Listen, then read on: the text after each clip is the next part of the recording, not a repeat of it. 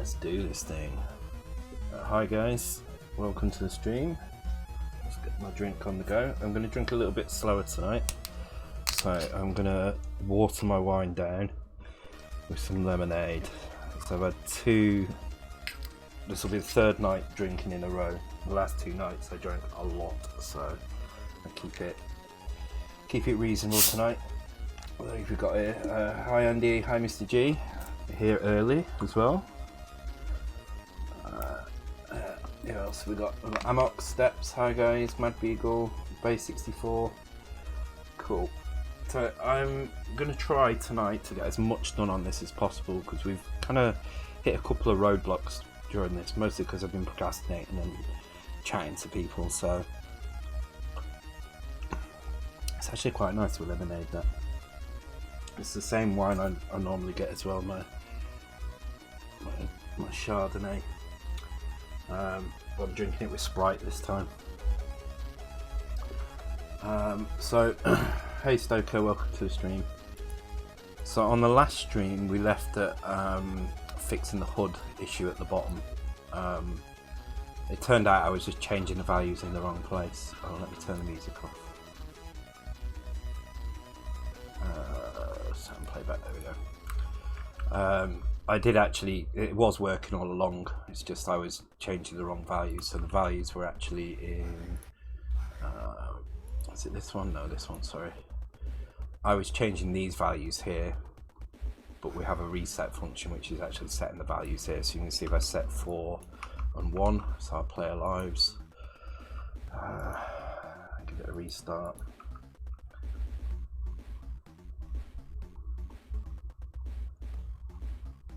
Yeah, so we've got 4 lives here, 1 life here. We still don't have a proper icon for this, but we can decide that later. Don't need to do that right now. We'd started doing the death routine, so it did the jump, but there's no reset when they fall off the screen. So that'll be the next thing we do. We'll have it. Well, we'll do that right now. Actually, when it falls off the screen, we'll get it to decrease the life counter and do a respawn. But before we do that, we need to add some spawn points in. So I'm going to look at the level data now. I can't remember where that is, because I think we just load one map in. So let's have a look where we're actually loading in. Map assets. Yeah, at the moment we're just loading a single map in. We've got the map tiles, and then we've got map 1 here. So I think we'd made loads of room for it, so we've got lots of room here. So the map data is going to contain some extra stuff. So I think we'll put the map data into another file. So create a new file, call it map data.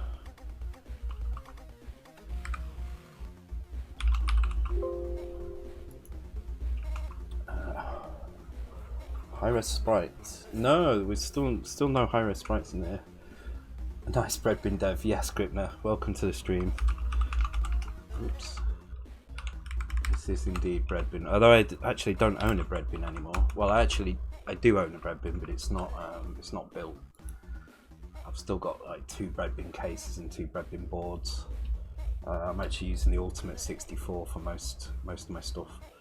Okay, map assets are pulled in here.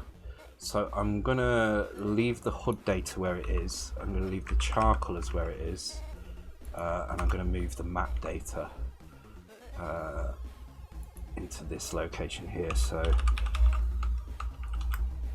actually, it doesn't really matter if, yeah, I will import here actually, because I want it to be sequential with the rest of the stuff. So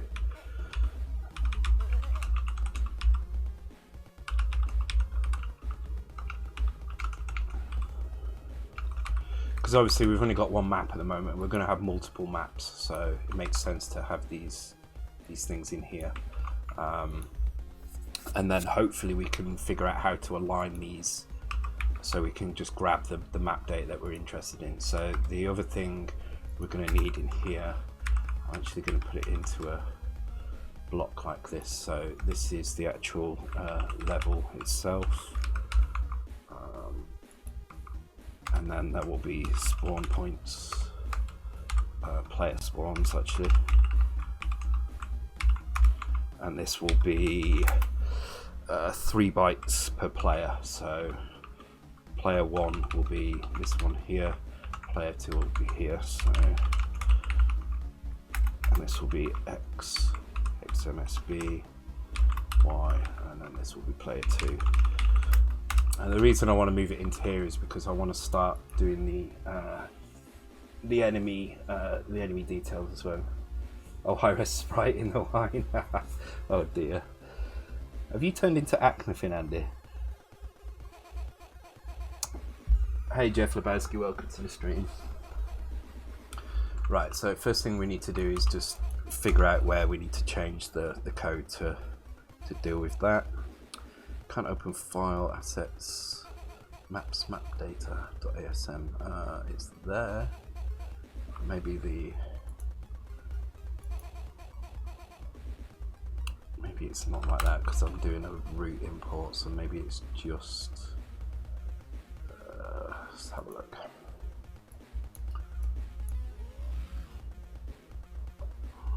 Okay, let's try it without first and see what happens.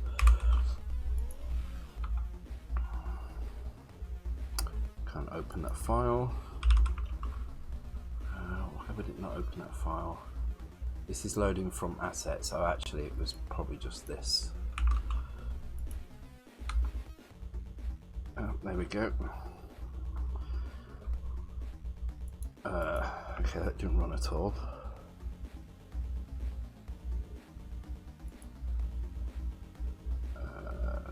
Okay, why would that be different?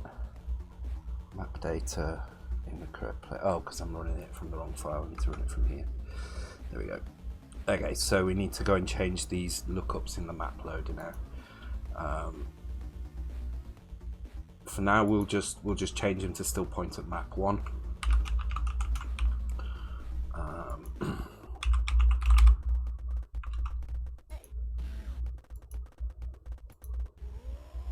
But we will change that later on so that these values are pulled from a lookup table, which we'll probably put in the top of here. Actually, we'll probably have a map lookup table here, but for now we can just deal with one. That's fine. I think that's probably all we need actually.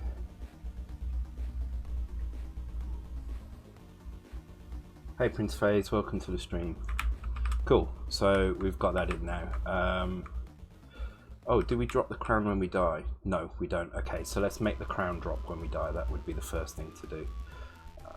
Okay, so we have this is dying function. Sorry, flag. So we need to find out where we're setting that now. We're not setting it in there, so I'm guessing it's in the enemy behaviors when we collide with an enemy. Enemies, let's try in here. There we go. So we need to also check if we have crown.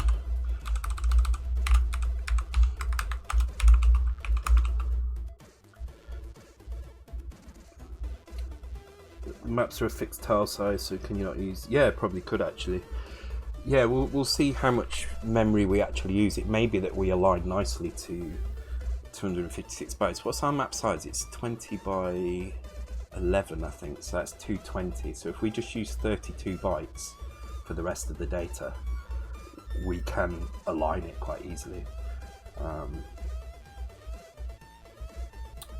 What if you jump over a hole and die midair from an enemy? Does the crown fall off the bottom? Well, at the moment the crown doesn't fall off, so let's get that working first.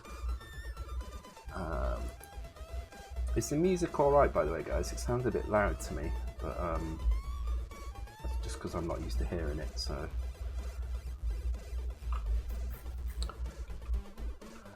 And then keep falling down a hole. Oh, that's a good point. I think with our level design, we should try and keep the holes on the bottom in a way that there's always a platform covering them somewhere. Music level seems okay. Okay, good. Okay, so this is the crown.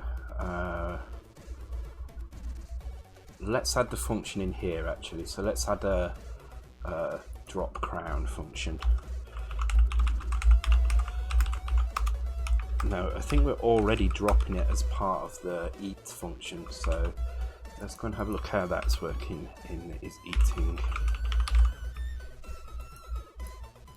No, it's, what is it, player eat count, no. State eating, there we go. I just need to find where this is turned on because it does drop the crown at this point.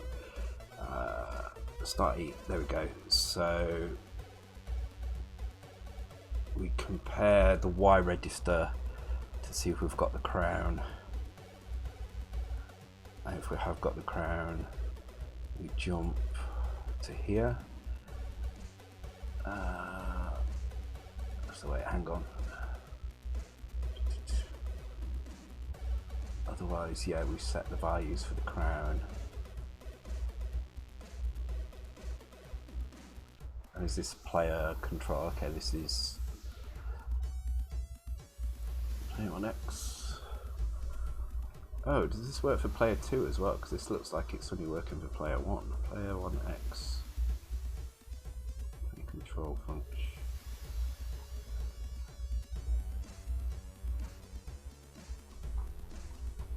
Definitely did this routine for 2 players.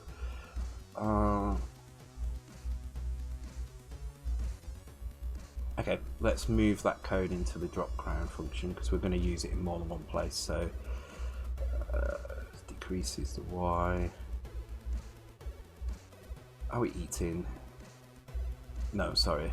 Turn on the eat. So this starts the eating routine and then checks for the crown. So let's take that and let's jump to subroutine crown, drop crown. So drop crown will only drop it if you're actually carrying it, and the Y register will contain the player that's currently got it. So sorry, the player that we're testing. So we can put this code in here. We're increasing Y because we want 1 or 2 to do this comparison here. So that should still work. His code machine's got way more viewers here. He wasn't coding though, let's be fair. Although, no, he was coding a bit, but yeah. Fluebit's running, it should be running, let me check it. Oh no, maybe not.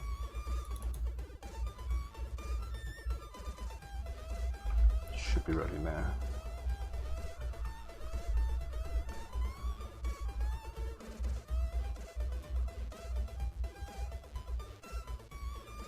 One line of code per viewer.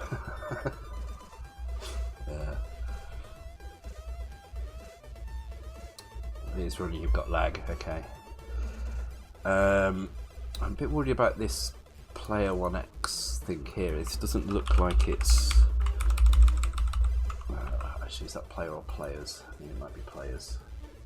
No, it is player, okay. So this checks if our player has the crown, otherwise it just returns. If we do have the crown, yeah, see, this is taking just the player 1X, and I think we need to actually look.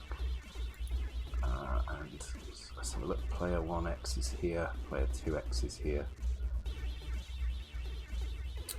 Player 1Y and player 2Y. Okay, so we need to. Actually, I want to test that because that looks like if player 2 has got the crown and it gets hit, it will drop where player 1 is. So this is player 1, this is player 2. Oh, we don't drop it there, so we drop it when we eat. So,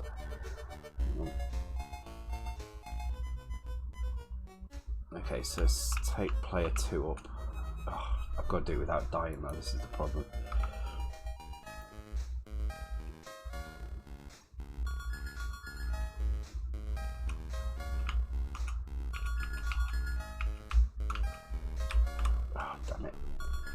Remember the buttons as well. Just need to test this a little bit because I need to make sure that it's dropping from the right place, and I don't think it is. In fact, I'm almost certain it's not. So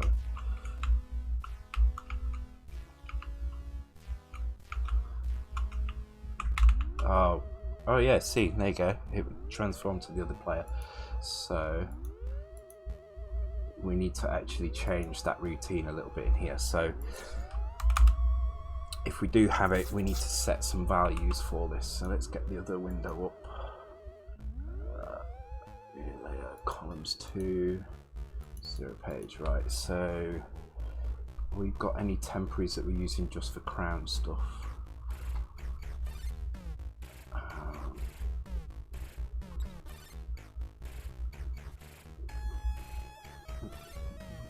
Oh, what's this tune? I remember this. Ghosts and Goblins, that's where I know it.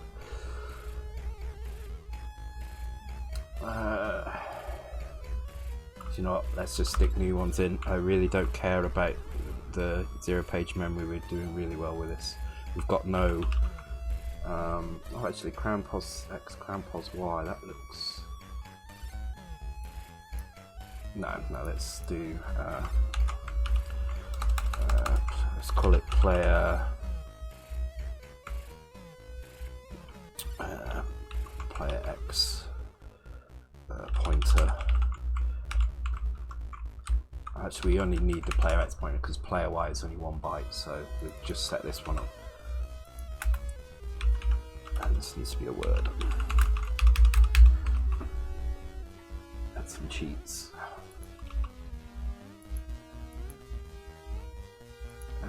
Okay,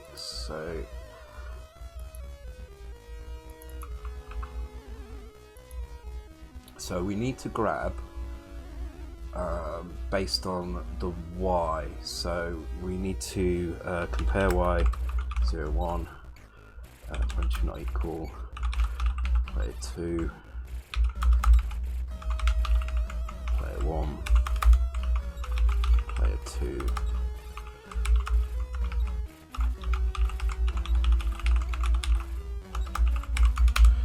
okay, and this will be load.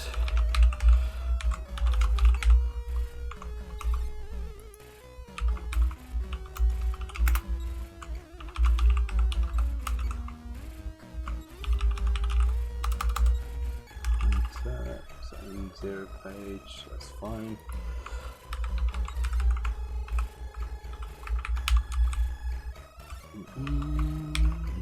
It's really cool music, this, to be honest. There we go.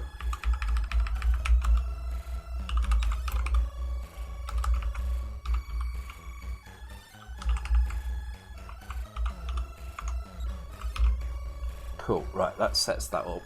Now the problem is we've got a Y value that we need to return here, so let's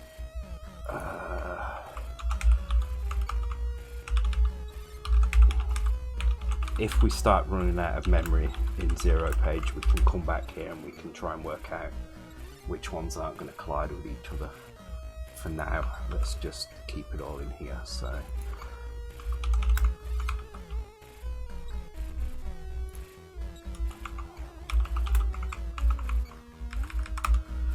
so that restores that value. Why do we have, oh yeah, so let's call this skip drop, so it's obvious what it is, which means this can be on the other side. Cool, right, and now we can do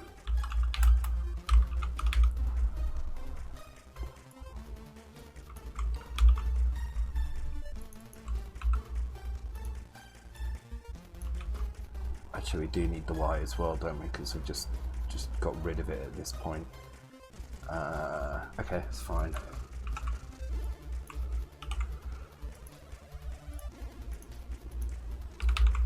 I mean, it's probably not the most efficient way of doing things, but considering it's something that's not going to happen that often, as in it's not going to happen every frame, I think this is fine. Oh, sorry, that should be 1. Why?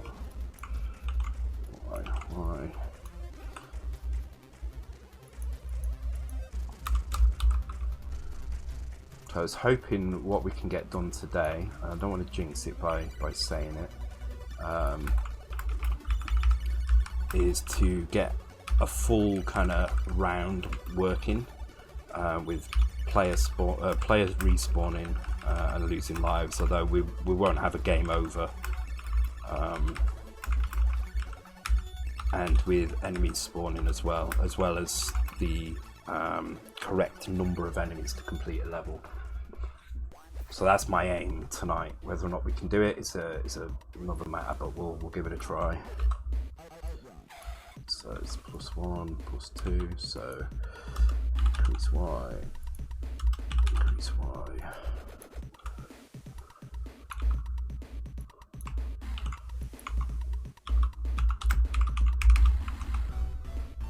Okay, cool. That should be enough. That's quite an expansion on what we had before, but it should be fine now. So if I address him, oh, because I'm not actually doing the comma Y in the end. It helps if you want to use this addressing mode that you actually do it correctly. I'm setting the Y's up and never using them.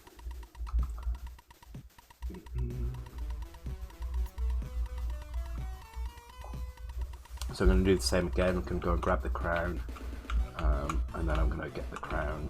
Oh no, don't drop it. Do I need to eat? God damn it. Okay.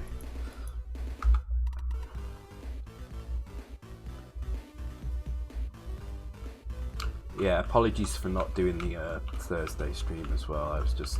I felt so awful after drinking all day. Completely my own fault, obviously, but oh, damn it.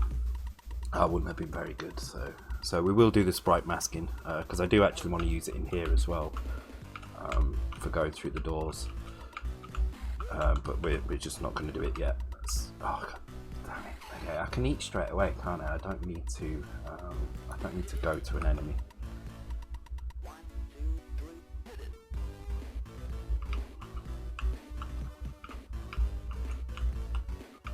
Okay, so yeah, there we go. It's dropping in the right place now. Cool. Right, so that's that fixed.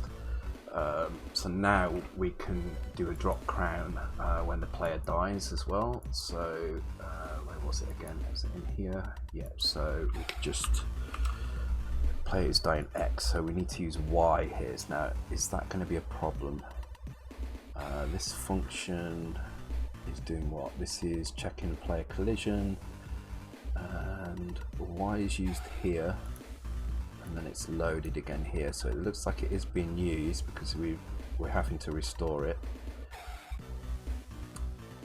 Let's see if we can find out where it's being initialized.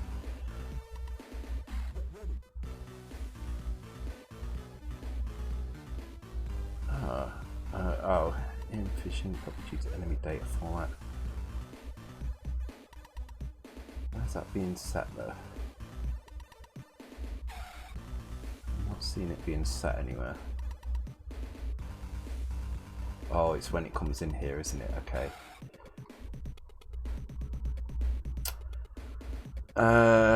Okay, this is fine. We're just gonna do the same thing again here.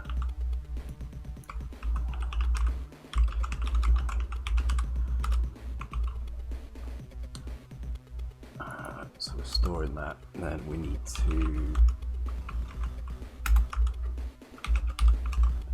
players dying Y, transfer it to Y. That would be 0 or 1. Go in here. Yeah, okay, that should be fine. Hey Cole, welcome to the stream. Okay, so hopefully now we can get up here. If I die, I should drop the crown. Which I haven't, okay. So why haven't I dropped the crown?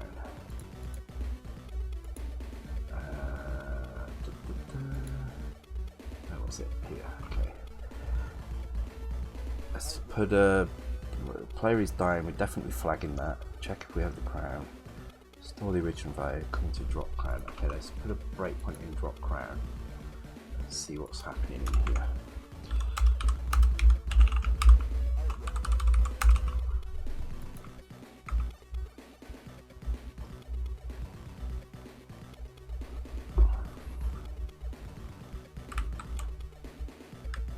So if I get hit, okay, so it's coming in here. The Y value is 0, which is indeed player 1. So we should be dropping crown, but I think what's happening is we're picking it up straight away as well. Because you can see there, it looks like it has moved off the player, but then we're immediately picking it up again. So we need to make sure that we can't pick it up if the player is dying. So let's do that. It should be pretty easy to do. So we've got pickup routine here. This checks player 1 and player 2.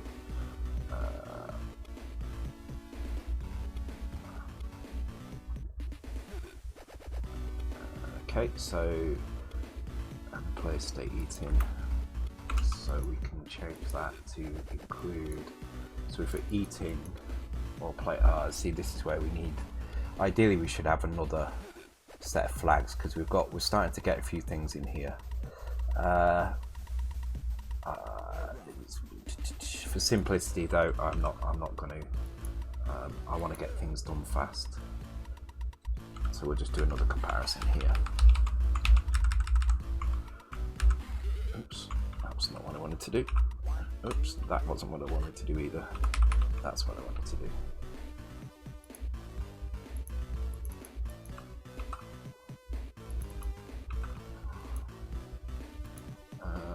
It's one for each player, so I can do player 1 who's dying. Is that where I put that? Yeah.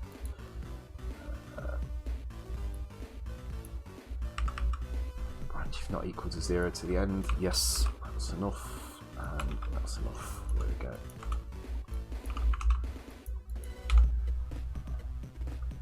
Does the crown know it's falling? It should know it's falling. The problem, I think, was just that there was nothing to stop you picking the crown up again. So yeah, there we go. Cool. Cool. Right. So next job is to create the spawn points. Have the players actually spawn in those spawn points as well. So let's just pick 2 spots on the screen, relatively safe. In fact, let's just start here, I guess, on this platform where we were. So wherever the players are being started now, let's just do that. But let's just separate one of the players a little bit.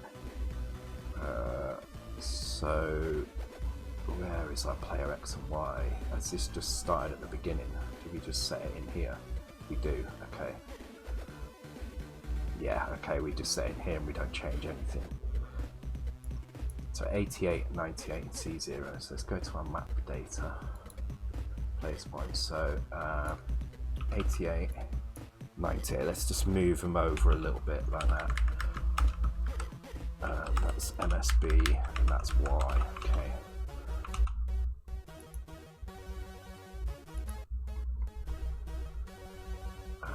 And let's set the state face right. Let's actually set one player to face right and the other one to face left. So we'll always have them facing each other when they start.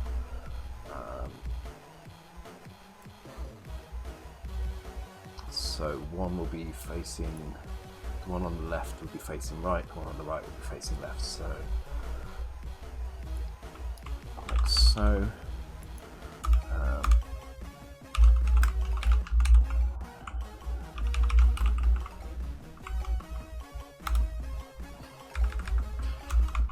Actually, why am I doing that? Capitals.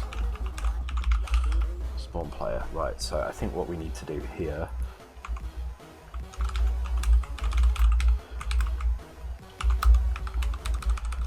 We'll pass in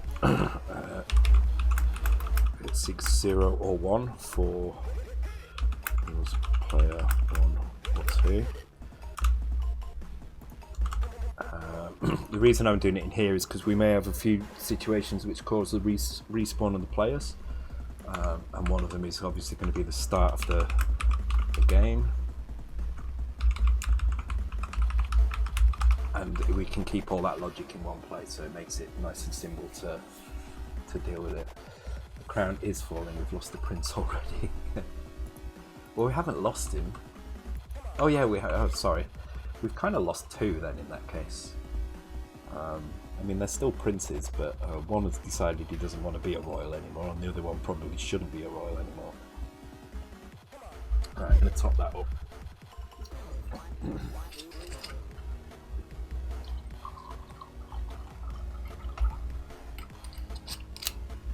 So how's everybody else's weekend been? Anyone been up to anything fun? Anybody been doing any C64 coding? Look, hey Richmond Mike, welcome to the stream.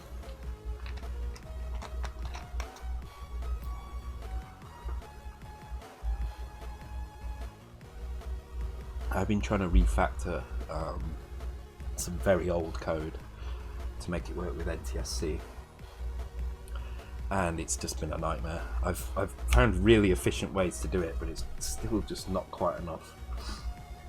You can code and stuff, but not your project. C64 stuff, or you're doing other stuff? Mostly C# this weekend. Wow, okay. It's been a while since I touched C# actually. I do like it though. I do prefer it to Java, so I know people probably hate me for that. I certainly get funny looks at work when I say things like that. Yeah, I've been doing C64 stuff. Cool. Okay, spawn player. So spawn player can probably have these things in, I think. I think that probably makes sense. Players active, I guess that could be part of that as well. Yes, in fact, let's move that in there as well. So we've got this weird players active. Okay. Okay, that makes no sense whatsoever, but okay. So how do we do this? We're going to get 0 or 1, and we want that to be 1 or 2 in order to do the players active. So let's do that bit as well. So.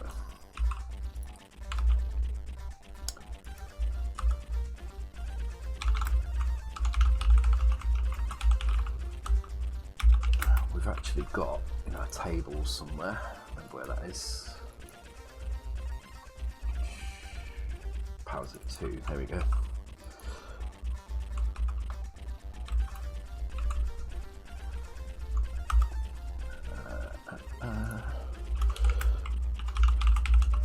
So the reason this is a good place to do this is because this means if you start the game with one player, you can press fire button and it just calls spawn player and it will activate the other player.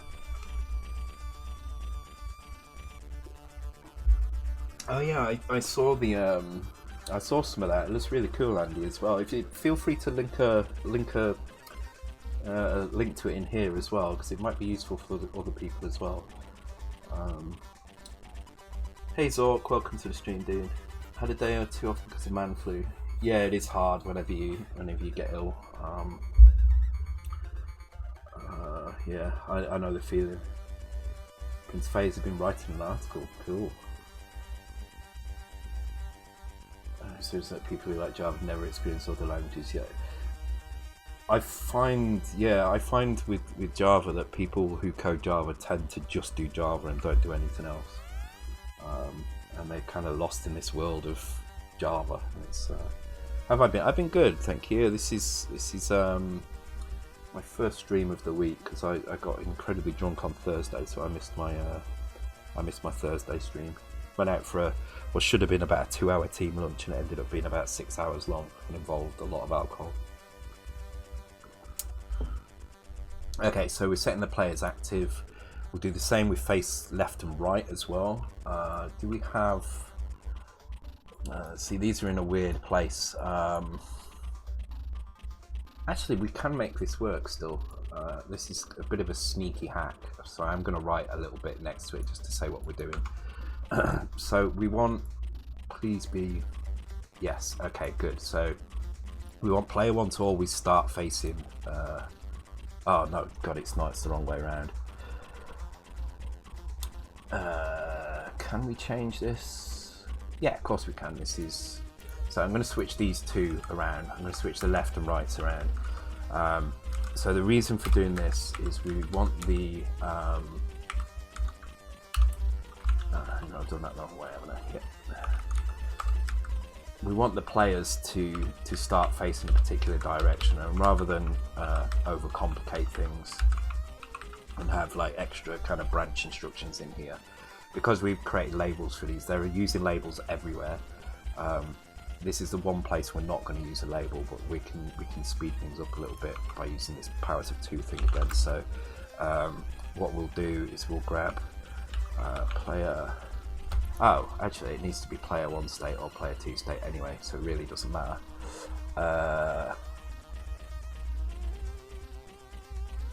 Okay, so we do need to do a branch. Fair enough. Okay, we're going to have to do a comparison to 0, which I hate. Never mind. Do this to player 2, player 1.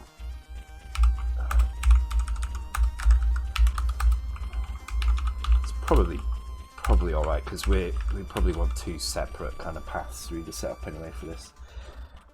I would say JavaScript is, oh no, JavaScript is fine. I work with JavaScript a lot, and I find it fine. The problem with JS is if you get people who don't know what they're doing with it, they can write really, really nasty code. It's very forgiving, and that can be problematic. But as long as you police it well, it can be really powerful.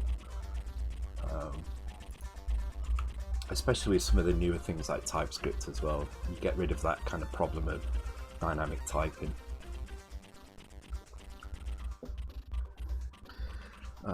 Okay, so setting up the players, we need the spawn points now. Okay, so this is where we would probably have a lookup here for the map. So I'm gonna just put map lookup to do, and then for now we'll just hard code these map values in. So unit, let's see, what was it now? Map data. Map 1 player spawns.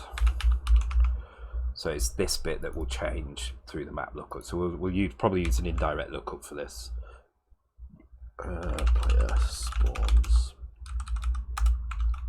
and our player spawn for player 1 is at 0 at the first 3. So we'll grab this one and this one for the X and the Y. Well, we need to grab all 3 actually. So let's go ahead and do that. I'm going to put the +0 in here just so it's obvious that this is a list of data.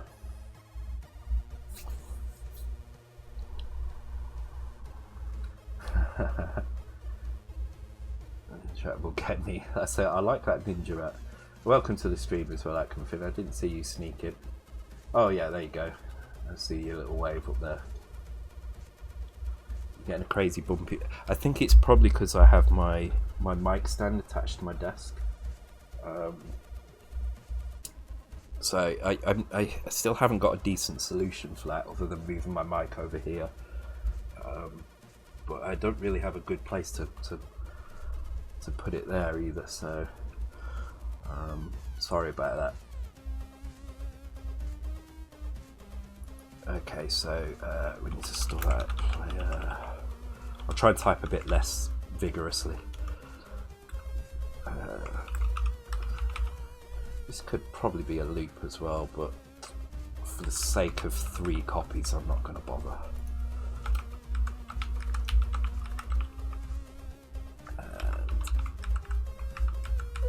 Sorry, that is player Y actually, and that is +0, and this is +1 and +2 because they should be fractional values. Okay, let's copy that to this player.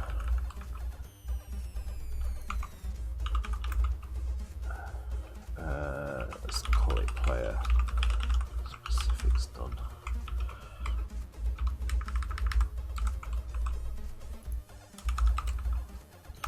It's probably going to be the only thing we actually do, but just in case we do want some global stuff for them. Player spawn, so this will now be 3, 4, 5, and this will be player 2. The player lives won't change in the spawn player. Spawn player is literally just to make sure that the player is active and is drawn in the right position, facing the right direction.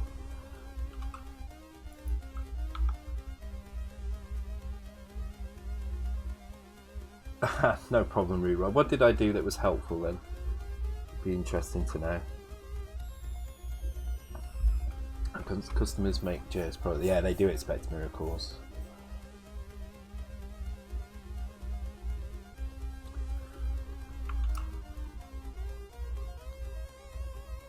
Oh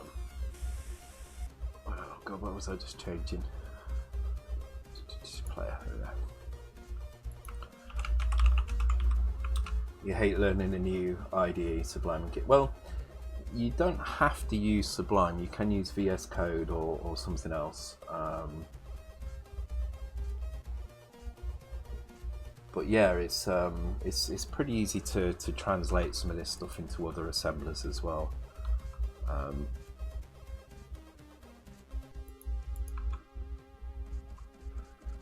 mean, obviously you'll gain the most benefit if you are using Sublime, because obviously you don't have to translate anything. Okay, we definitely changed position. The facing was wrong though, so let's go and have a look at that. And I'm also going to move the players over a little bit, so I'm going to move that one over and that one over like that. Okay, player, here we go, spawn player. Face right, face left.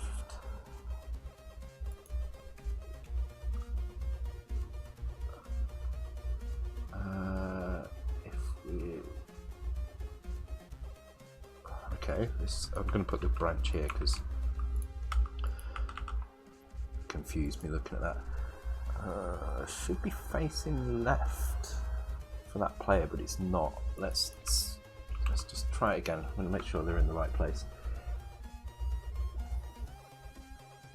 Okay.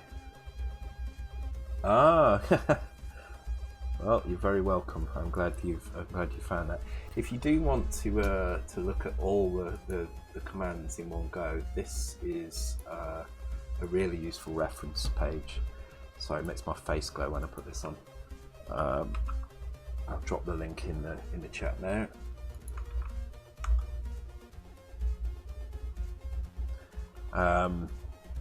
This lists all the commands, including the illegal ones, and there's some really useful tables like this, which you can at a very quick glance, you can look at a comparison instruction, you can see which addressing modes it uses, and as well also which flags it will affect for every command, including the illegal commands as well.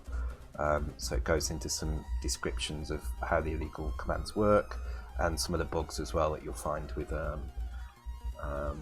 like indexed addressing over 0 page and things like that. So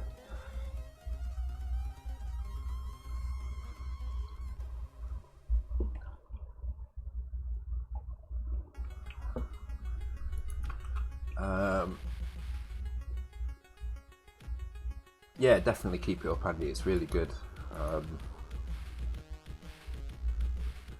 I need to catch up with mine as well. I've fallen really far behind. I know I keep saying it. I might even just put out a small, maybe an effect programming document, just as something to kind of to keep. You know, I want to keep giving something to the patrons. I realise that there's no guarantee with my patron that I will, produce these documents all the time. But I do want to keep supplying something for those people who do support me on there. So maybe I'll do a small document on one of the effects we do on the dissect streams. Might be a good idea. I don't know. I need to find the time. That's the problem. Okay, so I just want to move this guy back. So I'm just doing some tweaks now with the play positions, and then we'll work out why one's not facing the right way. Would C64 demos could have had an easier time? Yes, they would definitely.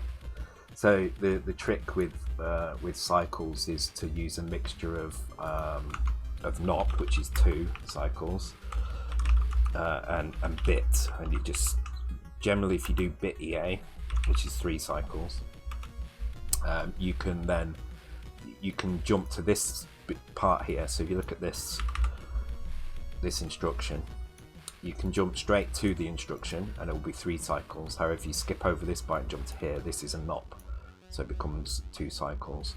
Using that, you can get any combination of cycles from 2 upwards, but yeah, you don't get 1. So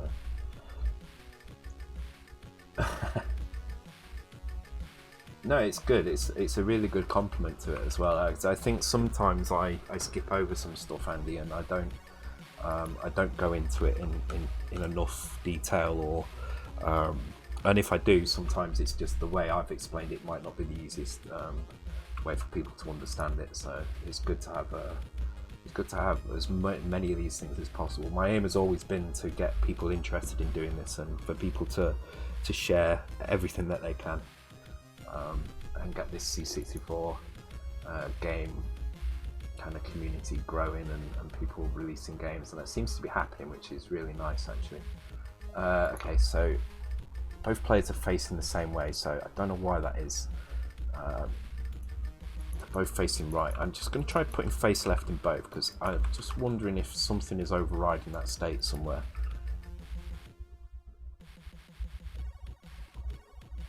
Yeah, it must be, because they're both facing right now, so I don't think the face left is working there. Do we have to use walk left maybe? I was probably doing these things so long ago. Maybe not. Okay, let's have a look in here. So we just spawn the player.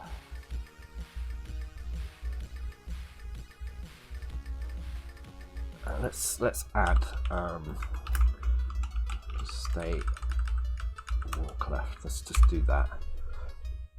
See if this makes it. If this doesn't make a difference, then I might just strip this out for now and move on to the next thing. We can always fix that as a little bug later on.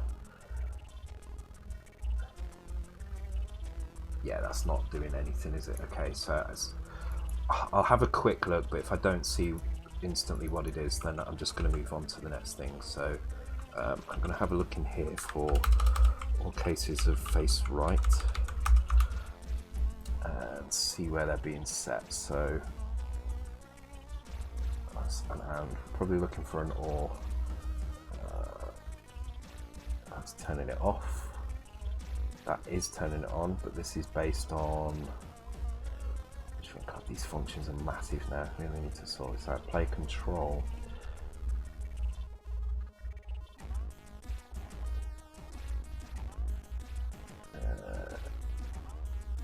Yeah, okay. I'm not gonna waste too much time looking at this. We'll come back to that. I want to get lots of stuff done. We can have a bug fixing stream where we sort the polish out, we sort the little things out later. So for now, I think it's better that we get as much of the game functional as possible. So I'm going to leave the code in there, but I'm going to comment it out, so when we start looking through all this, we can see that there's something not quite right there. But our player spawns are working, so that's good. Right, on to the next thing. Next thing actually is more drink. I thought I didn't want to get me a wedgie.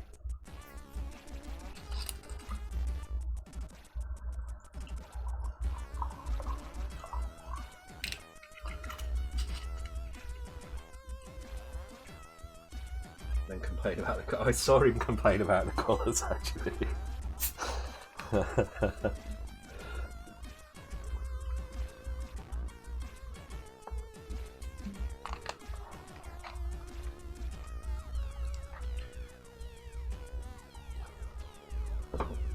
Yeah, I think the thing is, and this is one thing I think has been kind of lacking, when it comes to 6502, there's actually quite a lot of reference out there to learn 6502, learning the instructions,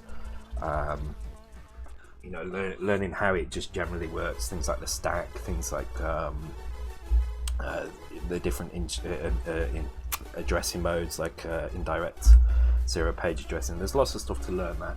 When it comes to the Commodore in particular, there's not as much, and what is out there seems to be directed more at people with much more knowledge than maybe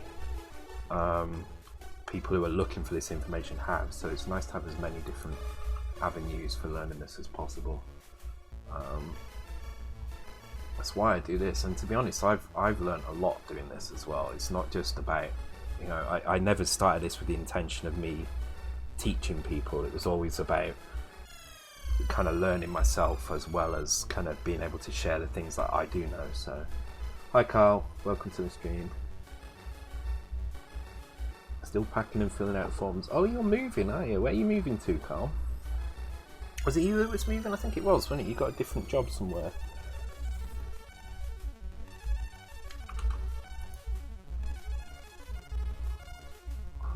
Okay, so we are pretty good, except for, oh, just what generate 121. I'm always doing this.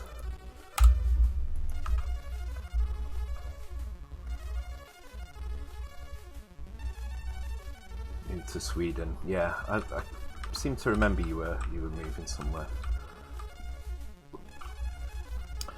Cool, so now we just need the player to, when it falls off the bottom of the screen, lose a life, and...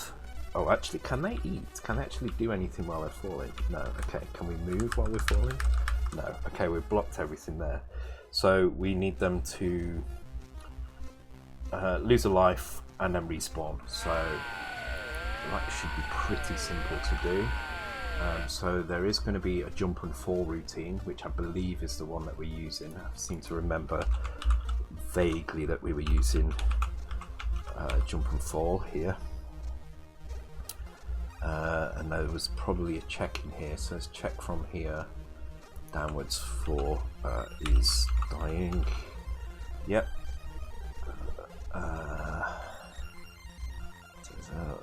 Restore player dying. Is that a 0-page thing? Player dying, yes, okay.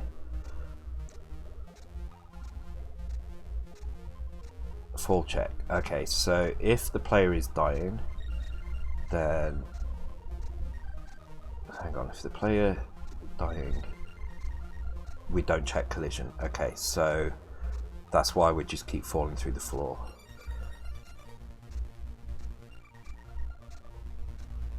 There should be another instance of it where, oh no, because we never hit the floor, so of course we would just keep falling. We'd hit terminal boss and keep going. Not hearing alerts. Ah, god damn it! What is it with these alerts? I keep missing them. What if I miss because I don't see anything at all? Oh, I possibly missed the follow. Fime Studio, thank you for the follow. Welcome to the stream, dude. God damn it! I constantly miss these.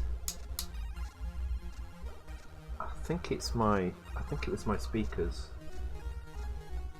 because my music stopped as well. I need to keep an eye on the speakers. Not feeling it tonight. I spent 10 minutes trying to work out why my Amiga sound was not coming out tonight. I had my speakers turned off and my headphones plugged in. For some weird reason, these speakers, whenever I stream, turn off randomly. I don't know if it's because I'm overpowering the USBs or something. I'm not sure, but for some reason, every now and again, I just have to turn them off and on again. So.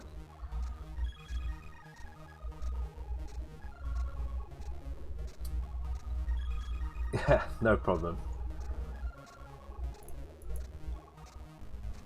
Oh, somebody knows my name now. See, now I'm intrigued as to how you know me as Simon. I mean, most people do know me as Simon. But yeah, I'm just intrigued by it. Okay. Where are we at? So yes. So when we're falling, so we do a check here.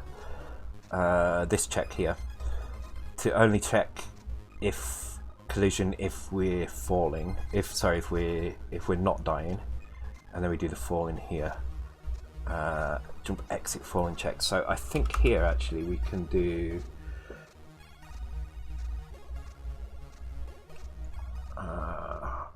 Yeah, I think here we can do the check for has the player died. So it's my GitHub page name. Yeah, it's my Twitter name as well. It's yeah, I guess. It's just I'm always intrigued when people come to the stream and call me that as well. Like, is it somebody I know who knows me just by looking at me, or is it somebody who's come to me from somewhere else? We prepare for C64 game development lecture, game dev C64 edition. Cool. I'll check that out later on. Let me make a note of that, so I can check it out on this screen. I'm a bit reluctant to open links on my main screen. Oh, okay, cool. Yes, I know this. I know this well. Cool. Retro game dev. It's the book. It's no secret. No, it isn't a secret at all. Okay, so if the player is falling, if the player is dying, so we'll do this again. Let's do another check down here. And this time, if we're not dying, we'll just jump straight ahead to, I'll call it not dying actually.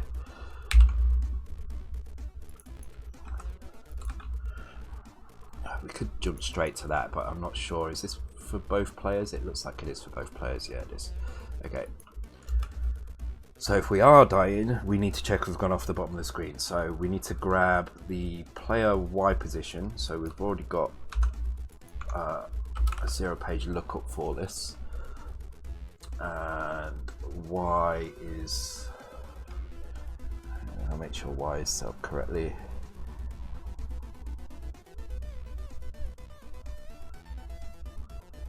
Player state, Y, player jump index, Y.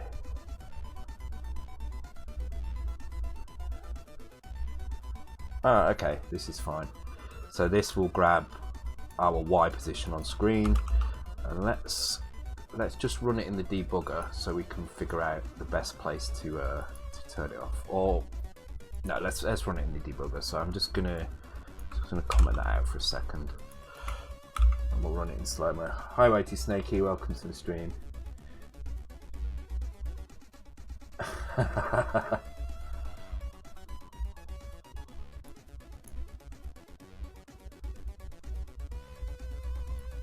Why is that not loading up? What have we done?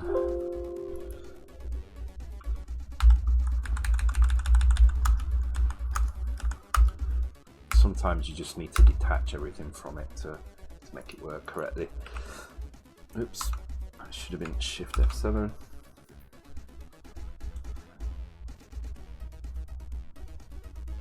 Okay, cool. So let's get the players falling. I'm going to lock the raster so it's in its own place. There we go. Right, and now let's just follow these down the screen. Let's slow it right down.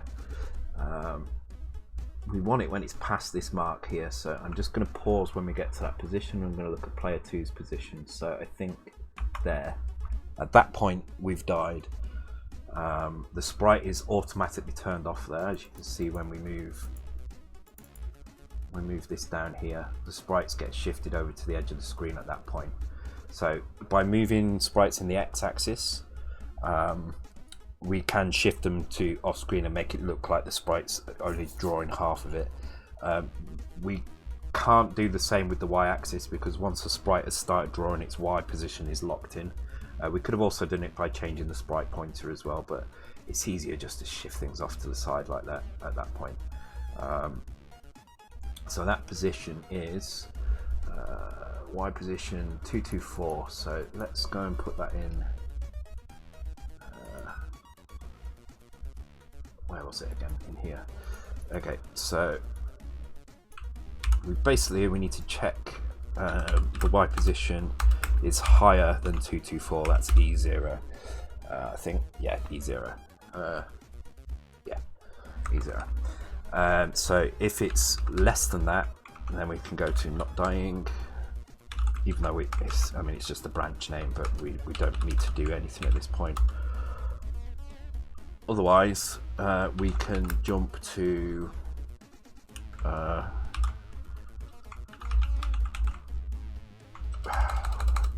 let's call it kill player and put it up near the spawn. And this is using the Y, so kind of complicated things a little bit because our spawn player is taking the X, but our kill player is taking Y. But it's fine. I'll just put it at the top here to say y equals 0 or 1 equals player 1 or 2. And so, oh shit, can we actually spawn player only uses accumulator and X at the beginning. Can we use that down here? Player. We're using Y in here. Is the X3? Yes, because it's been transferred there. It's transferred back. We're not using X in there at all. We're just using Y. Okay, so we're fine to use X in here. So I think let's just do the most simple respawn for now, which would just be to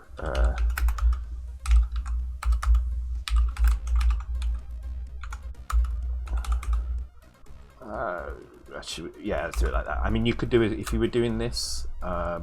You could do a tail call, so you wouldn't necessarily need to do RTS here. You could do jump and let the spawn player actually exit, but we're not that fussed about memory. We've got plenty of memory. Going well tonight. Yes, I'm on a bit of a roll. I'm going to take a short break in a few minutes, though. I'm just going to get this death routine up and running.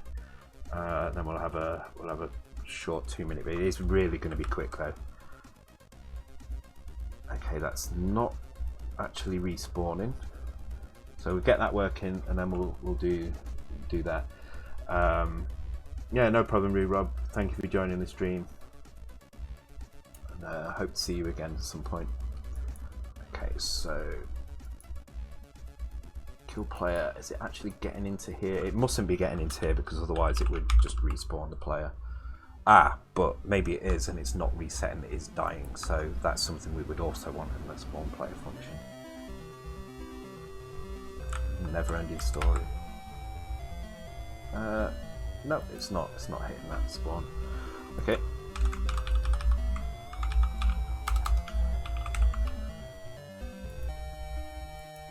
Sometimes the music's really loud, sometimes it's quiet.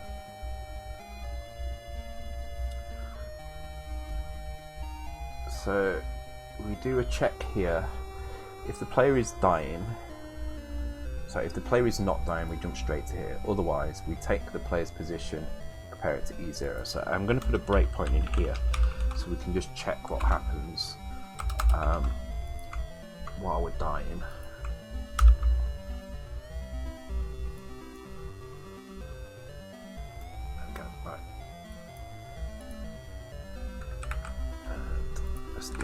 One of the players to control them both, don't I now? Okay. Oh, did he die or did he just fall off? He just fell off, I think. Okay, we're never hitting that compare instruction, so why is that? They're dying.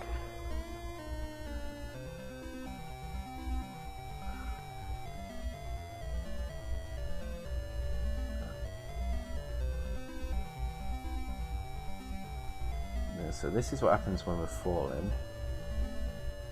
Okay. I need to start moving these breakpoints around.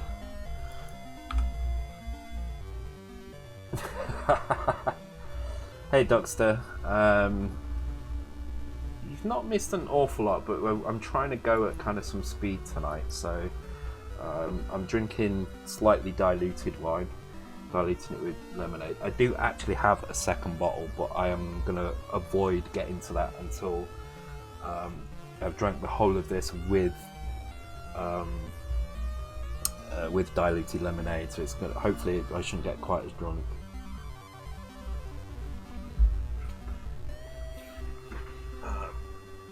Okay, so player is dying 0. Okay, so problem is here now, it's going to happen every time. So why is this not triggering? Something, it should be getting to here when the player is dying. So if the player is dying, then we don't do any of the collision, we just jump straight to here. There is no, hang on, player state and 4, yeah, exit 4 and check. So we are still doing this because we're hitting this breakpoint when it's up here. So why is this player dying not saying? Let me put do I actually know what the address of that is? No. Okay, that would be 1, 2, 3, 4, 5. So it's like 5F or 60 or something. So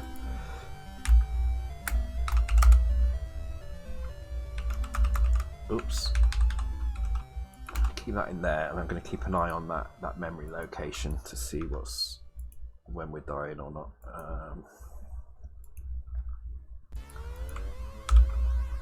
So when we've done this, we'll start doing the same with the enemies, player enemies as well. So I get a nice rest the other day. I was really drunk, and you know how it is when you're really drunk. You want to sleep, but you don't sleep very well. You tend to sleep kind of really light. So I kind of woke up with it's this one here, isn't it? 6-1. I woke up with a hangover at about 3 in the morning. In fact, I went to sleep. When I went to sleep, not long after I posted the cancellation on Discord, I had a hangover then, and I woke up with even more of a hangover. So it was not good. That's why I had to stop. I tried to kind of drink water and just get rid of it, but by the time it was getting close to the stream, I was starting to get a hangover, which was not good. Okay, this value is set to 01, so I don't know why that's doing that. Let's try again, keep an eye on it quickly as it appears.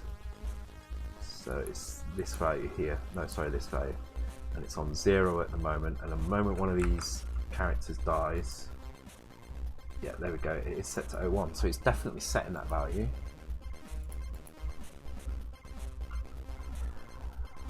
So we load it. If it's 0, we jump straight to here, otherwise we jump into this routine. But that break is never being hit. Why is that break never being hit? Okay, let's have a look if this is being set anywhere else.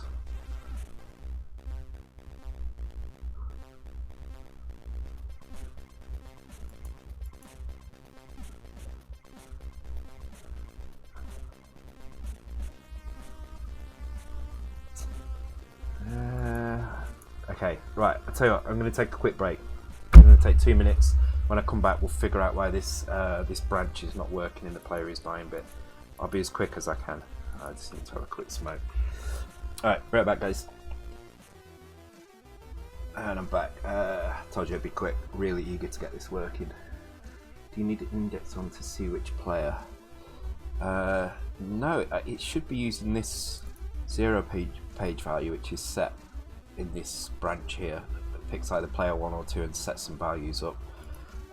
I mean, I could use the thing directly instead here, not here, sorry, here, and use the index instead.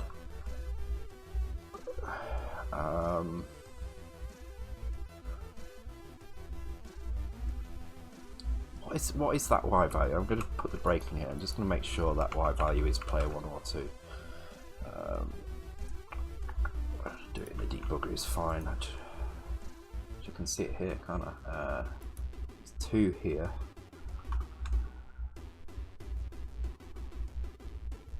Where is? Oh no, that's what I want. Let's turn the speed back up. Oops. Okay, yeah, we're not hitting it there. Let's do it on this one.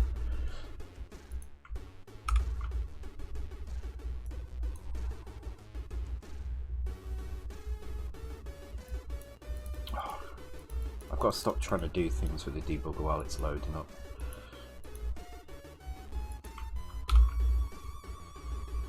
Let it load and then resize it. Okay, so it's breaking at the right point now, so we're at this point here and the Y register is set to 0. So if I jump, oh actually it's not hitting that routine all the time. See, it should be breaking and it's not. So maybe this is the wrong place to do it, so let's just take that chunk of code out, and instead let's do the check here at the beginning. I'm just going to drop it in and comment it out, and just put a breakpoint. And put a breakpoint here.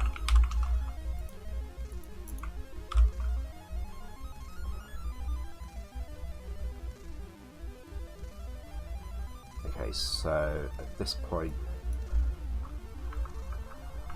we've got 0 because neither player is dying, which is fine. And it's always hitting that routine, which is good. That's what we want. Hopefully one of them will die in a second. I don't want to turn the breakpoint off. There's jump to falling above. Yeah, I think that's why I'm going to move it up there. I think it's probably the best thing to do. Come on, die.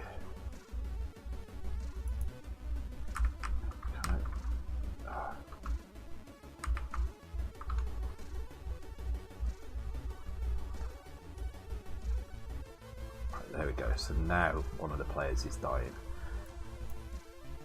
and we do indeed get an accumulator value of 1. I don't know why that star's in there. There we go. So we are getting okay. So let's just switch this around a little bit. So if the player is not dying, we'll jump to let's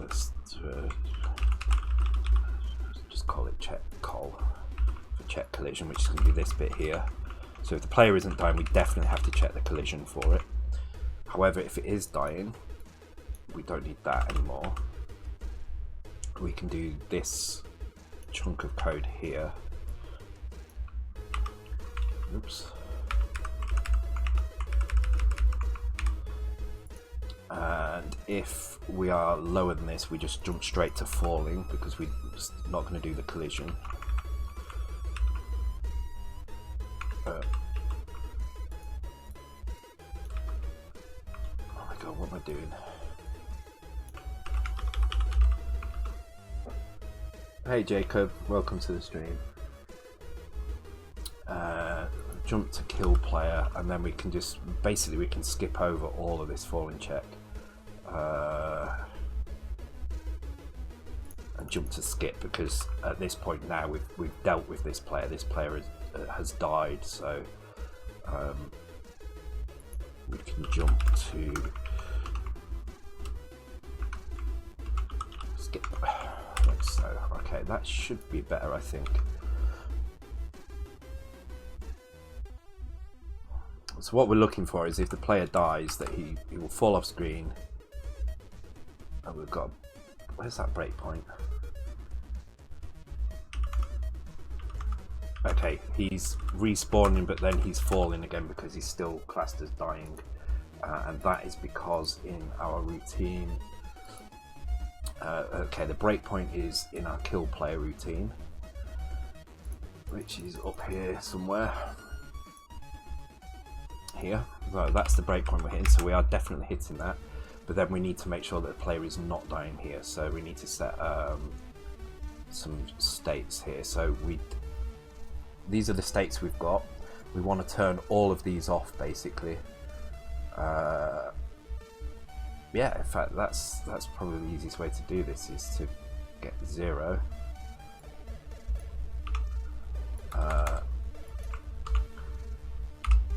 Store it in the player state, like so.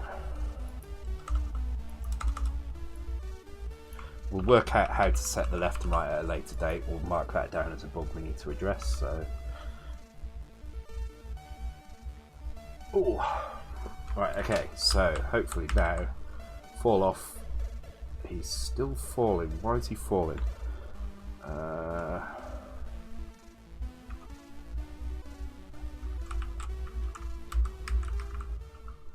Yeah, there's something not right here, isn't there? So he's appearing and then he's immediately... Okay, we need to monitor the player states, so let's have a look at the player states. Player states are here, so let's just stick a just so I can see where it is when I compile it.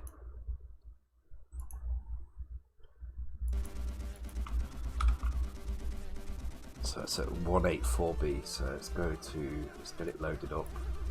Just going to have a look at 184B. So these are our player states here. They're both on 0 at the moment.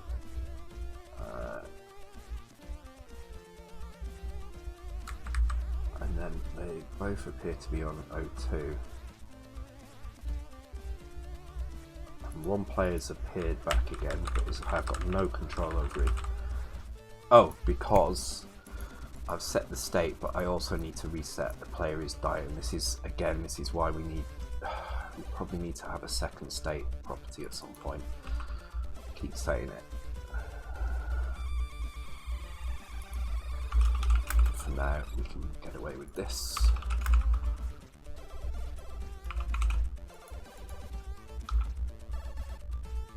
Darn it, you ran out of words by the looks of things.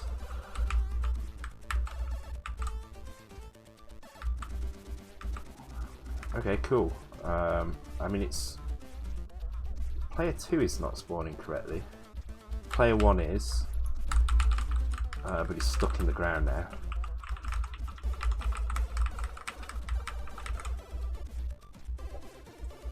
Okay, why am I stuck in the ground?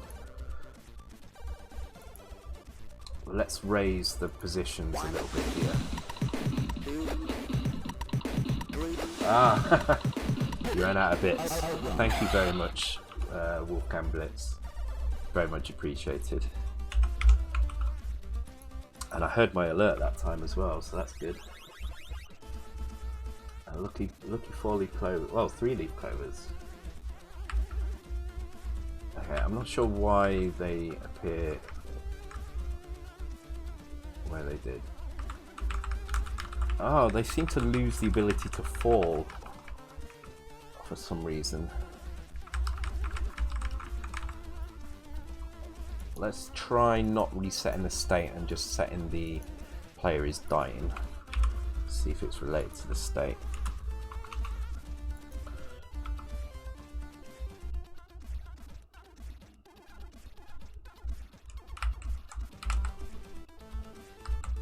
Yeah, that's better. Okay, so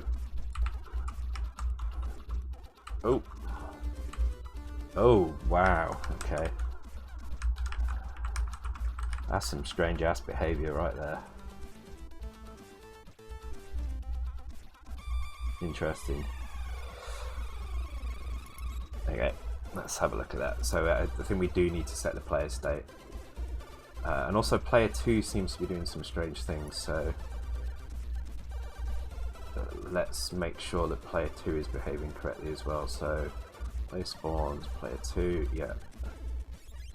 And this is all player 1 stuff, yep. Player's active. This actually has no effect on the game at the moment, so it shouldn't be that. Throws from the backside, yeah, I don't know why it's doing that, it's very strange. It's like it's not, like it shouldn't be resetting that value. So that is basically, we've got these states here: walking left, facing right, and facing left. A state jump and fall. So it's almost like these kind of need to stay the same, and everything else should be turned off. Thank you for the follow, Code Therapy. Welcome to the stream. Player lives, player X, player 5 press, fire held, that should be fine. Left right collision, walk index, throw index, walk speed, eat count. Okay, there's nothing in there which would point to us throwing in the wrong direction.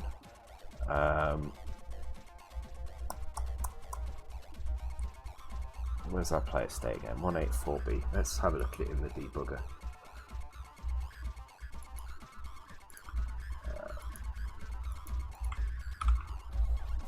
This This is going to control both players, but we should get a better idea of what's actually going on.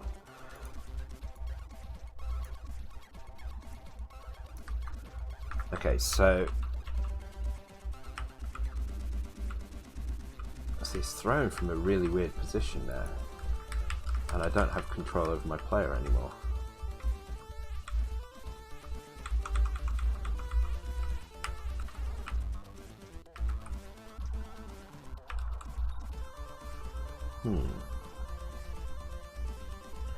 So first of all, player 2 is not respawning, so let's fix that, and then we can work out why this other part isn't working properly. Hey C64 Sai, welcome to the stream. Okay, let's have a look. That music sounds crazy. What's that? Mega Apocalypse. Cool. Sounds good.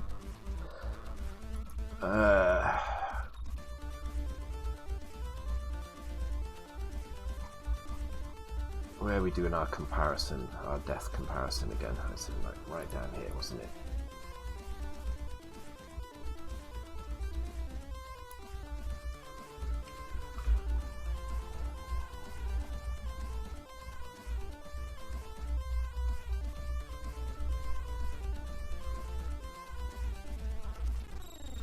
See, is Y really the right one?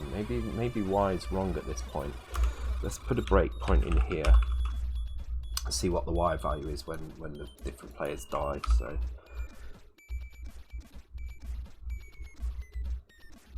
okay, let's get them on screen. Let's get it a bit bigger so you can all see. Okay, so let's control these. Let's get one of them to die. So, oh damn it, they both died. Typical. Okay, so we are at Y is 0.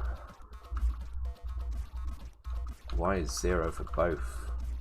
So this is not the player number. Okay, this could be the problem then.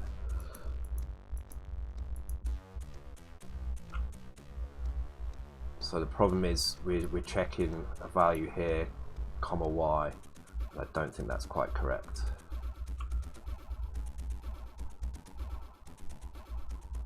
Although, no, that's just saying that one. Okay, that's because I'm checking too early. Let's put the breakpoint there.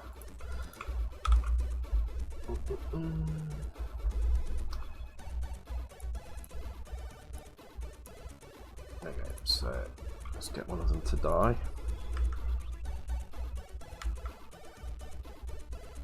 Okay, so Y reduce is actually 2 at this point. And this is player 1, so it's going 2, 2, 3, 2, 3, FF, 2, yeah, I don't think we can rely on the Y register at that point. Question is why I can't rely on that. Lower to 1022, setting Y to 0, yes. Yes, you're right. It's not the right thing to be checking, is it? We need to... Oh, we've got... Still going to play a Y. Oh, this should be fine though. Play Y, +1, play Y. Ah, yes. Okay, so the value is correct here, but we're getting the wrong player number. That's the problem. So the routine, this routine is incorrect. We need to figure out what the player number is, and do we know that? It's in current player.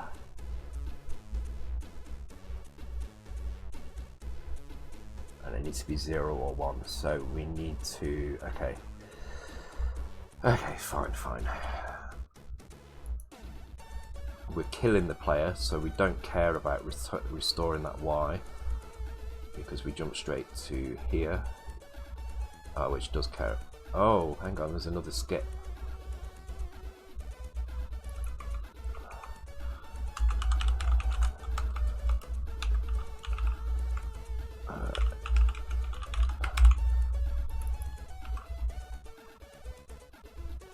Okay, so that's one thing we need to do. There's a problem with reusing labels. Okay, so it skips the entire iteration, and then do we need? We don't need Y here. Make sure that Y is being reset somewhere up here. It is, because it's going back through here and then it's setting it here. Okay, so we can bash Y at this point. So in that case, we will load Y with current player and we'll decrease it by 1. So now it'll be 1 or 0. There we go. That should fix our issues, I think. Thank you for spotting that, Andy. That's probably going to solve the issue, I think. So let's make sure. No, we're still throwing out the wrong position. And also, look at the crown.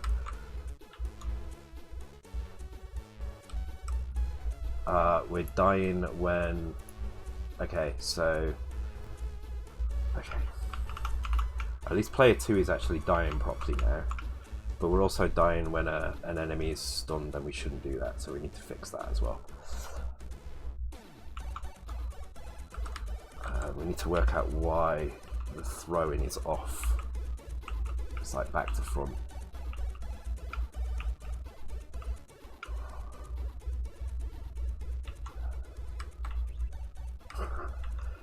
Hey, hang on. Oh shit, you know why, don't you?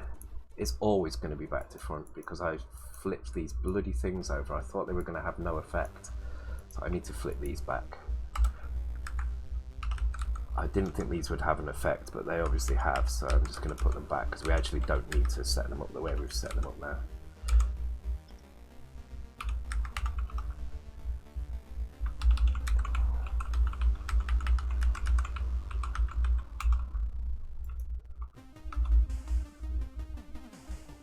This came from the Sumi channel here. Okay, cool. I'm going to email the voiceover, thank you. Yeah, there we go. I don't know why that crown's jumping up and down. We need to figure out that. That's not good. Oh, it's... Damn it, CPU jam. This has happened now and again, and I'm still not entirely sure why. Oh, I think it's my keys, because my microphone is attached to my desk, so I need to find a better mount for that. I will make a note to do that at some point. I think I can probably attach it down here. I might do it on the next break. I might be able to just about... Actually, no, I won't, because I haven't got a lead long enough. Maybe I need like a floating keyboard. Let's have a look at the monitor, see what this is. In fact, I know what this is. This is going to be the behavior problem that we've had. I'm going to leave this. I'm going to come back to this at some point. I don't want to waste time doing that for now. So we've got a problem in the behavior function in here. No, not that one, sorry, this one. This core behavior function. It has this this self-modifying function here, but it does seem to crash now and again. In fact, oh, I should have checked that memory address. You still hear it without me typing? Okay. Moldering noise. It could be my computer as well. Could be this fan. Turn that fan off.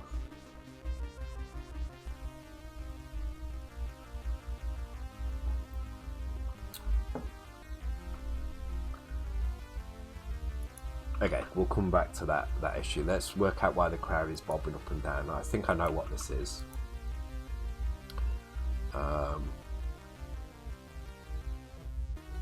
There is when the crown is drawn, it gets drawn up or down depending on the player's head position.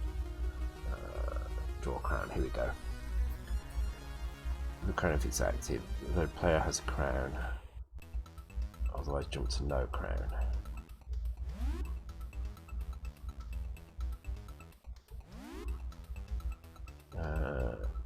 And this is the offset here, so this is being triggered even when a player doesn't have the crown. So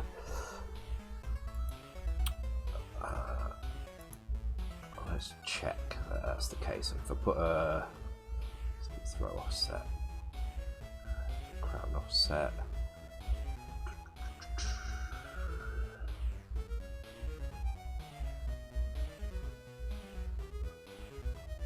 just going to put a breakpoint in here. I think that might be enough.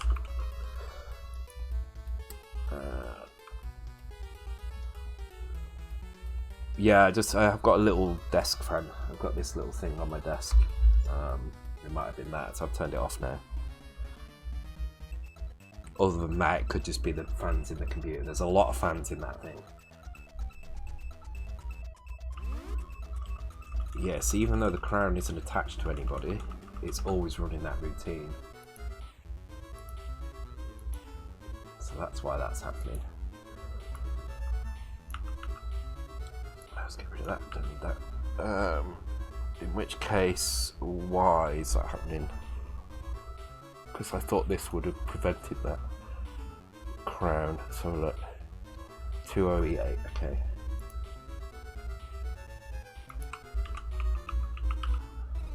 It's 0. So when it goes to draw it, the value is positive. Oh.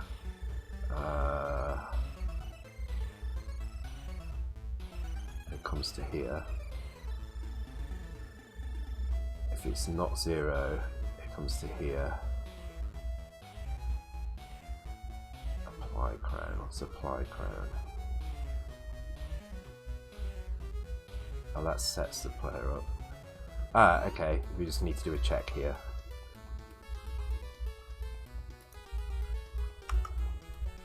Attach the crown to the player. Okay, so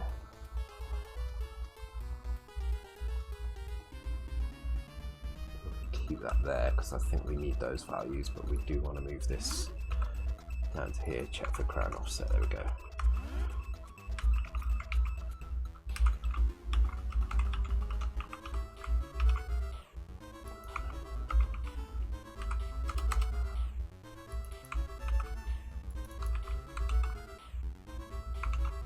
That should solve that crown bobbing.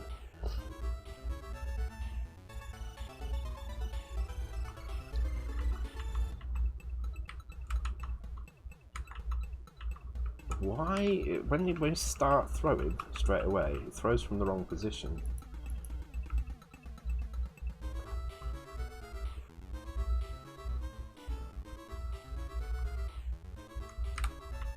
And then the moment I move, it fixes.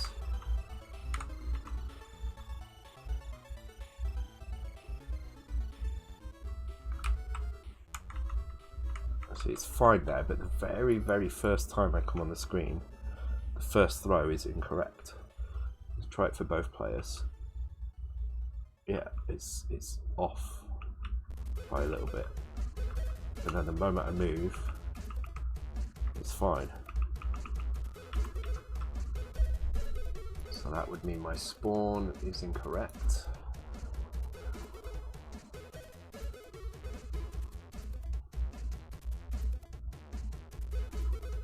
Should be loading those values in, and that's what this is supposedly doing. It's spawning the player correctly, but when I throw it's not. So let's have a look for throwing. We're getting there, we're getting there. There's always problems though, there's always something just slowing me down a little bit, but I feel like we've been a bit more productive tonight.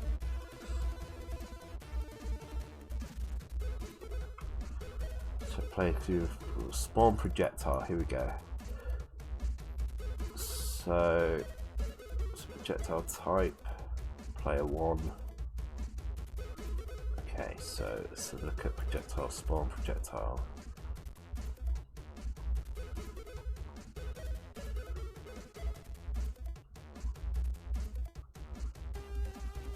And this is taking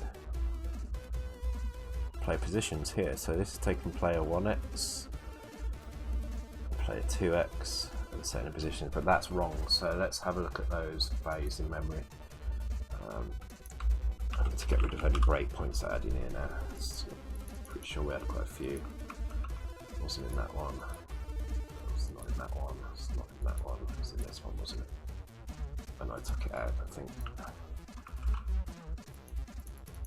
Okay, it's fine. We can see them anyway in the debugger. So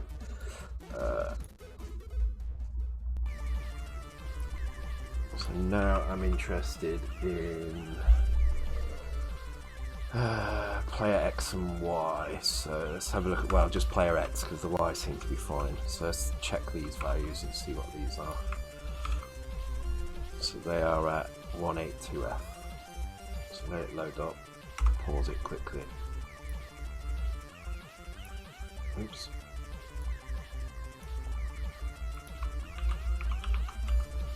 So start here. So 0098. 00 C60. So this is fine. This is exactly what we want. Yet when I throw, they appear over there until I move, and then as soon as I move, could this be a player left right thing maybe?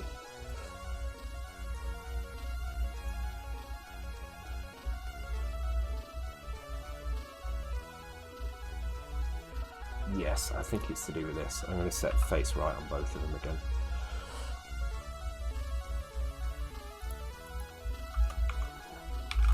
So this definitely has some impact.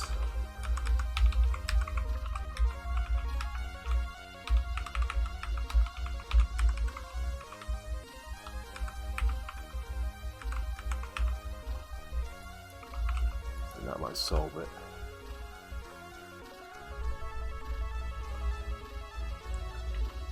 Yeah, there we go. Let's fix that. Okay, cool. I think because it has to be either facing left or facing right, and if we don't set that at the beginning, then it doesn't know where to throw it from, and so there's obviously some fall through code somewhere. Okay, so that's the other problem we've got now, is if we stun. Oh, I don't know if you saw that. It thinks I'm facing that way now, even though I'm not. Okay, so two things we need to fix. First is if the player is stunned, still the enemy is stunned, you still die on it, so we need to get rid of that. So let's have a look at that. Get collisions. We did it in enemies, I believe.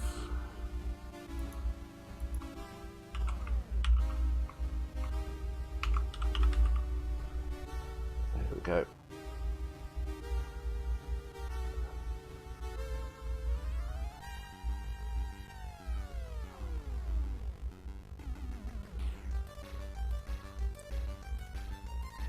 We need to skip all of this section here. Get sprite collision. We'll jump to next if the current enemy, which is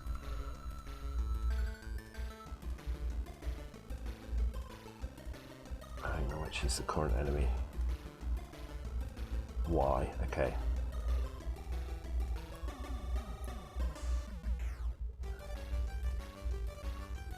State stunned. Okay, so we've got enemy state and enemy state stunned.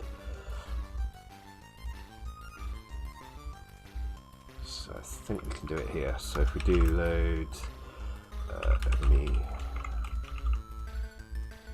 let's see on the run. Cool tune.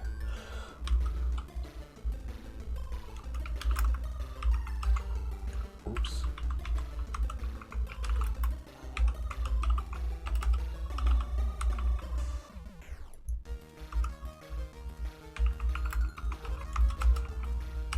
It's going to be too long, so I'm just going to jump straight to next rather than branch to it.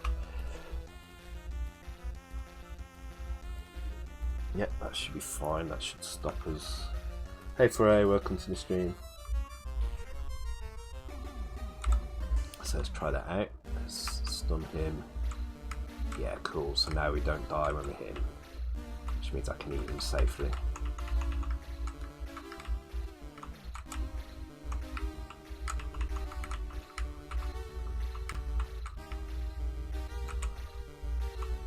Sweet.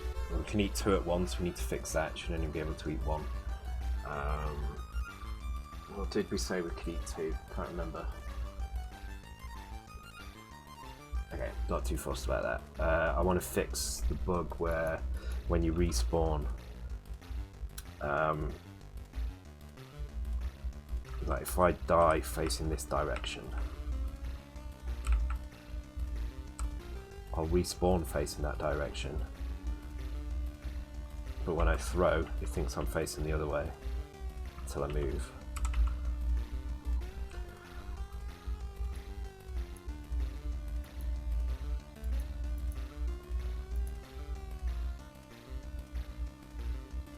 The falling stunned bear killed the other player. Oh. Okay, let's fix that. That should not be the case. If the enemy is stunned, it should be skipping all of this. It should be coming to here. Well, let's try and make that happen again. So, kill a bear above the other player. Okay. Let's try and do this without actually dying in the first place. So.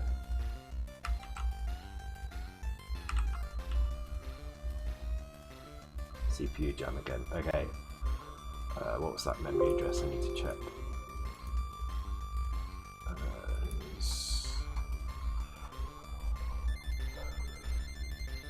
It's such a good tune, this. EEBF, right, okay. I want to see what value's in here. 02. And that is what? That is index. Enemy LSB behaviors. Okay. 0, 1, 2. This should be fine. Enemy 1, enemy 2.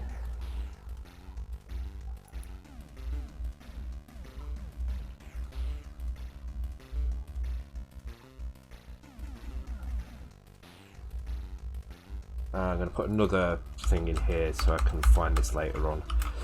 Just need to keep investigating this whenever it happens.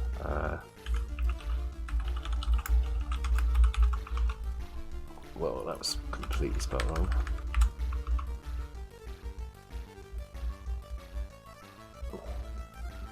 What roll? Evening Buzz there, welcome to the stream. Okay, I'm unable to get that that stunning bear to actually kill the other player, so let's try again though. Oh damn it, if I don't die first. Oh damn it, ah. Come on. No.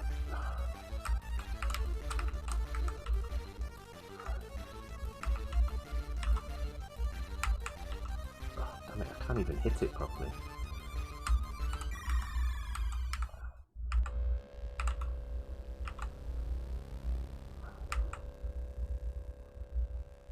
Garbage opcodes. Yeah, it's definitely what's happening. Sounds like it was maybe it was just kind of fluke that maybe there was two bears in the same position or something. Yeah, I'm not sure myself.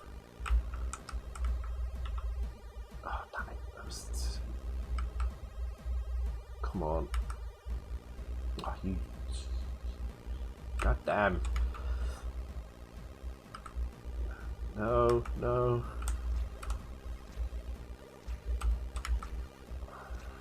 Right, I want that one to start floating away.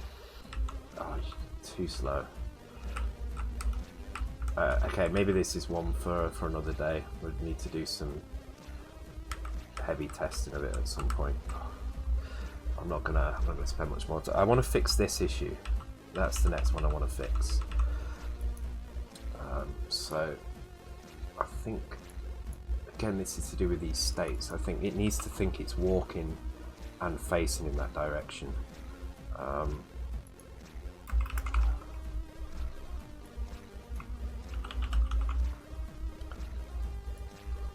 We need to make it basically spawn in the direction we want it to spawn in. So I'm going to keep trying to die facing to the left and see if it's yeah, maybe I was playing around with the, so I need to die facing this direction and I still face that direction. Why am I facing that direction? Okay, so which means it's still failing with that. So let's have a look at the walk routine and see what actually happens when I move left and right.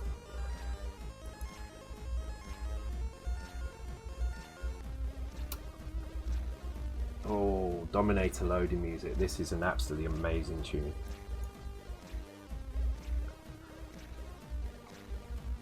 Okay, so this is what happens when we walk. And we are literally just setting those states. We're not setting anything else. We're setting the default frame as well. Yes, I remember now. We had a default frame that we fall back to. Shit, okay. I'm going to put this up here. So,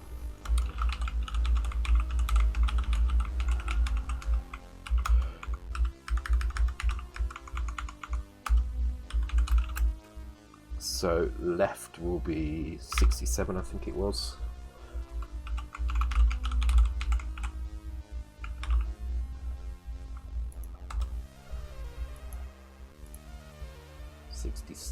That's for moving left, and 64 for moving right. So I'm going to actually change this to be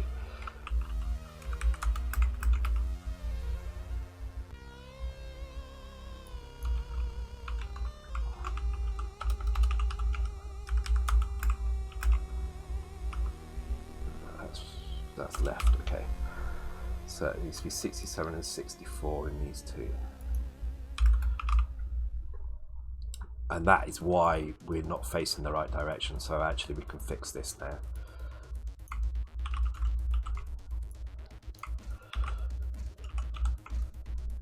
And so this will be load accumulated with default left right frames plus we want to face left, so plus 0, store that in default frame plus 1. It's all coming back to me now. And this is what I need sometimes. I need a bit of time where I'm not completely drunk to get into the swing of things. I do code really well when I'm drunk, but I think the problem is remembering stuff is not easy when you're drunk. So trying to do stuff based on stuff I did ages and ages ago is quite difficult. Did we ever get the eating working? Yes, we did. I'll show you that in a second. I just want to check that this is... There we go. I'm thrown in the right direction. Thrown in the right... Perfect. Yeah, so eating does work now. So it can...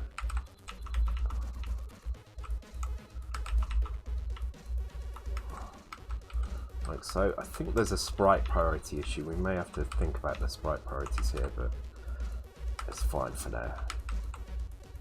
So the only other issue we've got is you can eat 2 bears at the same time. I think we'll leave that in for now. We can maybe tweak that at a later date if we decide that eating 2 at the same time is too much. If we want to make sure that, you know, that a balance thing, things like that, we can tweak at a later date because it all comes down to balance, really. Okay, so I just need to make it decrease a life there as well when you kill the player.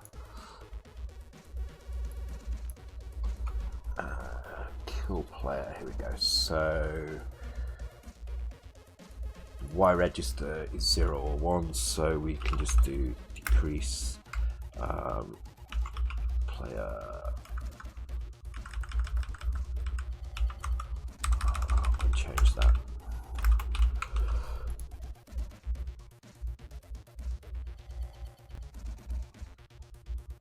Oh, it's already there. Cool. I've already thought about that. So I also want to take this value in here and reset those both to 4. Cool. Right. So hopefully now we should see player lives going down. Oh, it doesn't support absolute Y. Ah, shit. Okay. Is it X only on this one? See, it doesn't matter how many times I do this, I always forget some of these. Yeah, it decreases on the X. Fine.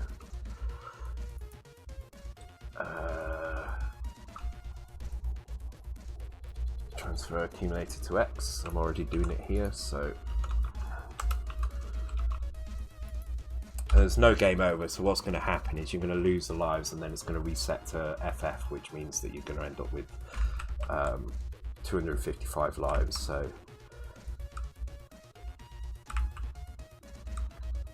think it'll probably just draw 4 and then stop. I hope it does. Yeah, there we go. And now I've basically got infinite lives. This is just going to keep ticking. Cool, right. That's pretty good progress. So the next step is to do the same thing with the enemies. So we want the enemies to spawn at certain points. We've only got 4 pipes on the screen, so we're going to have to kind of pretend that there's the pipes. Or we can go and add one in, actually, I guess. We'll do, yeah, we'll load up the... Will we get a Pac-Man issue? What's the Pac-Man issue?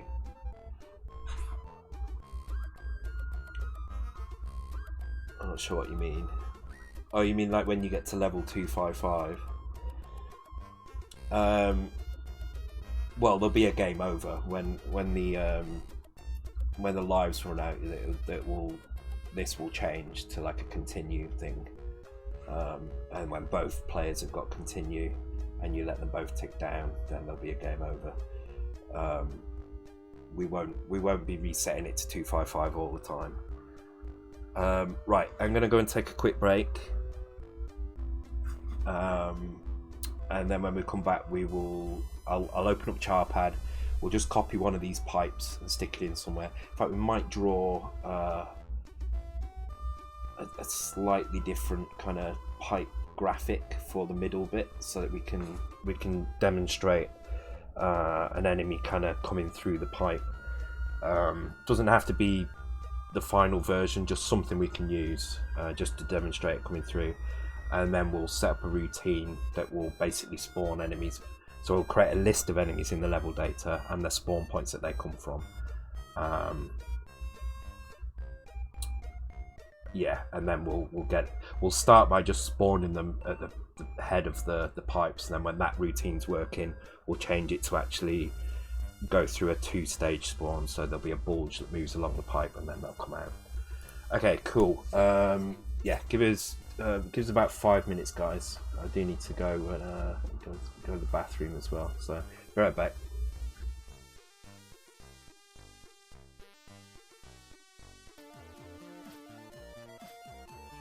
Right, and I'm back. I need to fill up my wine again. It's going much slower.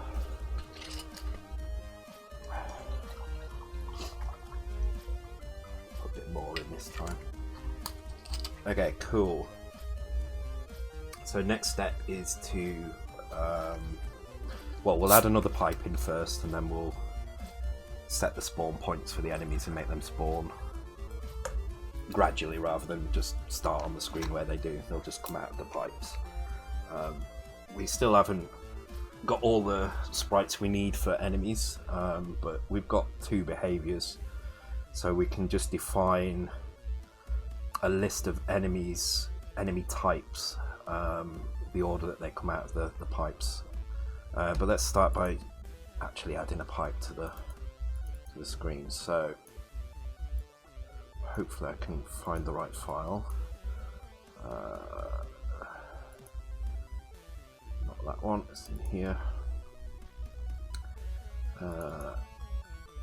It's gotta be that one.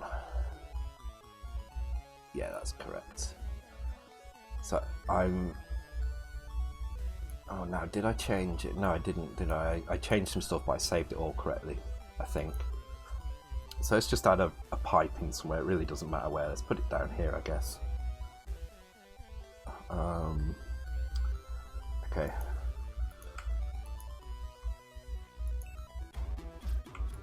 Let's do a small one here like that. There we go. And I'm just going to write the kind of positions of these pipes down. So that is 5-3. Oh, this needs to be in character space, so this is actually at 9. 1, 2, 3, 9, 4. Okay, so 9, 4. Oh god, what's this one? So hang on, it's got to be an easy way of working this out from the values here. So I've got 4, 2 there. So hang on, is that right? 1, 2, 3, 4. 1, 2, 3, 4, 5, 6, 7, 8. So it's 8, 4 actually. So yeah, it's just double these values. Okay, so that would be 34, 6. This is 4, 14. And this is 22, 16. And 30, 12. Okay, cool. And then while we're here,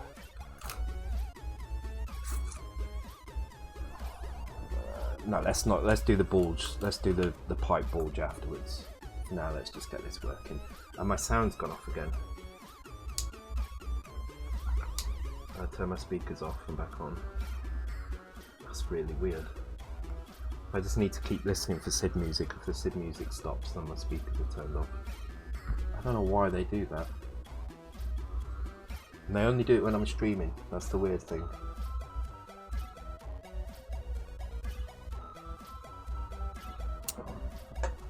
Maybe I need to start using my monitor speakers for those things. Okay. So let's export this map.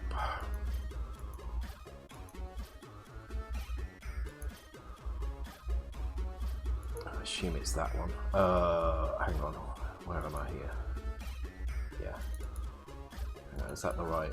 Yeah. I've got to be careful not to override other stuff I'm working on.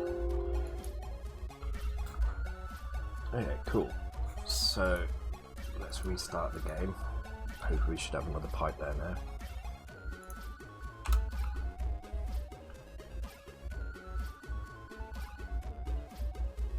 Cool, we've got a second pipe. Fifth pipe even.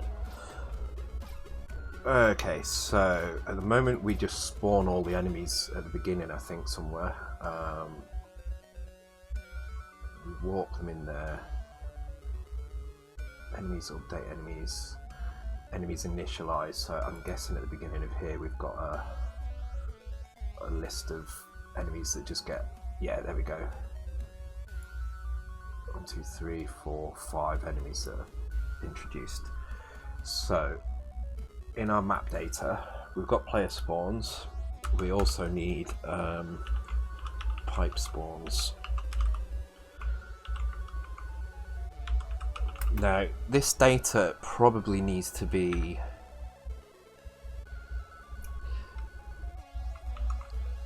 like this, I think, because we're likely also going to have something extra here where we have like pipe length and pipe up or down, because we need to know when we spawn the enemy through the bulge, we'll need to know how that works. So there'll always be 5 pipes.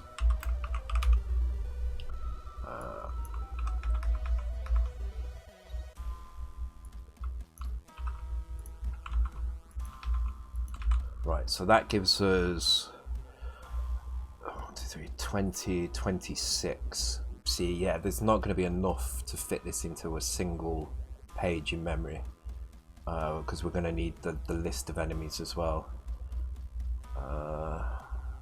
because we need to know how many enemies there are on a level, so that we can set the weight counter correctly based on that. That's fine. If we have to use a small lookup table, it's not going to be horrific. Yeah, I'm not going to worry about that for now. So the question is, do I store these as character positions or sprite positions? It kind of needs to be sprite positions, because that's what's gonna make that's the value we need to pass into the enemy spawn. So these values here, we're using half values for the enemies, so we don't need to use the whole 9 bits for the X. We can just use 8, which is fine. So we need to convert these values now from screen space into sprite space. So I'm just going to put a little thing here to tell me how. Oh!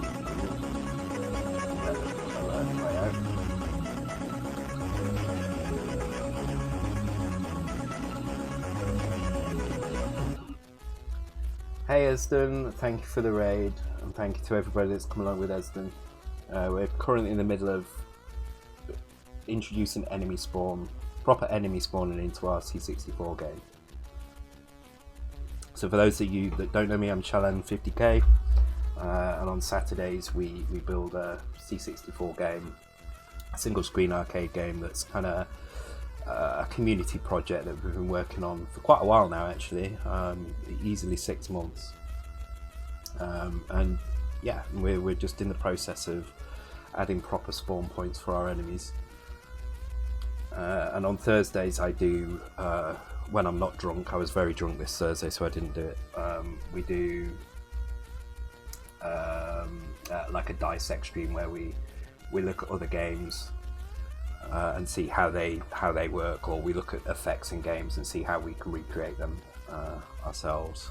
It's all 6502 assembly using Kickassembler and stuff. Actually, I'll post a link to my tools in here so you can see what I'm using. Okay, so we're trying to convert X from screen position to sprite position. So that is, so let's C is our char X, so let's say char X times 8. Actually it's times 4 because the X is half values, plus half of the border, which is 12, and that will mean that Y is CY times 8 because it is fully, plus is it 50, I think. So there we go. So these are the values we need to put in. So what have you been doing tonight then, Esden? What have you been playing or coding? I'm not familiar with your stream. Plus corkscrew. Oh yes, that's a very good point, Andy. Actually, it's very rare I actually get a bottle of wine that has a cork in it anymore. Shows how cheap I am. Okay, so let's do the first one. So 8 times 4, 32, plus 12. It's 44. Let's do them in decimal. It's just a bit easier to work this out. No, actually, that's not. I don't like doing it in decimal. So this is 2C. So Y is 4 times 8, 32, plus 50 is 82. So that's 52.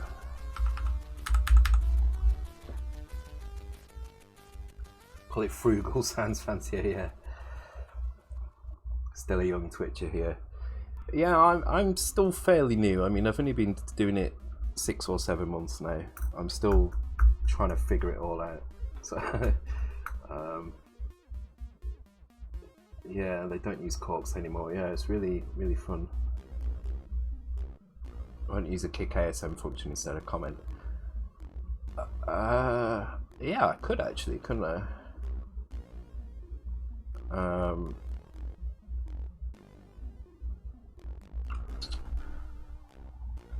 Let's think about this.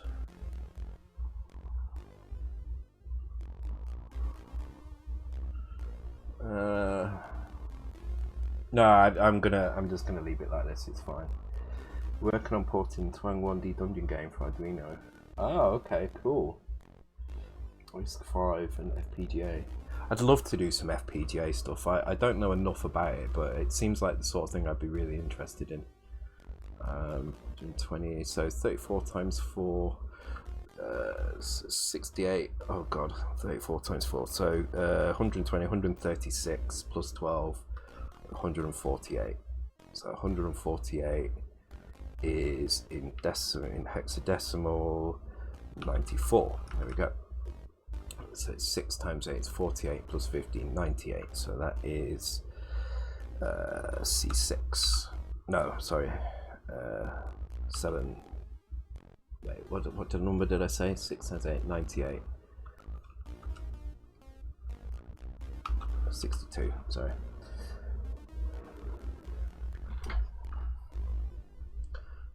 Next one, 414, so 16 plus 28, so that becomes 1C. 14 times 8 is 56, 106, so that becomes 6A. This is 22 times 4, 88, plus 12 is 100. So that's 64. Is that right? 64? Yep. And 16 times 8 is 128, plus 50, 178. So that is B2. No, is it EC? What am I thinking? A2, sorry. No. Hang on. 16, sorry, 16 times 8 is 128, 178. So I was right, B2. I was right first time. I was put into Python. This game, so I'll be running MicroPython. So drive LED in the controller. When will you do multiplexing? Yeah, I did a sprite multiplexing dissect stream 2 weeks ago, I think now.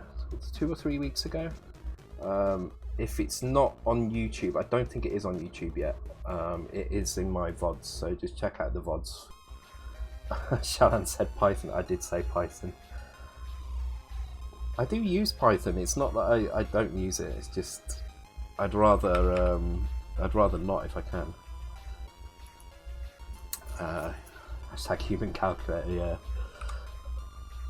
When you get used to working with binary, it becomes second nature. So 30 times 4, 120, plus 12, 132, so that's 84. Okay, and 12 times 8 is 96, plus that's 146. 146 is 92, I believe. 140, yeah, okay, cool. I twitch when anyone says, yeah, I do. The first thing I do, if I'm given some Python to work on, the first thing I'll do is I'll see if there's any reason it needs to be Python and if I can change it. So, which thankfully isn't very often. It's quite rare that I have to do anything in Python, but it does happen now and again. Okay, cool. That's fine. So I'm just going to put a comment in here. This is sprite space from char space x is half values. Okay, so now we've got where the enemies are spawning, where like the positions the enemies are spawning for these pipes. I'm going to create a new file in here. I'm going to call it pipes. .asm. Yep. And this is where we're going to handle our spawning. So, what do we know about the pipes? So we've got whether pipes are active or not. So for now, all the pipes are going to be active all the time.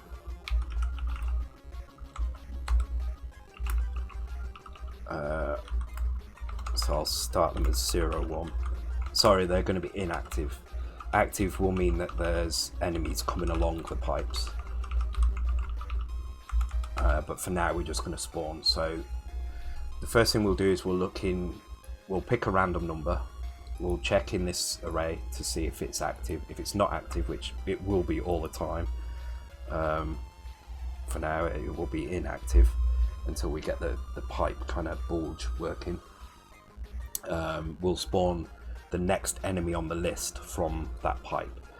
So the next thing we also need is a list of enemies as well. So thank you for the follow, Kubisus, and welcome to the stream, dude. So enemy list. So we need to work out this format. Now, if we were to just list enemy types in one long list, actually that's probably the way to do this. Yeah, I think that's the way to do this. So we'll have an index into this, and then we'll just have a list like this. So we've got our enemy types. Type 0 means no enemies. So when we get to the end, byte 0 is the end of the list. Otherwise, we can do like, we'll have 4 of them, then 4 of them, and 2, and 2, and so on. And that means we can have any number of enemies. So in this case there are going to be 36 enemies on this screen. I'm going to reduce it down to 24.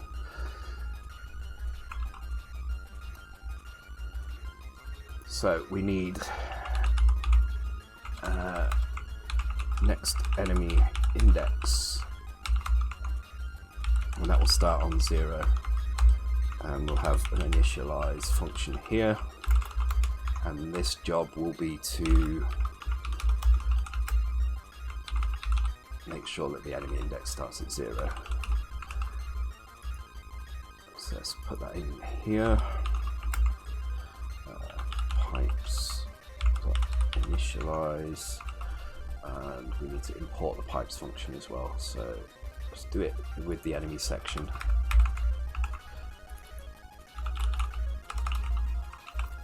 Okay, cool. My Man and His Droid, great tune, or the Invader Load tune as I know it. Right, where's my little smoky thing? I hit a point when I've had alcohol where I have to be smoking constantly. So this helps me from not going outside constantly. Or else the stream would be 90% just to be like that screen, and me coming back a few minutes later coughing. So this is our data. So what I'm trying to do here as well is make sure that anything that's a set position, a set amount of things. So for instance, place 1 is always going to be 6 bytes. The pipes data is always going to be 20 bytes. And the level is always going to be 220 bytes. So I want to keep those at the beginning of this data and have the enemy list, which is going to be a variable thing, towards the end, because that means that when I look these values up for multiple maps, the offsets into the data will stay the same. I think this is the only one that's going to be random, so it should be alright. Let me just close that, blinking away at me in the corner. Yeah, so with that multiplexer thing, I don't think it is on YouTube. Let me just check for you. I don't think it is. I think the last one I did, yeah, the last one I did was the parallax stuff. So that's the last upload on YouTube, but it's the one after that. So if you look in my VODs, you should find it. It should be in the list somewhere near the top. It's episode 22 of the Dissect stream. Okay, right, let's get back. Okay, so at the moment the enemies are being spawned here, but what we need is in our pipes to have an update function, I guess. And the job of the update function, let's list out the jobs that it needs to do in here. So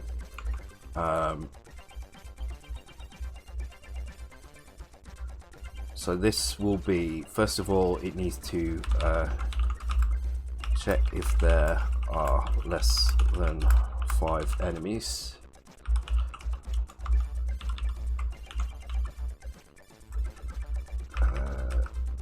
If so, check there are enemies left to spawn.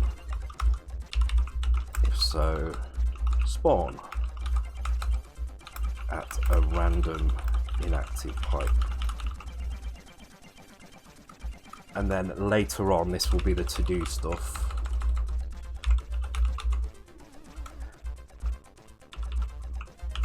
Is there an active pipe? If so, advance the, call it a bulge, along the pipe. Has the bulge reached the end? If so, spawn an enemy. So this is going to be the job of the update function. So so we're going to leave this bit to last. let's just get the enemies spawning first. So we need to see if we've actually got like an active enemy count somewhere. I don't think we have actually. So we might need a little routine to grab that. Yeah, it doesn't look like we do. So we're just going to have to grab these enemy values. So we can do it by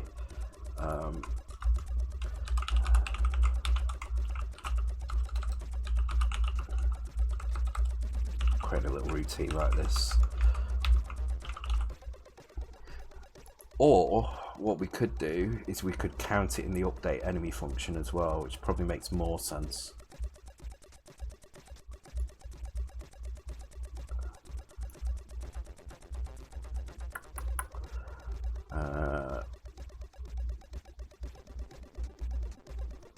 Just thinking.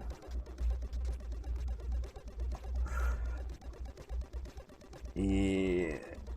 Part of me wants to count it in the main loop, but I'm worried that we might enter a state where there are actually enemies on screen, but the count hasn't finished yet. No, I think we can do it. I think it's fine. So let's put, I can get rid of enemy time now, don't need that there.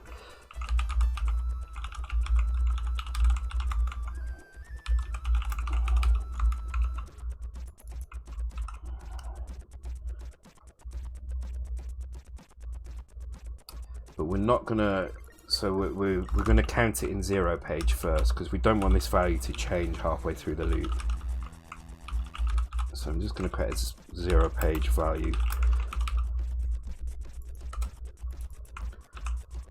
And we will reset it here, so, nope, sorry.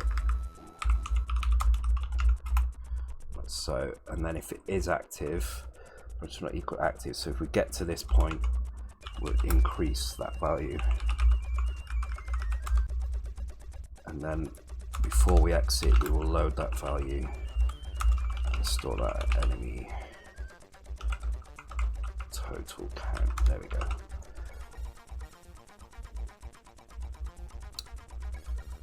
Oh, thank you, Fistmaster 2K4. Thank you very much. Yeah, I've got the little, I'll show you the trophy actually. Got my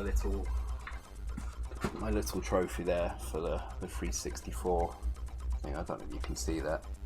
It's kind of quite shiny, so it kind of picks everything up. Yeah, I was very, very, very pleased with that. Completely unexpected as well. So very, very happy that I got that.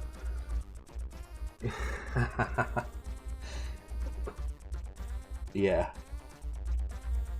That's a really good point actually, guys. If you don't already subscribe to 364, I don't know if I've got a link. Hang on, let me grab a link to it. It's a great magazine that Vinny basically does completely on his own. And it's really good. There's some really nice interviews with developers. He does a lot of kind of cheats for games as well, so like the early stuff we were doing in the dissect streams, really good kind of in-depth kind of look at how games work, and just a really cool magazine as well. Every episode has got a different game as the main game. Yeah, and Jazz Rignall's in there as well every month, giving some stuff as well, and there's some really good interviews in there. So I've got the latest one. I do have the yeah. So the latest one, January's, has an interview with Colin Porch, who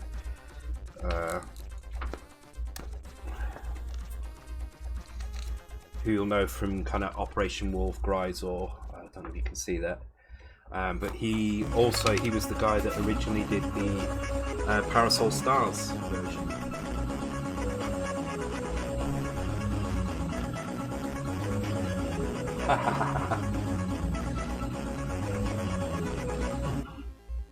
Hey Hayes, welcome to the stream. Thanks for the raid, and hello everyone that's come along with Hayes.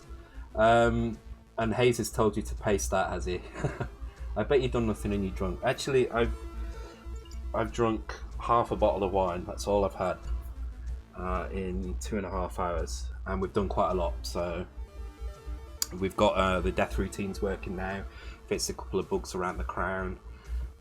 We're just looking at we've got player spawning working as well. So we're looking at enemy spawns now and getting them to come out the pipes. I said tonight was going to be productive. I said tonight was going to be less alcohol and more focus. Thanks for the host, Andy. Yeah, go back to sleep. There's probably not going to be games at 2:30 as well. I'm feeling the need to get this game going. So the Rebel Alliance has failed. Okay, the last kind of 10 minutes is probably the most I've kind of detracted from coding. So I just woke up and I was streaming here. Hi, cheers. Welcome to the stream, dude. Yeah, hi everyone that's come along with Hayes. I don't know if you've been here before. If you've not, this is a 6502 coding stream for Commodore 64. I'm Shalom50k, and we do this every Saturday, or most Saturdays anyway. And on Thursdays we do some game dissection where we'll look at effects in games and stuff. Right, let me top this wine up and then we'll get on to getting the enemies to spawn out of those pipes. Oh, that's a bigger one. I need to take my time with this one. This was slightly overfilled.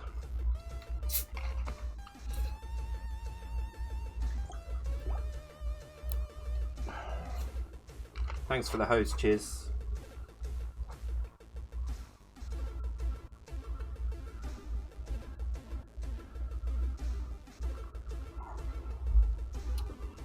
Okay, good night, Colt. Thanks for coming along. I did say cheers, yeah. I should have said kiss. I find it funny how every time he goes in Amiga Bill's stream, Amiga Bill gives him a new name. Unwittingly. And then we end up using it. So it's kind of funny. Alright, cool. So... Krish Wicked. Okay, so we need to check if there are less than 5 enemies. We've got that value now in enemy total count, so let's put that bit in. So load enemies. Oh, what the hell happened there? Enemy total count.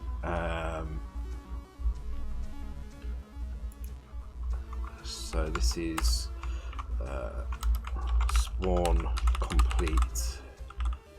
Spawn check complete, let's call it. So if there are less than 5 enemies, so if there are 5 or more, so which there will only ever be 5, then we'll jump straight to here because we don't need to do anything. If so, check that there are enemies left to spawn. So this basically means checking our map data and making sure that the next enemy to spawn isn't a 0 on here. So we will, again, all these map data things are going to have to change at some point when we introduce extra levels, which I think should probably be the next stream. Let's not get too far ahead with this code before we actually introduce before we add extra levels in. I think it's probably a good time to add the transition in as well. So I'm hoping on Thursday that I can do a stream again for the sprite masking.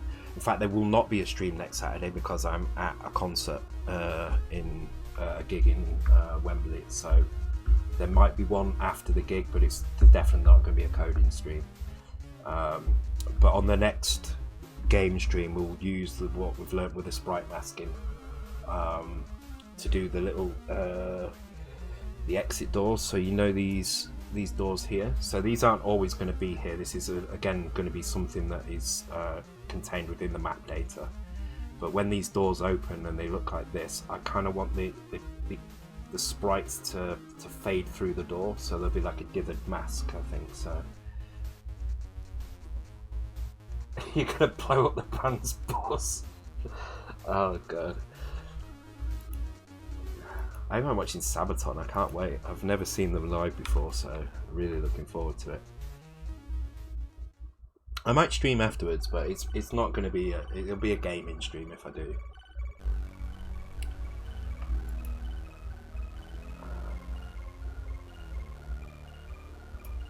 Okay, so map data 1, check enemies left to spawn. So map data, enemy list, there we go.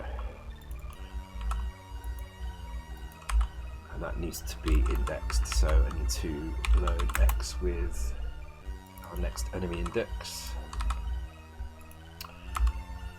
If so, spawn at random pipe. So if it is equal to 0, then we don't spawn anything else. I guess this is probably where we'll do, or this bit here will be like the game over complete thing. So once this hits 0, actually no, it's probably going to be here.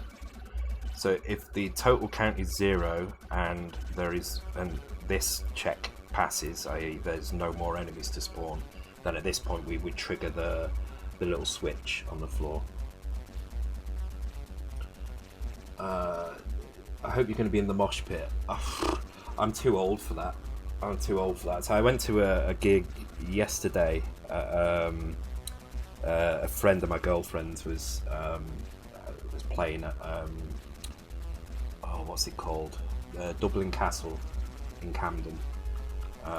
We went there and it's one of these very, very small kind of indie band pub sort of things, and it's too much for me, I think. Okay, so if so, spawn at a random inactive pipe. Okay, so now we need to find an inactive pipe, so we need to use the random function, which we have got here, which I believe is using timers, so this should be random enough. So we're going to jump to random. This is going to return a value from 0 to 255. We need 0 to 5, so we're going to AND it with 0, 7. Now it will give us a value from 0 to 7, and now we need to check if it's 5 or more.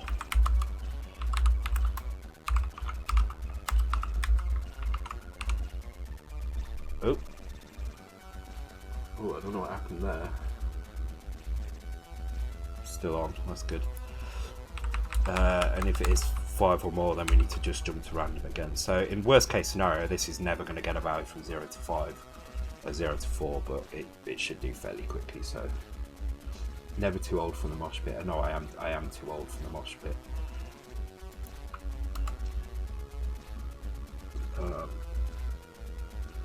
I like to sit down when I'm at a concert. I can't stand up anymore. I don't mind if I'm at a festival or something like that, then I can just about cope with it. But no, I can't go in those. Can't go in the mosh pit anymore. I went to one. When was it? Sometime last year. Went to like a black metal, like a Norwegian black metal band at the Roundhouse in Camden. And my god, that mosh pit was insane. I'm glad I wasn't in that. It was really, really, really bad.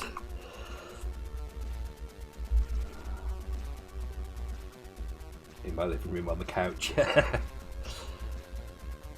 Okay, so this gives us a random number, and now we need to check if this pipe is active. So we'll transfer that to the X register. Load pipes active, X.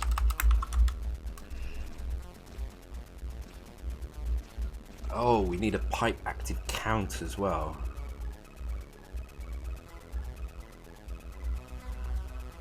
So first of all, if it's not equal, we'll go back there. So at this point here, now we have a pipe to spawn at. But before we do that, we need to check here. Do we have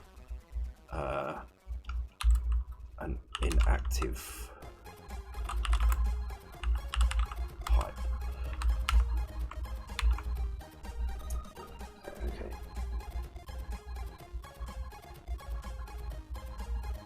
Sabaton, yeah. If you crowd surf, you could be in the pit and sitting down.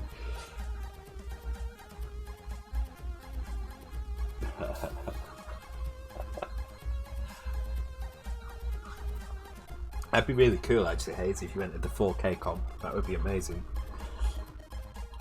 Do you have an inactive pipe? Okay, so we need to check the pipes now. Can we use X? We can, because it's a free thing. So let's just load that with 04.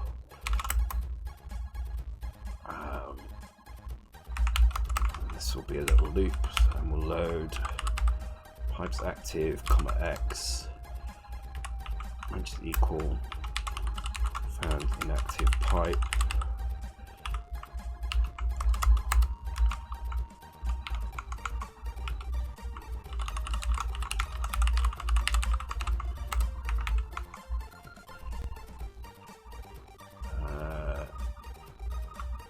Increase X.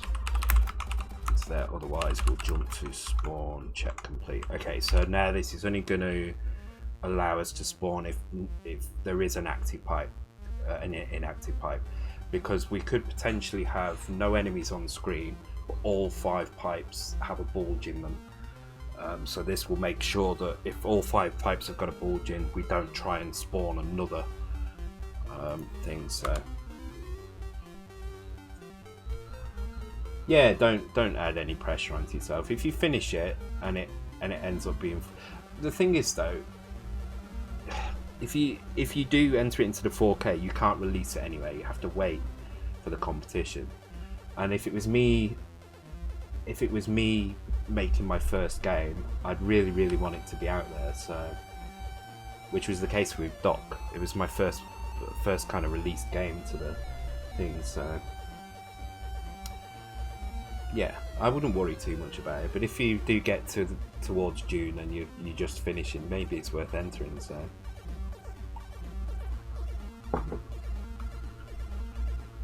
I did have a think about a game that I would like to maybe enter, but I don't know. I've got so much on, I don't think I can really afford to spend some time, even if it is only 4K.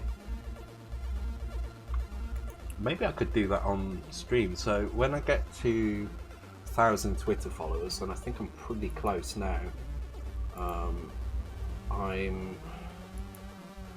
at 983, so I think when I get to 1,000 Twitter followers, I'm going to do an extended kind of game dev stream, and maybe I'll do a 4K game on that. I've got an idea for one. I need to flesh it out a little bit, but I've got an idea for one.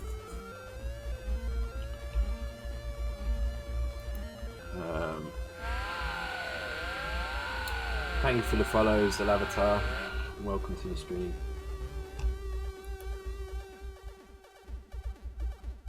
Four balls of wine before you touch your key. Yeah, the Russian bots, unfortunately. I did report it to Twitch, and they said there wasn't really a lot they could do about it. So they said they may get kind of taken off at some point if the accounts get banned, but I can't really do anything about it. Just not to complain about it, which I thought was a weird thing to kind of ask, but fine. Okay, so now we have a pipe here. So this is making sure when we get to this point we have a pipe that we can spawn from. So we do have a problem here in that without the bulge going down the pipe, a pipe will always be inactive, even if something has just spawned there. So potentially all the enemies could spawn at the same pipe almost immediately.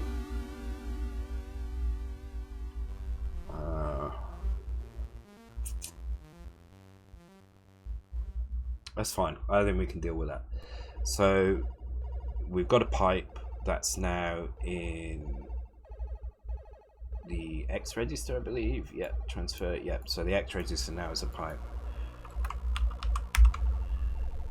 So now we need to actually spawn the next enemy at that position. So this is where we can grab our code from enemies. So we've got our enemy. This is how we spawn. So this is the type. This is the X position, half value, and a Y position. So I'm just going to copy that one, and then I'm going to blank out all of this. So actually our enemy initialize has nothing in it.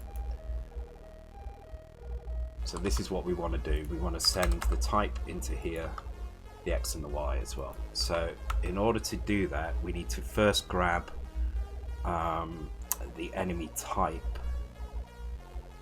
off the list, I think. That will give us the accumulator. Okay, so hang on. So we need to get enemy type, get pipe X and Y. So actually I think we can start with the X and the Y of the pipe.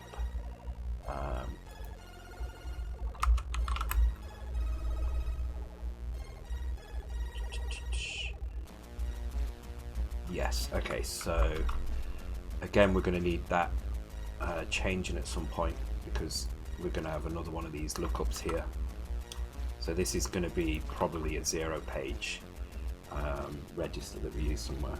Luna 2, you really do like Luna, cheers. Actually the idea I've got is another kind of infinite increasing in difficulty game, but it's not Luna, it's quite different. And it's all done. It would all be done with Petsky as well, to save memory, with some code changes to the way Petsky looks to make it to make the font look different. We're done with code, so it doesn't take up any extra room. So I'm going to grab the Y, the pipe spawn Y.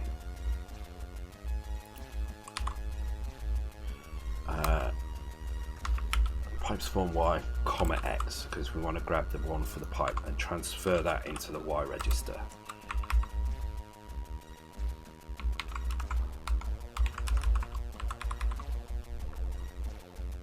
And then we want pipe spawn X into the X register. Now the problem is here, we need to also grab the enemy type from the list. So to get the enemy type from the list, we need to get the next enemy. I can't use X because that's already been used, so I'm gonna load it into Y, and I'm gonna load accumulator with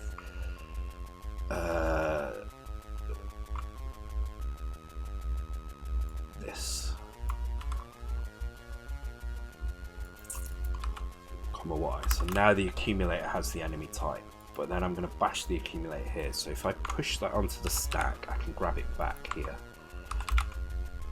and that should give us an enemy spawn. Just put RTS here.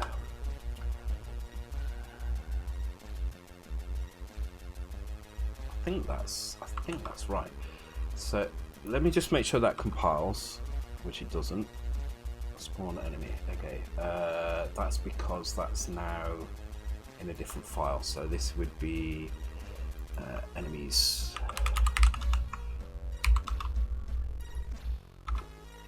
No, this should work, but there shouldn't be any.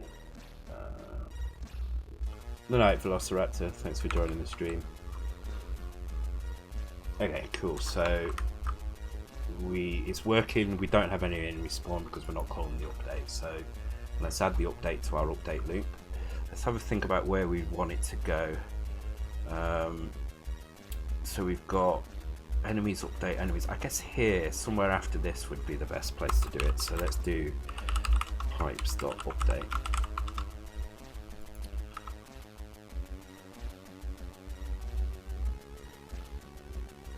Okay, some kind of weird crash there.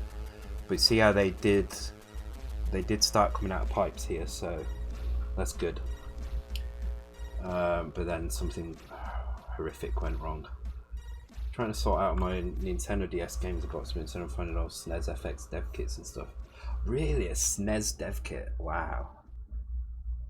That's the kind of... See, I always... The first time I was really aware of dev kits was with the PlayStation. I didn't realise that they were a thing. So my first look at a dev kit, like obviously through magazines and stuff, I never actually saw one in the flesh, was the PlayStation.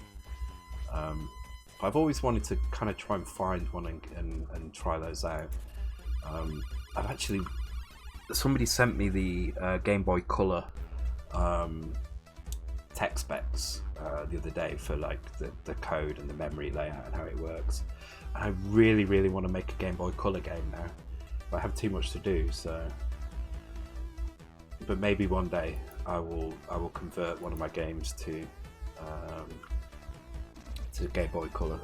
I think Dot Cosmos would work really well. You imagine a Game Boy Color version of Dot Cosmos, where when you do the time shift, it goes back to the green monochrome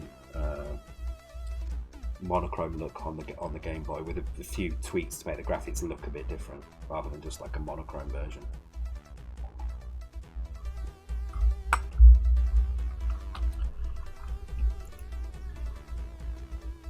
Yeah, see, I want to do Game Boy Color because from what I gather, the Game Boy Color is works very much like the Commodore 64. It still has the raster splits. You can still do palette switching and things like that. So you can do all the sort of things you would do on the Commodore, but with much higher graphics and higher quality graphics and more colors. So I think it would be an interesting challenge. And I really like the way the raster stuff works. So, okay, let's have a look at this function. So something is going wrong in this function. So let's just blank bits out as we go along. So we've got an RTS here. So if we jumped here, we're going to jump out, right? So let's find out which bit's breaking. So let's stick a breakpoint in here before the random. It could be this random check that we're looping. Could be just getting stuck there.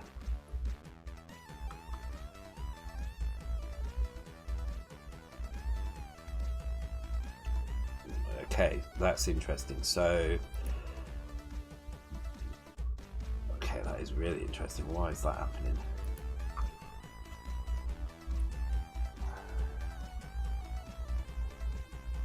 Okay, let's just RTS out of here. Let's just see that nothing's breaking. It's only when we start doing other things. Yeah, so it's fine. I can grab the crown. I can do the animation. Can I make the player pick the crown up? Yeah, there we go.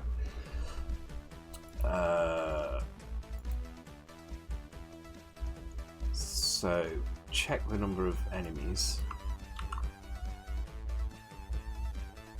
Check their enemies left to spawn. So let's put a breakpoint there. Not breakpoint. Turn here. Yeah, and there were a lot of ASM sections in the early kind of PC games as well. Because it was the compilers were good, but somebody who knew x86 could generally write more efficient stuff than the compilers could write. So like the early DOS games like Wolfenstein, Rise of the Triads, those sort of kind of high performance DOS games would use assembly quite a lot to do these things. And of course, I mean, you can still use assembly now if you really want to, but there's just not much point. We just tend to throw more cores and more GPU power at things. Right, time for another one.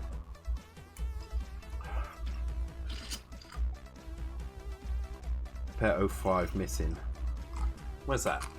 Whereabouts are you talking, Buzzley? In the pipes? Pair 05. There's compare 05 here. Is that the one you mean?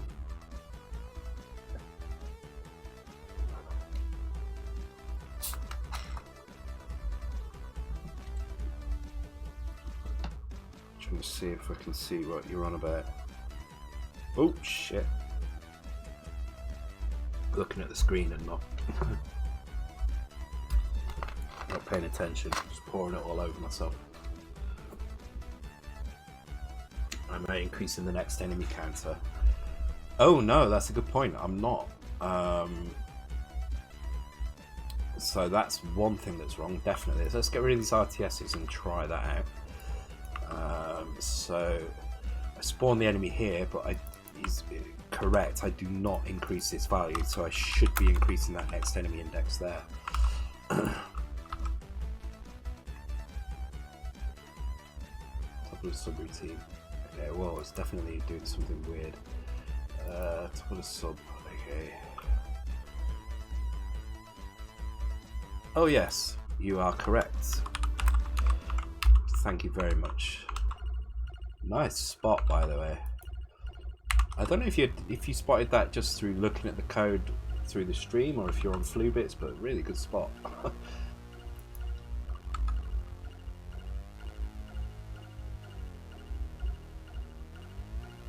And boom, there you go. It solved it. So okay, what I'm going to do, I'm going to delay how quickly they can spawn as well. So I'm going to put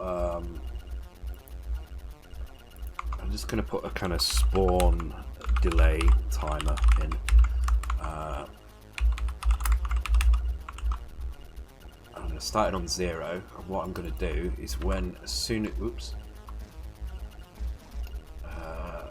when it comes to here, the first thing we're doing is check the spawn timer.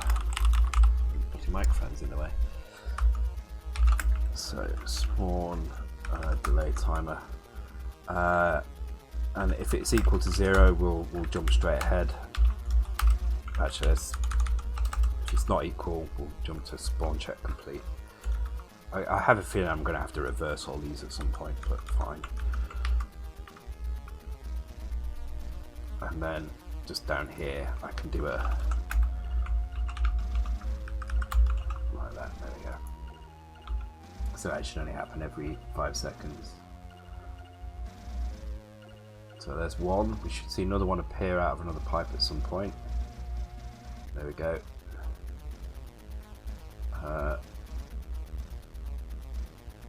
Okay, cool. They are appearing. I think there probably needs to be a little bit of an offset because it looks like they're spawning kind of a little bit too. Oh, that was kind of cool. That dropped out as well. So it's done 4. So hopefully now, if we kill some enemies, we should get another one spawn. So let's try and do that. There we go. Another one came out of that pipe. We should get another walking one come out of the pipe in a second. Oh, don't know what happened there, but that one just kind of disappeared. Oh, it's gone over there. It's kind of gone a bit freaky up there. Okay, that's because it's going freaky because it's a walk left and right, and it's been dropped out of this pipe onto this platform, which doesn't give it a lot of room to walk around, so it's going kind of crazy. And it's disappearing as well. Why is it disappearing? Oh, that's because what's happening is that sprite, when it dies, so that one is it's not resetting. So when the enemies spawn, they need to reset all the values that they've got. So the moment they've got position, we don't need to touch that. Score, probably don't need to touch that as well. But things like fall index, stun timer, state, they all need to be reset. Eaten by eaten, all of these things need to be reset on a spawn enemy. So I'm gonna, let's think about this. Enemy eaten counter, I'm not sure what that is. Okay, that's counting how quickly it gets into it's counting the frame that it's in the routine. So alright, I'm going to take a quick break. When I come back, we'll reset all these values in the enemy spawn, and then we're looking pretty good actually. I think we're starting to feel like we can actually play through the game. So I think what we'll do, once we've fixed any issues around this, the little the kind of progress bar at the bottom, we'll make sure that is relative to how many enemies are left on the level. So we should see we've got 24 enemies on this level, so we should see 1/24 of the bar get filled in every time. So I'll be right back in about 2 minutes, guys. Be right back.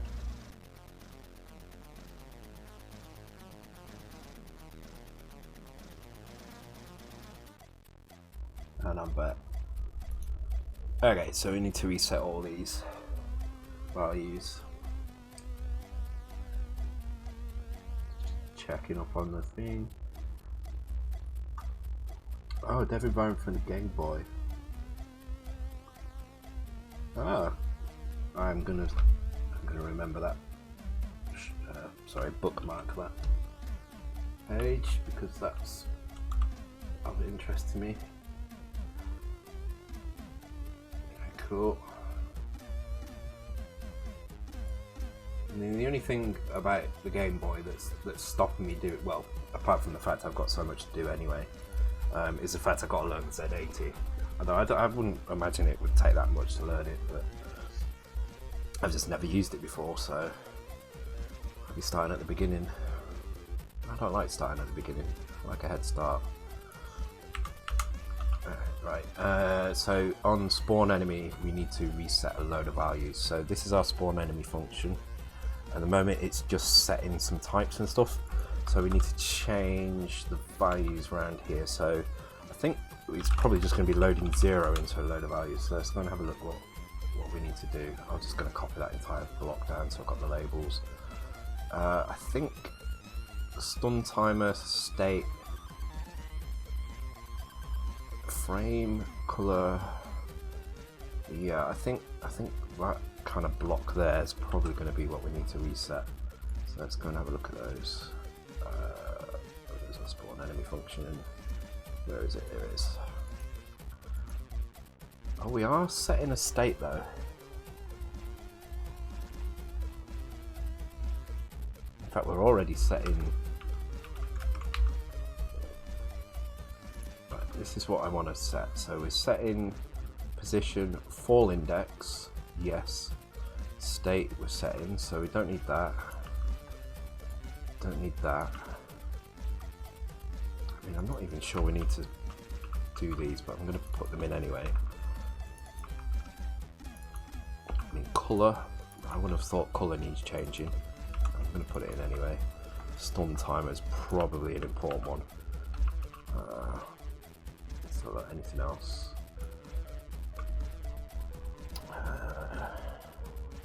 Eat and buy, eat offset, eat and counter. I'm going to reset those 3 as well. I think that might be important. Static memory is set by the behavior itself, so spawn enemy here.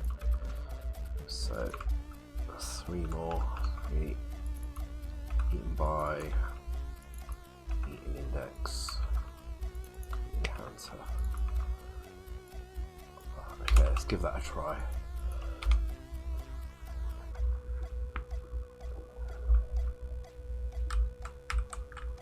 So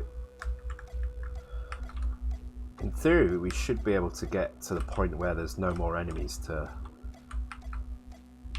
kill, so let's just go through and see if we can manage that.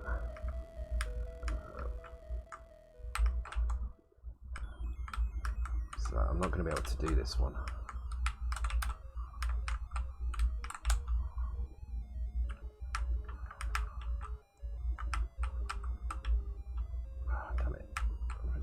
Over there before I get killed, probably not.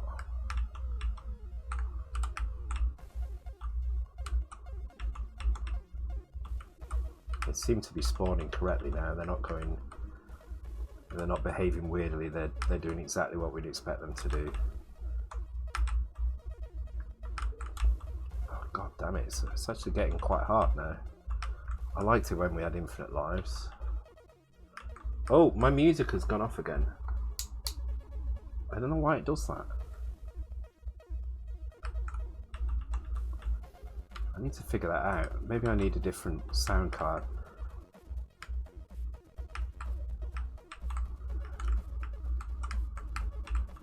Oh, God. shit. There we go.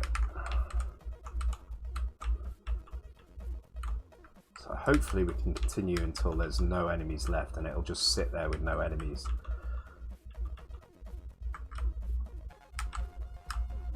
Oh fuck.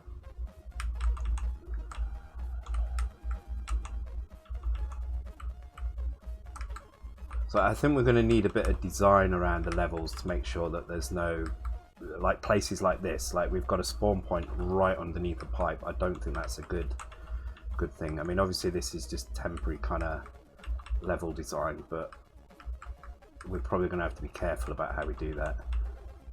Look at that triple. Actually, I like the fact that you can absorb more than one. I feel like there should be like a bonus if you absorb more than one at a time. You should get like a double bonus or a triple bonus. I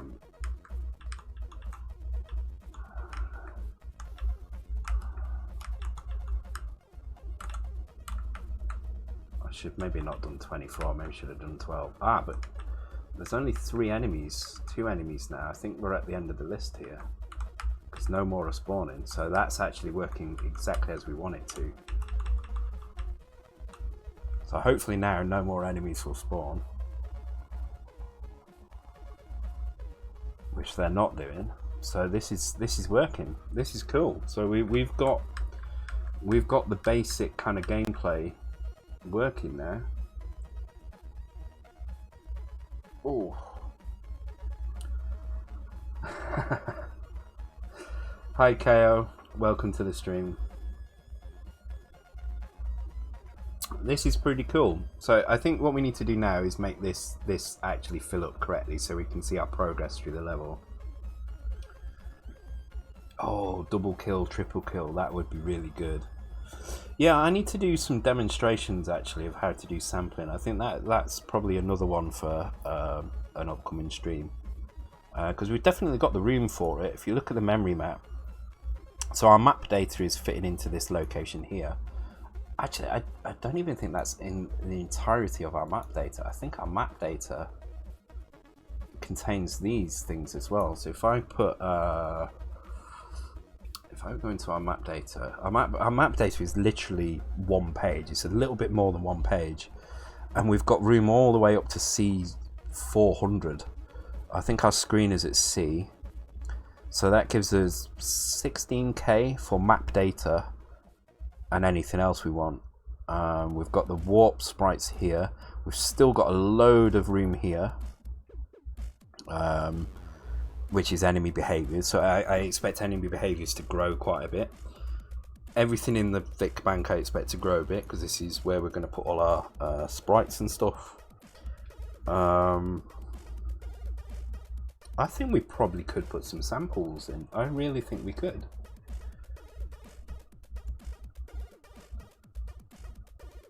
Now, the only thing is getting the samples to work with music as well, because we've got music playing in the game. So it might be we have to fade the music a bit to play it, or try and figure out. I've still not figured out how to get them to play at the same time. So if you look at International Karate, they use samples for the punches and the kicks.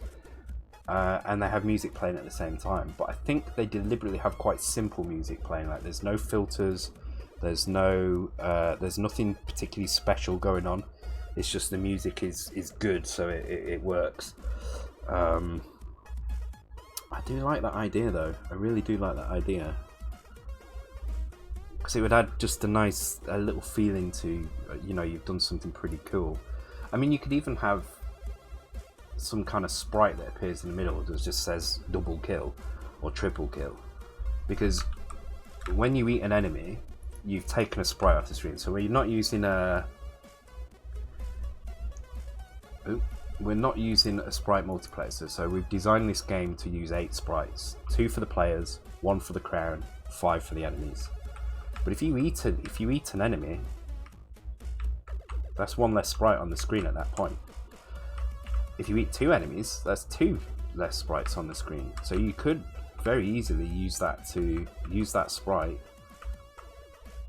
before the enemy spawns. In fact, you could block another enemy from spawning while it's on the screen to display a like double kill, triple kill thing. So if you did it from double kill, that would be 2 sprites. So you'd always have at least 2 sprites, and that would be enough to draw some text that says double kill. Oh, god damn it. But this is feeling pretty good now. It's feeling like a game now. Let's have a go at doing this progress bar down here. So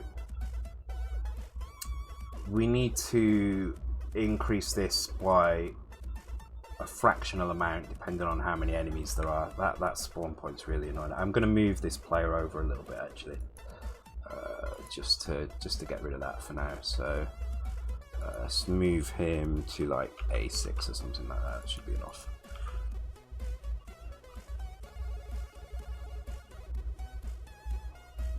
There you go. I mean, I'm still going to get hit by the enemy now and again, but at least it won't be in like a constant respawn cycle.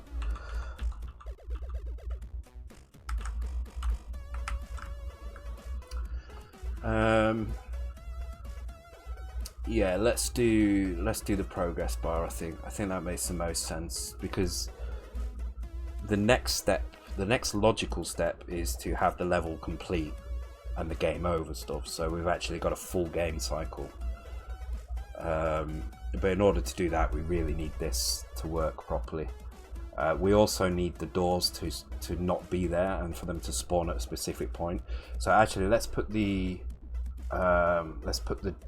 position of the doors in as well. So the door we will put as character positions. So it's 22-2.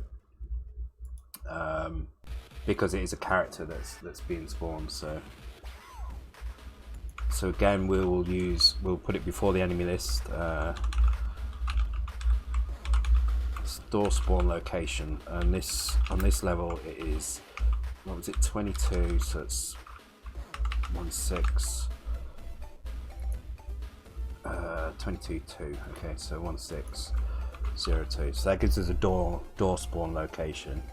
And the other thing we don't have at the moment, which we do need to add in at some point, is the ground switch as well.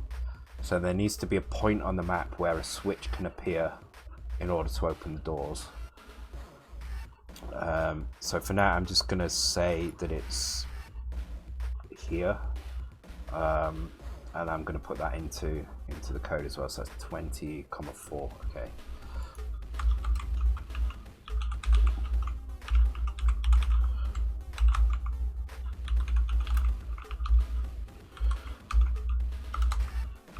Oops. So we need 2 things to complete this. Well, we need more than 2 things. Let's go through what we need. So there's still one major feature missing, which is these coloured areas on the floor. I'm still not sure whether or not we should keep these or not. I like the idea, but they just look like colour glitches. So unless we can find a way to make it look more natural, I'm not sure whether we should keep that or not. But we'll worry about that later. Let's get the rest of the game flowing. So we need this to fill up correctly. When it gets to the top, we need a switch to appear. We need the players to basically get fatter, so they're going to have a weight value. That weight value is going to translate to one of 3 sprite types depending on their weight. And then it's going to need both players to stand on the spawn switch in order to make the doors appear. So I think what will happen is there won't be a door, there'll just be a switch. Both players stand on the switch and then the door will spawn. And then when you walk towards the door, you will exit the level. Okay, let's try to think what to start with now. Yeah, let's do this. Let's do this bar at the bottom. So let's do that in the HUD routine. Actually, do you know what I'm going to do? I'm going to commit everything I've got at the moment, because we've got quite a lot there, so it makes sense to get that done. Okay, so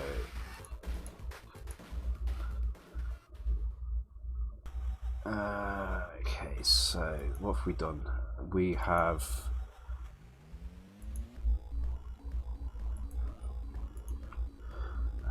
implemented higher death and life loss. We have added new data to level information, added pipe spawning enemies stage 1.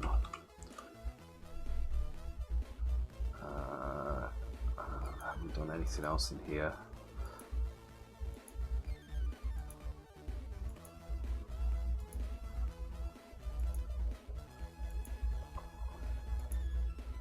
That should be fine, I think. I'm not going to over comment. There's not much point. People want to know what I've done, watch the stream. But at least something, so there is a bit of a trail.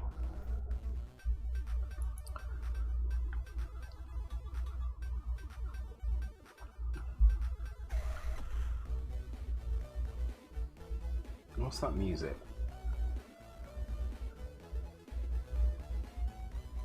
I can't quite hear it, but it sounds good. Sounds like it's got samples in it as well. Oops.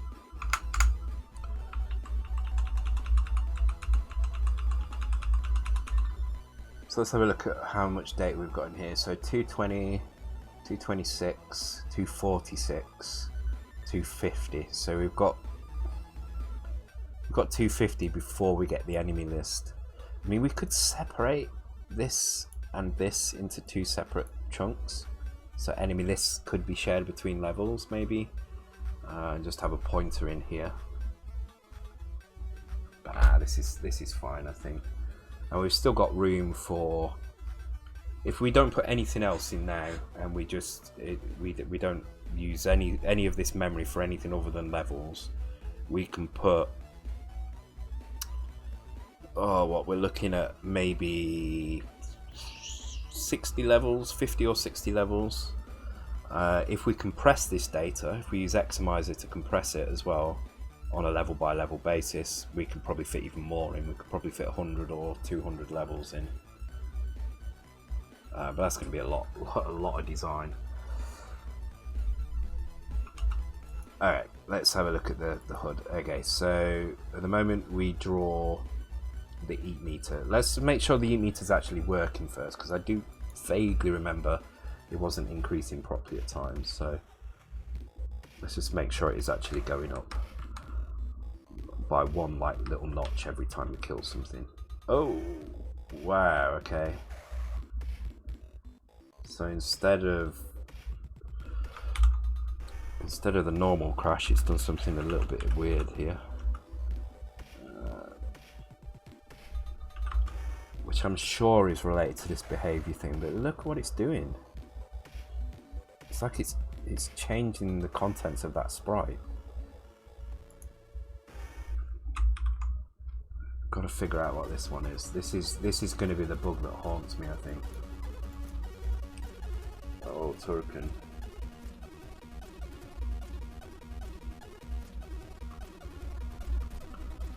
All right, let's.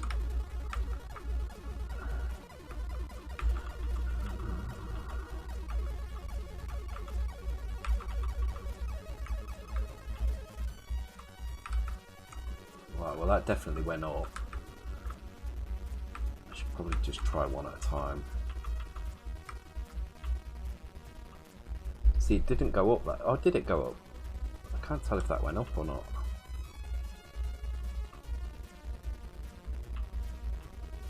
Oh no, it is going up. Okay.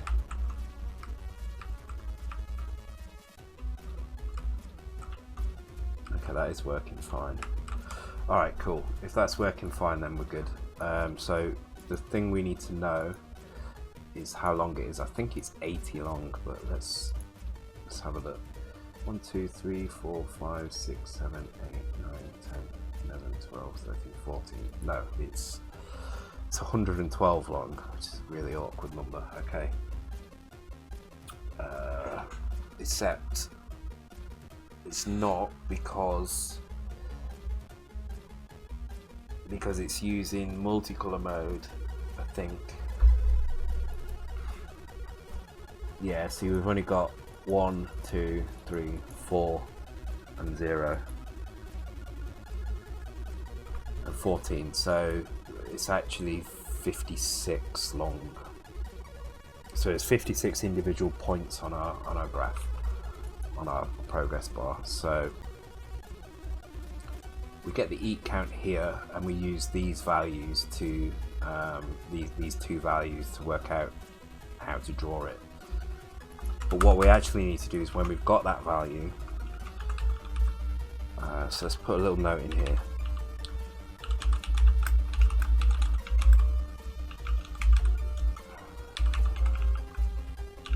That's 56 units total.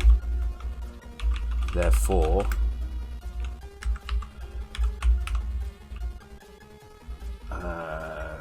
totally eaten,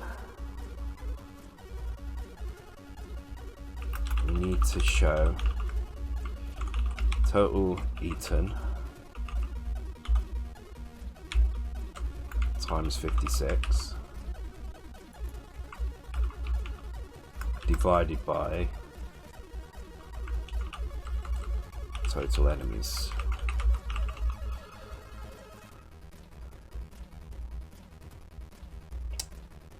Okay, so can we simplify this to... Fucking hell, this is going to be fun.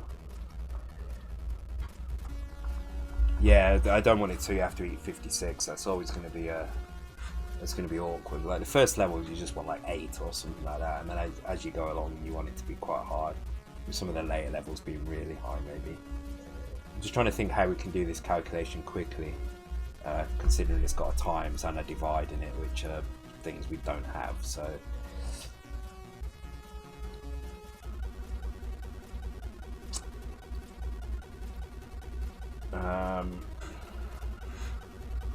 actually, what we can do,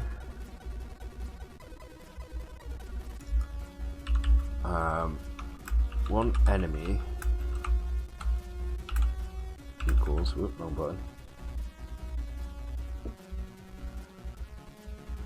One enemy is the equivalent of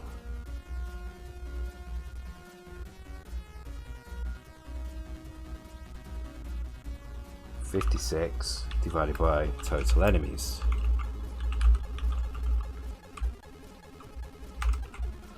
But that's going to end up rounding it down. So if we've got a number of enemies, which means that that value is always going to be like 2.9, for instance, then what we're actually going to end up doing is increasing the bar by 2 every frame. So actually, I think we do need to do this full calculation.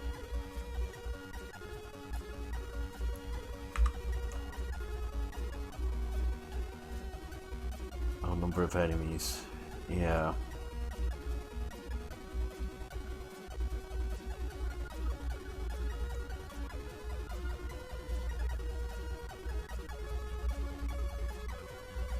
I think tables is probably the way to go here, but then that means we need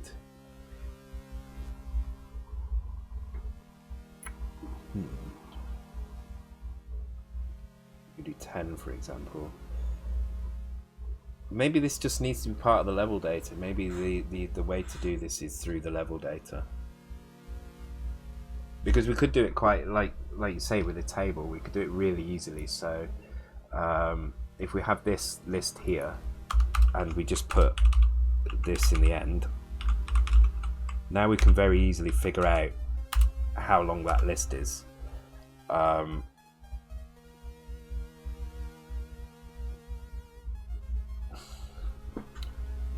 Problem is this gives us 2 pieces of random length data towards the end.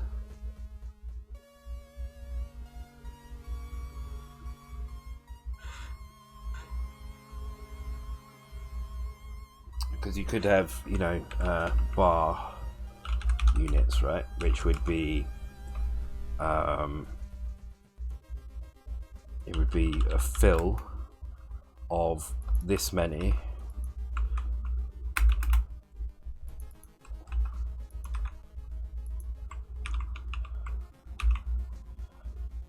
so I put that in square brackets. It's a bit easier to look at. and that would be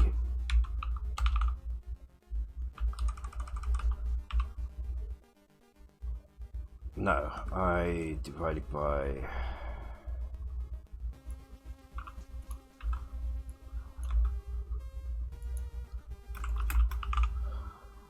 it would be that.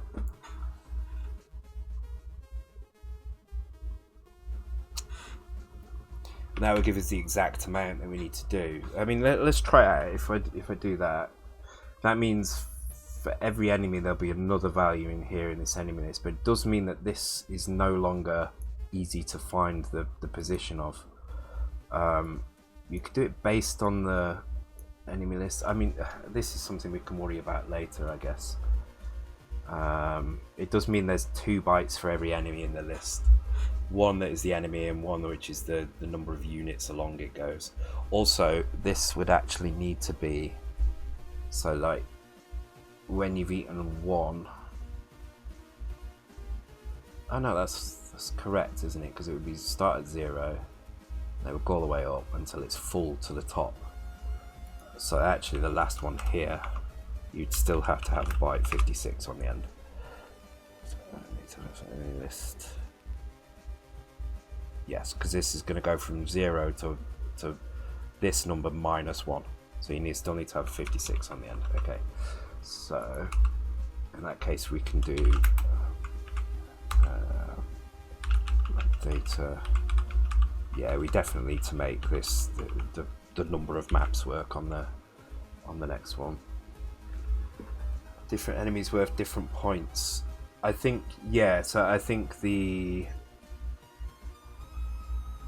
player 2's bar will, so at the moment we're just going to do all the bar in one direction, but we may actually make it go in the other direction as well, for 2 players. I'm not sure how we're going to do that yet. I do like the idea of having player 2's bars come from the other side and they kind of meet in the middle, so you've got an indication of who's fatter automatically from that.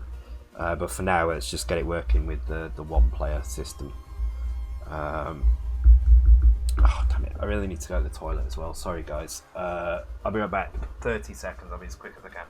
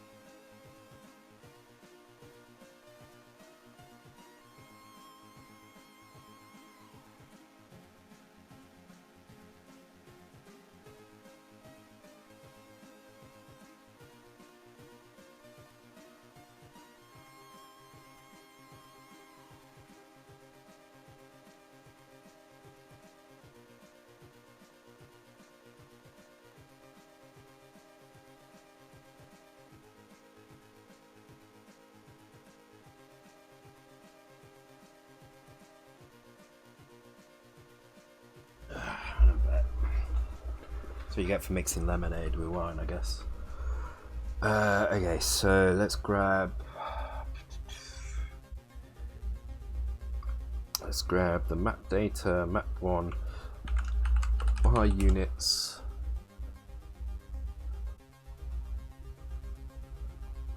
We're using X here.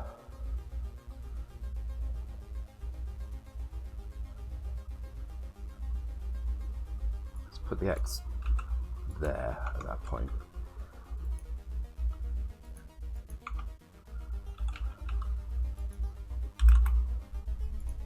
Okay, right, let's try that with, let's reduce the number of enemies we've got down to 12 so we can see that list kind of go up a lot quicker. So we should see quite huge jumps from this. What have I done wrong here? Unexpected token. So oh right, because I need to put it all in one thing. Okay. Let's do it like this instead. Oops.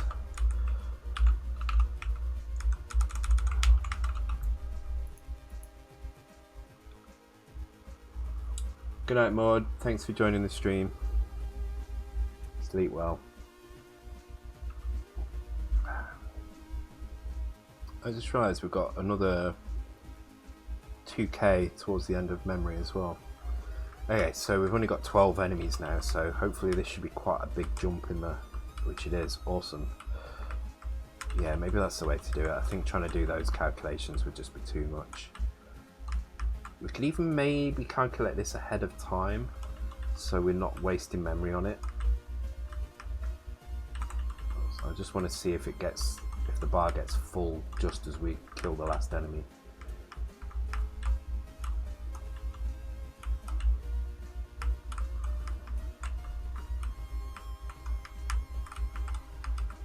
Oh man, the level design's kind of not working with the pipe spawns at the moment, but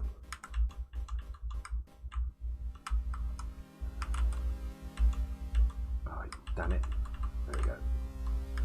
So it looks like we need one more. And then there'll be no more spawns. Yep. Okay, maybe we could get the thing going both ways as well.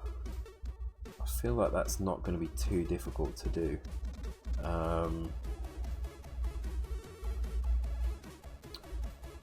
Just have a think about this.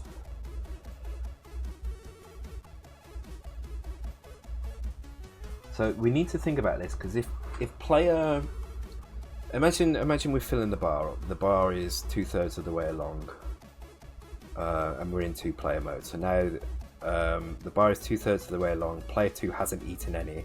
Player 1 has eaten, and then player 2 dies. What should happen at that point? Should the bar turn into a double bar? Not sure. Feels like switching between player 1 active and player 1 and 2 active is going to cause us some issues in that. But I really like the idea of having the bar kind of meet in the middle somewhere.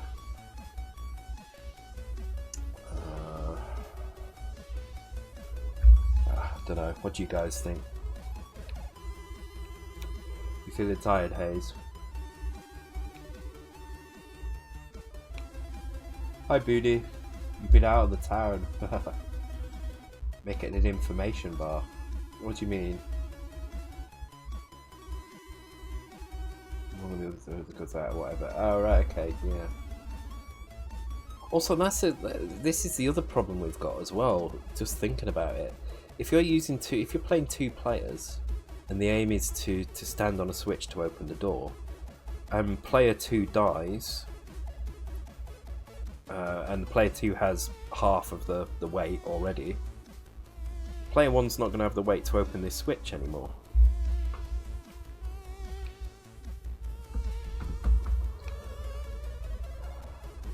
Oh, so I was thinking the player 1 press start would be over in this bit here. So where it says player 1 and a score, if the player isn't playing, it will say press start here instead. Or press start over 2 lines.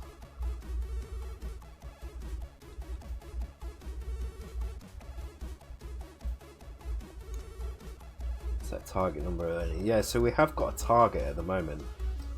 But yeah, it is a problem. If player 2 dies, you either need to increase that target to make sure player 1 gets fat enough, or you need to reduce the amount of weight needed to trigger the switch by this player here. Or it could just be really simple, right? If the switch appears, and there's 2 players, then you need both of them to stand on the switch.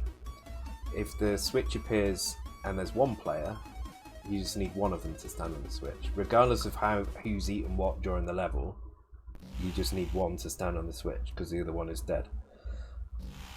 As in either run out of continues or is in the continue screen. I guess we'll figure that out when we get the switch in what feels right. So I'm not gonna mess with this bar anymore. It's building up correctly now. Let's not overcomplicate it right now. What do I want to add in now then? I guess we can start looking at the bulge in the pipes then, because that would be a nice little feature to have next, I think. Also, we need to get the player weights in. Actually, we've got those in sprites. I think they're already there in sprites. So let me have a look. Not that one. Did I put them in? I don't think I put them in yet. I did have them somewhere. I know I did, because there we go.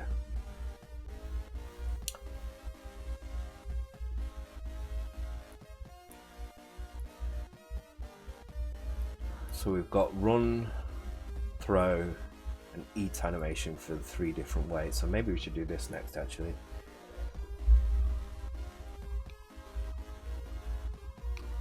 Yeah, I think you're right, Hayes. I think there's so many little things going on here. We need to kind of almost kind of need to implement both and have a switch, so we can just switch between different play styles.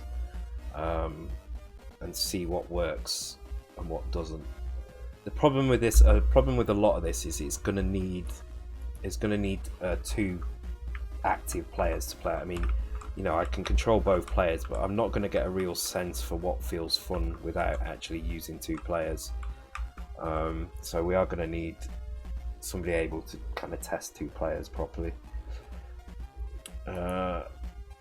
Let's have a look at these animations. Maybe we can put these animations in there.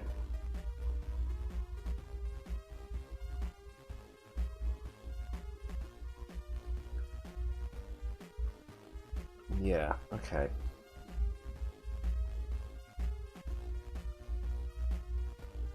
We could get them in now, I think. We do need to implement that. Yeah, A/B testing, definitely.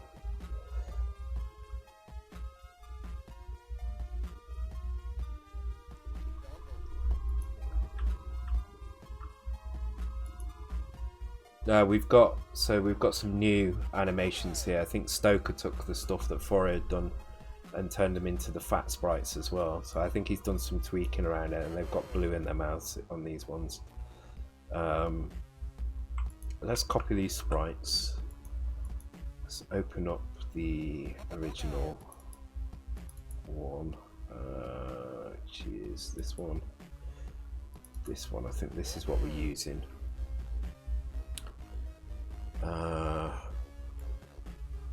Okay, let's just whack a load of sprites in for now. Make sure we've got enough room, actually. Let's just put them all in and we can deal with the size of it later.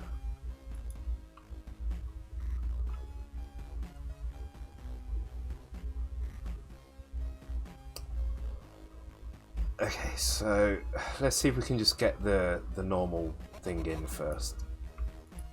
So we've got this animation here, which is our walk animation, and then we've got this animation.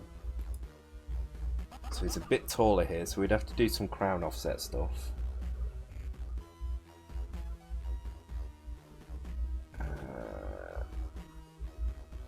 Okay, so I think,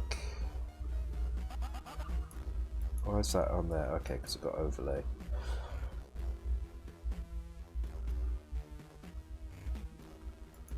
I'm going to save this as a player test, just so I don't destroy the original files, and let's do some sprite work as well. So let's have a look. We will try and get this sprite in first. We'll try and get all the animations for it in.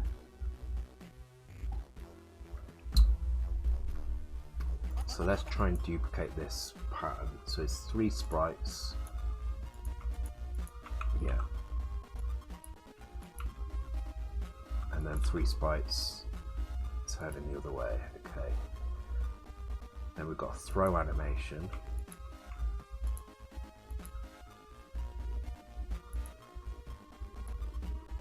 Which is way more sprites on here. Although it looks like those three are exactly the same. They don't look any different. Yeah, they're not. Okay.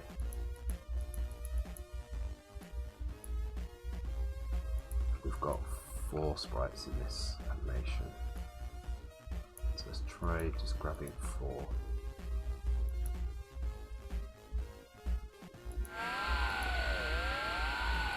Thanks for the follow, Zuckerman. Welcome to the stream. Let's try that. And an E animation as well, so it's this one. See, this has got way more animation frames in it. How many of them are the same though? That looks the same, that looks the same.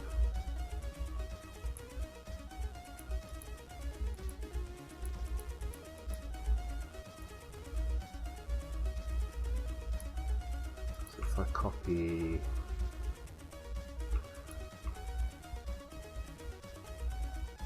oh wait, that's the walk animation on the first raid. That's not, okay, so it would be that, right?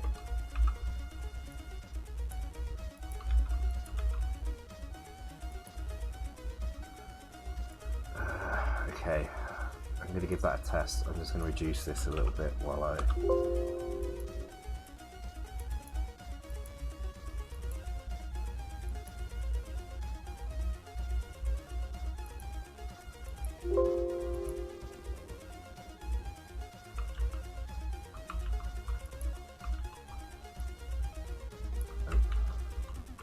Oh god, it doesn't...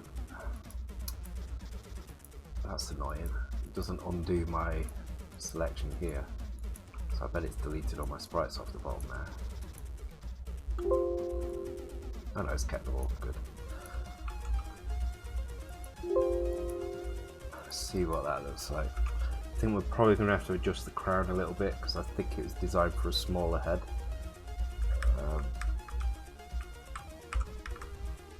Yeah, so the crown needs shifting up a little bit.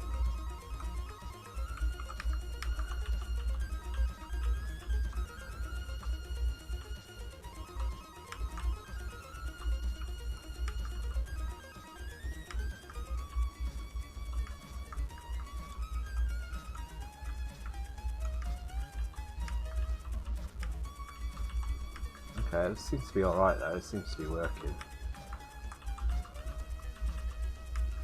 Oh, it crashed though. Alright. Okay, let's move that crown up a little bit. Touch the crown to the player, blah blah blah. Okay. Can I do that in the sprites? It's kind of already at the top, isn't it? Okay, it's just the Y we need to change, so... Oops. CC working game crashes, yeah. I've got to admit, it's getting kind of annoying, that crash. I really want to figure that out at some point. It's definitely to do with those behaviours. Definitely to do with those. I just don't know why. Oh, damn it. Do you know what? I did have... Where was it? I did put a label in here as well to have a look at what was being actually written here. Damn it. Oh, I didn't look at it.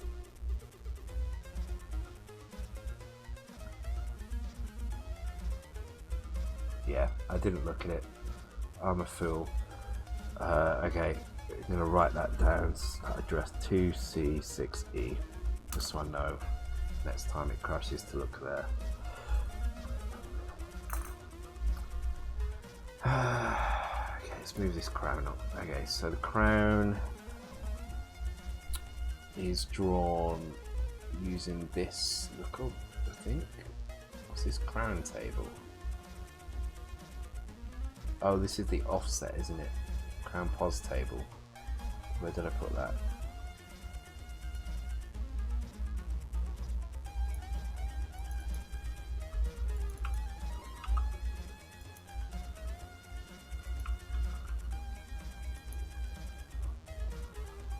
Crown pos table.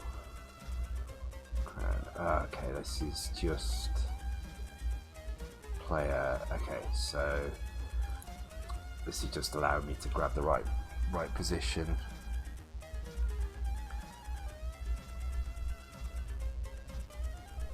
Check for the crown offset. Yes.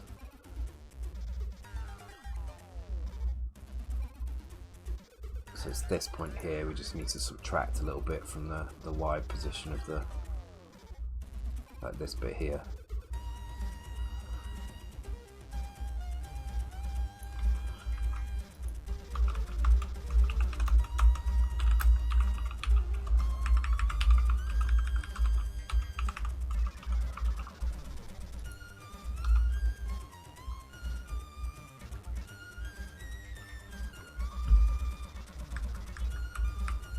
How much wine tonight? Nowhere near what I would normally have. Okay, we're still seeing... Okay, no, that's fine because it's dropping. We've seen a weird... Okay, the throw offset's now wrong because of the sprite change. I'm not keen on that position. It's not quite right. Actually, it's not too bad. But definitely when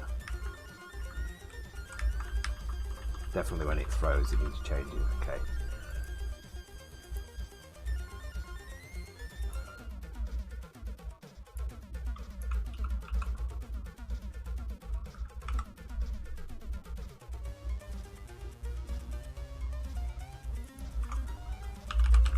And do this instead. So if we're throwing, then we'll do this. Otherwise, not throwing offset.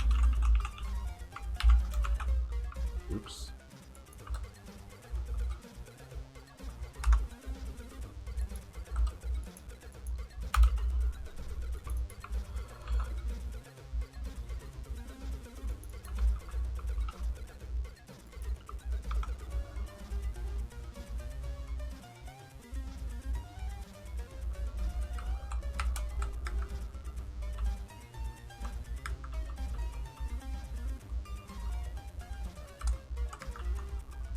I think the crown position needs a bit more work. It doesn't feel natural. Maybe the crown needs to be a bit smaller, maybe it's too big now. Or maybe it needs to move left and right. Also, I don't think the crown should drop until you're in full open as well. So there's definitely a bit of work there that needs doing. Yeah, it doesn't look quite right now. It's bobbing a little bit, but I feel like it should be moving backwards and forwards. So we might have to work on that a little bit more. We'll do some polish around that at some point. I think these sprites are definitely easier to work with. They definitely stand out a little bit more. There's a little less shading in them though, I notice. You can't tell it because I've not got the other one. Let me open another window.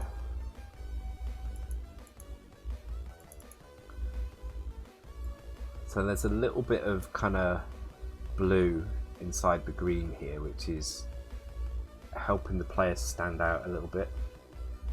Horizontally off by a pixel or so. And it just seems to be at the peak of the throw as well, or it seems to be some time within the throw. You see his head moves forward a little bit, so I need to work that out. Okay, let's have a play around with this. I think it's important to get this right. So first of all, I think the crown is too high anyway. I think this should be down at least one row of pixels. So let's do that, which is this one here. So it's just reduce the amount it's being moved back by.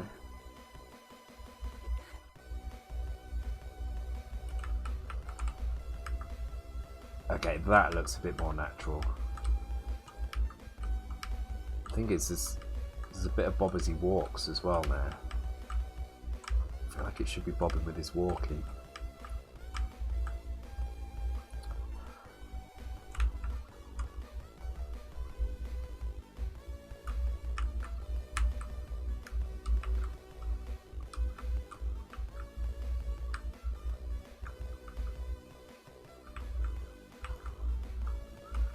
There's a little bit of lag as well in the speed that the crown updates.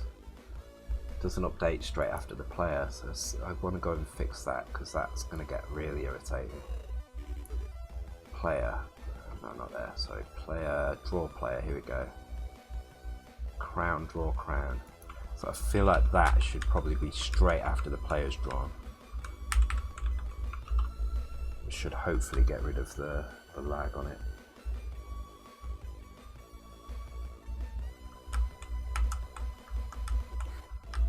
Okay, now the crown feels stuck to the player. That's better, right? So that's one issue sorted.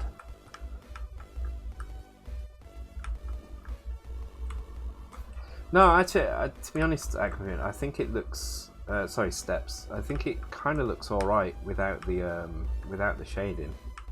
It doesn't look too bad. I think we just need to make sure, because the problem is like that. When the player is green and the main color of the background is green, that's a problem. So obviously we need to pick a color for the players that works. That doesn't clash with the background. I think that's the only problem, is that it's just clashing a bit more because there isn't that shading in the middle. But I think it actually looks all right. You look at it here, it looks fine.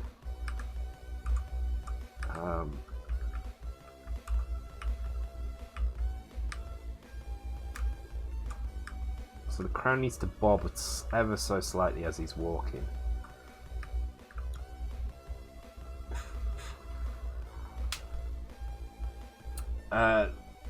Oh, there you go, Fora's done it for you. Welcome to the stream, Monopoly 79.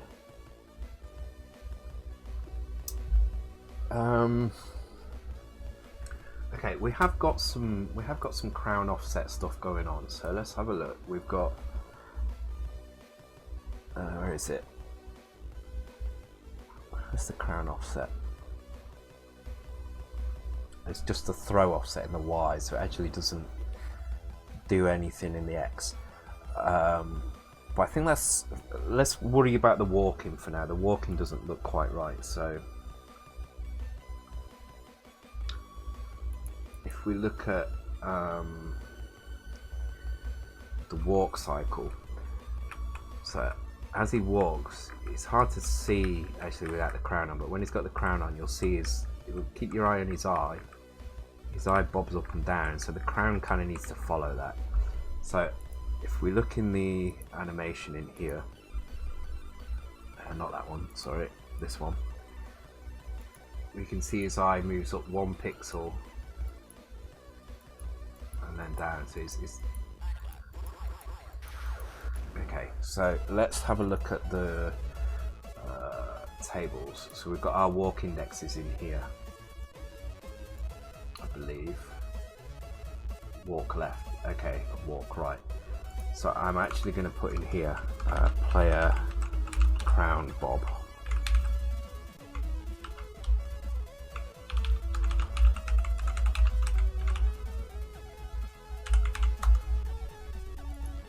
And I'm going to match the offset to this as well. So is it, hang on, what's frames was it now? We needed 1 up. So 0, 1, 0, 1. Okay, so let's just do 0, 1, 0, 0, 1, 0, 1. I think that's right. Hi Prow. The crown is a little bonus feature for 2-player mode. So to add a bit of competitiveness to the levels, whoever finishes the round wearing the crown will get like a bonus multiplier. So it just adds a little bit of extra kind of competition to it. Does it cost bytes to add the end labels? Nope, labels don't cost any bytes at all. The reason I do these end labels is if I want to grab the length of this table, it just gives me a really easy way to do it. So crown bob. So let's have a look at. I have a memory viewer. I have this thing, C64 Debugger. Really useful tool when it works. It's crashed on me. Typical. It's been written by some guys from the demo scene. I forget the name. I do apologise. But it allows me to see everything that's going on, where every sprite is. Look at the memory in detail, so I can see the memory as just a map of what's been updated, or I can zoom right in, see individual bytes, different colours tell me that they're being read to, written from, and so on. It lets you look at sprite memory as well. I can even look at sound somewhere. I forget where it is now. There you go. So you can see what's going on in the sound waves. So it's really useful.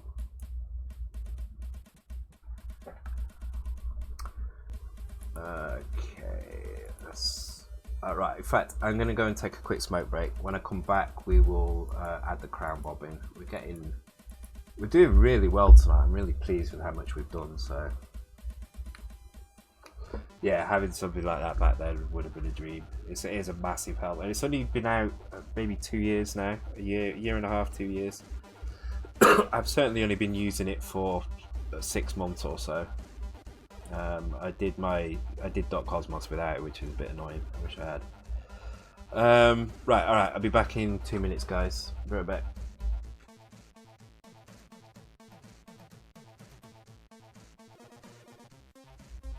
There we go. Don't worry, be happy. Yeah, it is good advice. I was just thinking as well, having a cigarette then, that what we could do with the one player dying issue is if player... I am in too much of a zone, sorry Hayes. Maybe I need to drink a little. I'll have a little bit more. There we go. But I am going to code. I'm going to code like crazy, I think. If player 2 dies and runs out of continues, we can just leave the player 2 corpse on the screen, so you could basically eat the corpse to gain the weight. But I don't know. It's just a thought I've had. Maybe we can do it. Obviously, it would involve a bit more code, but it's not impossible. Not impossible at all.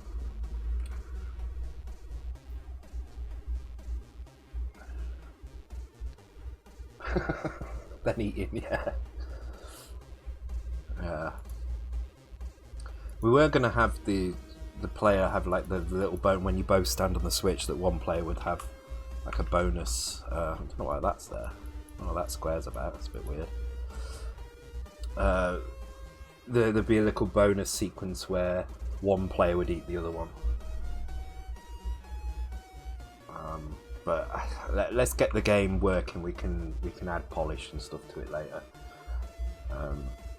It's definitely, the whole thing is definitely competitive co-op. That's definitely the idea of it.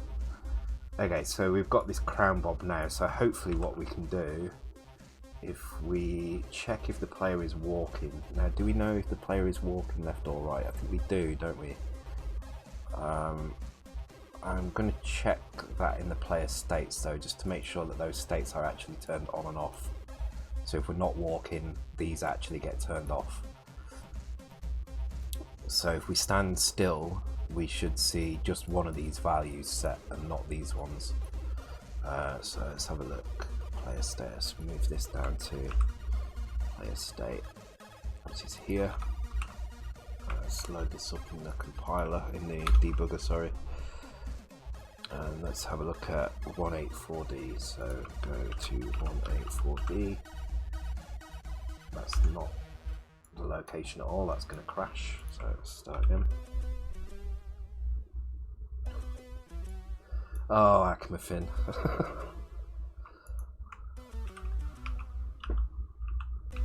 There we go. Right, let's make this bigger. Let's have a look at the player state. Right, so the player state is on 2.0. Now, if those values go higher when I'm walking, which I think they should do, yes, they do. Okay, so I can check for either of those values to see if we're walking. So that's easy enough to do. So state walk left, state walk right. Okay. So in, where are we doing the change? So we're doing a change here, not throwing. So we definitely need to subtract at least 3, so it's going to be 3 or 4, 3 or 4. So we're going to load. Do we know which player we're on? Yes, we're on Y here, but it's being bashed as well. Crown offset 10. Play state. Okay, so we'll do this.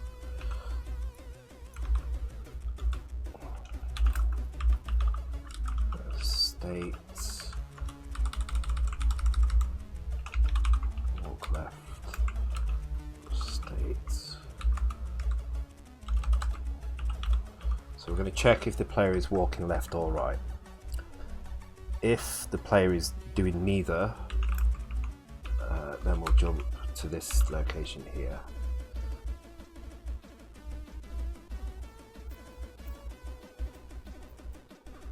In which case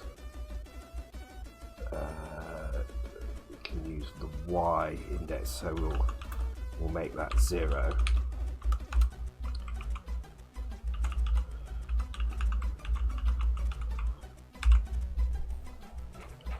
And this will be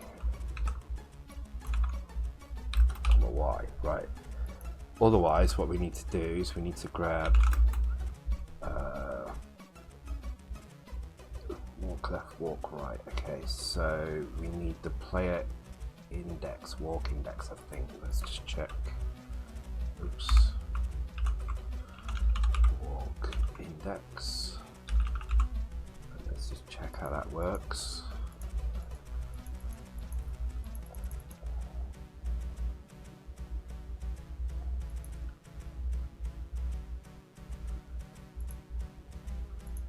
Where's that actually being incremented? I'm not seeing anywhere that's being changed.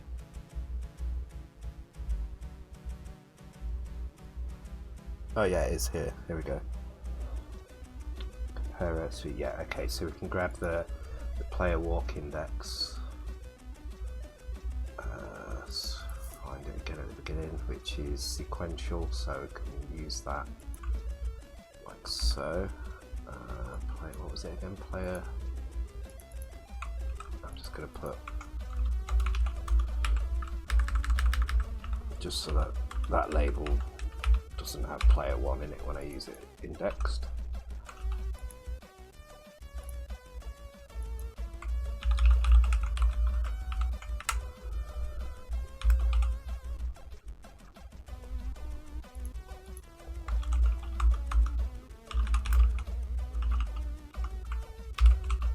So hopefully now when we walk it should bob with the player.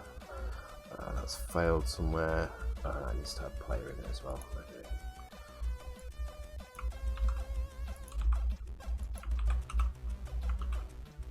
Okay. Oh, what's that one? What is that little red thing? Like a candy bar or something, yeah. No, or is it still failing? Oh, I put an 8 in. Oh, I'm always doing that. Player crown bob, and that needs to be tables.player crown bob.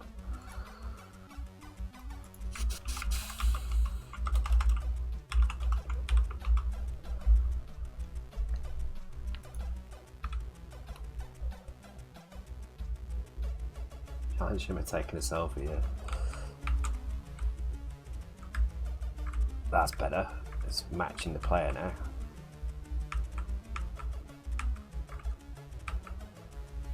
Okay, cool. So now we just need the one for the throw as well. Now we were using a lookup, but I think I must have done this while I was quite drunk, because looking at it, I think I could do it better. That was it here. So not this one. This is, I'm going to write what this is actually doing. Adjust the player crown when walking. I think we can use the same thing here, because we do have throw left and throw right, so we do have the throw index as well. The thing is, we're only using a Y offset here, and this is where the problem is. We should be adjusting the X as well. Okay, so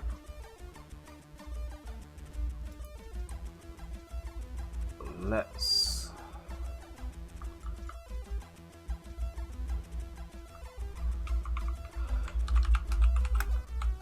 player throw crown X, and let's do player throw crown Y as well.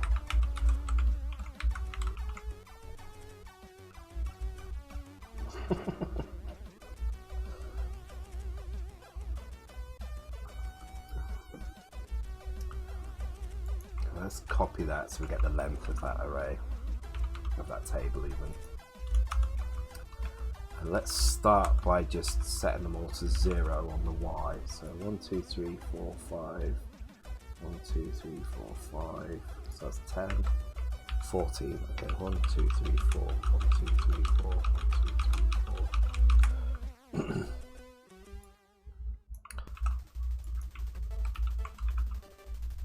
And now let's have a look in the sprite itself. I have a feeling this is going to change as well for each of the different weights, so we may have to be a bit clever about how we do that. The eye is going up 1 there, so that's fine. The eye is not changing there when it's walking, so there will be a different bob here as well. So it's going to get quite complicated, but let's get it working for the first weight, and then we can add the other weights in. I've got a way of doing the weights which should be fairly simple, but we may need to change these bobs to work a bit differently.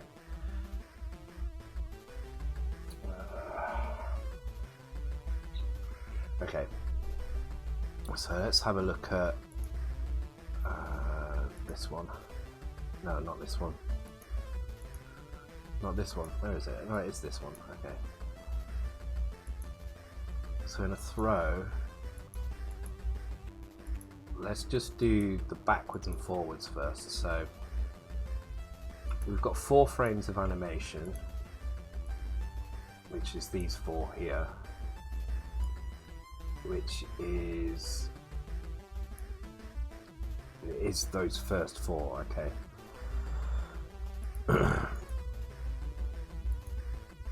So actually, let's do the Y first, because that's going to be the easy one. So let's take a look at the Y position. So we've got no bob at all, then add 1, then is that 0 again? Yeah. So 0, 1, 0, 0 for the Y. So 0, 1, 0, 0.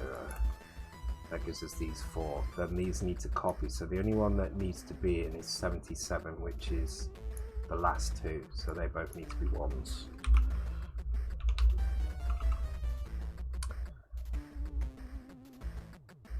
Okay, so we grab the throw index, and then we subtract tables, throw offset Y, and store that. Okay. Which means I can get rid of this table here now. Don't need this one. 3s, 4s. Okay, so we do need to do the same again here. So we need to add 3 to all of these. So this becomes 3, 4, 3, 3, then 8 3s. 1, 2, 3, 4, 5, 6, 7, 8, and then 4, 4. Okay. Okay, that should give us the vertical stuff, and it's called player crown throw line now.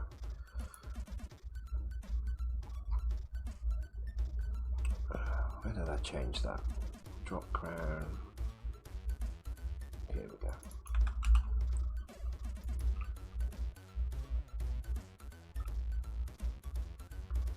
So this isn't going to fix the X, but hopefully this should bob properly with the player up and down when we throw, which is that one there. So it's definitely keeping the same height above the eye, so we just need the X to work now. So X, let's have a look at that. So we've got, I need to close that one because I keep opening that one.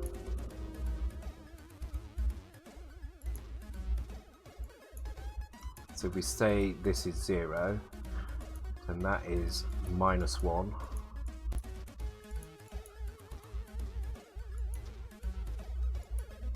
Let's do it so it's all addition. So let's work out where the furthest back is. So this is the furthest back. So this will be 0. This will be 1. So this is 1, 0,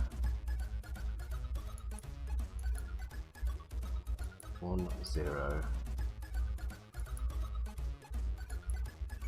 2, 1, 0, 2, 2, 1, 0, 2, 2. Okay. So 1, 0, 2, 2. Which means the 2's are copied all the way along. I need to split these up so I can look at them in chunks.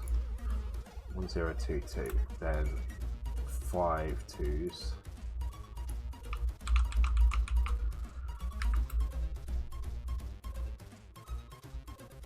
And 3 2's. And then 77, 77, 0, 0. Okay.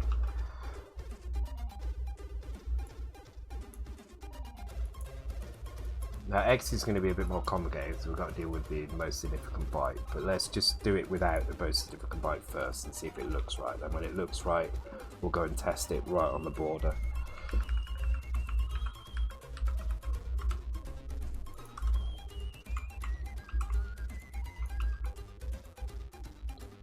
And we're adding this time.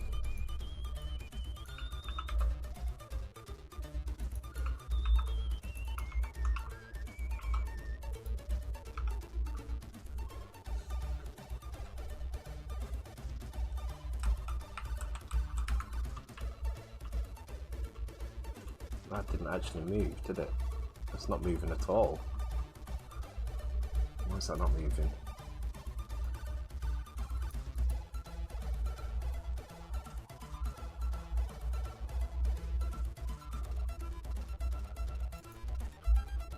Definitely getting the throw index, getting the throw crown X here. You should be adding that to that sprite. Is there something else that's setting that somewhere? Oh shit, it's been set here.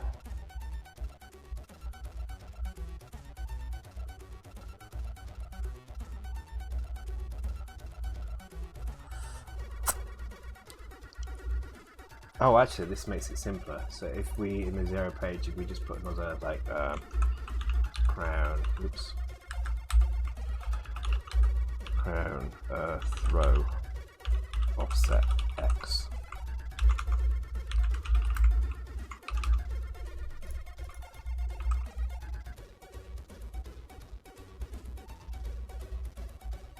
Now, do we get to this skip throw offset? How do we get to that? Over here, so create a default, and then here we can just do this, which means in here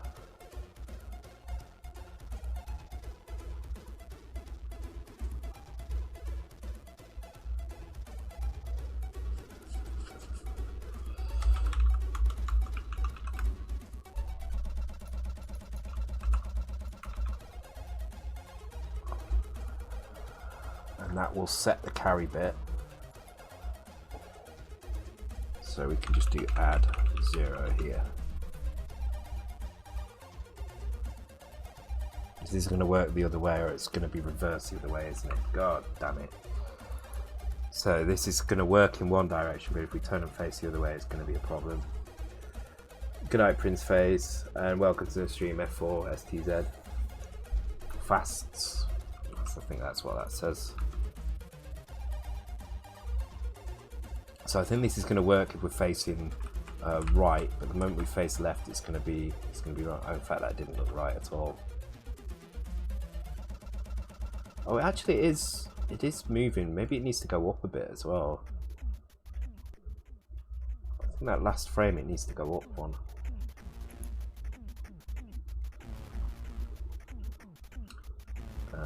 So this frame here, maybe there should be 4.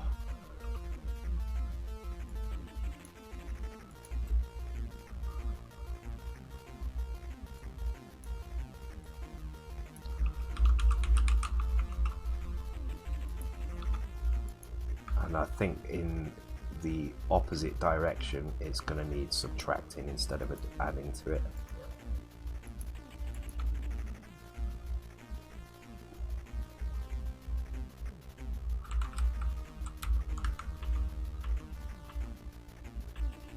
It's still not quite right, is it?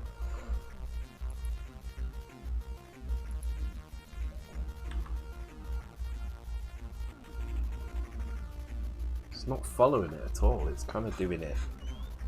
It's doing a little bit offset. Is that because we're... Ah, shit, I know where this is.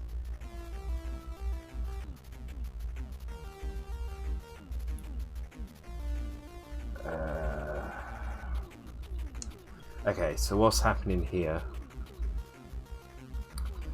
We're doing the draw player here, and then we're drawing the crown, but I think the draw player is actually advancing that that index. So I'm just going to go and have a look.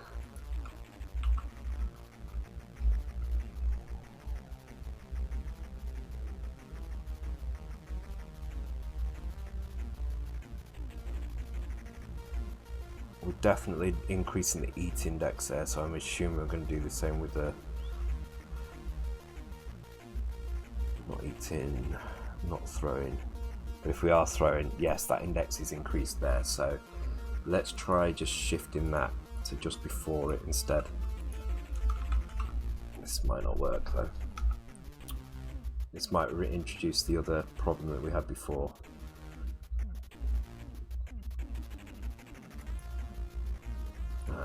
With the crown lag as it goes down. Oh, so actually we're not getting, like, okay, so it's still not right though. I mean, it looks better, but it's still not right. It's still not following the...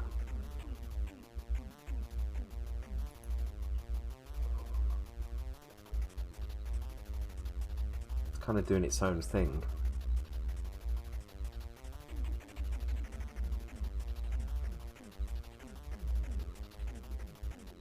I mean, this is really good shot. Oh, not quite.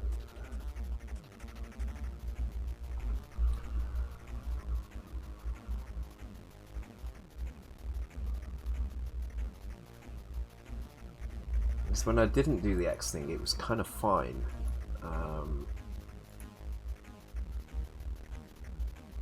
Let's just get rid of that a second. Get rid of that. So let's ignore the crown. And let's undo that change, because that was fine, I'm pretty sure.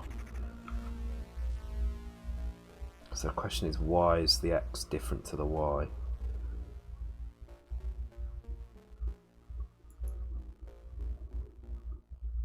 So we're just looking at the vertical movement now.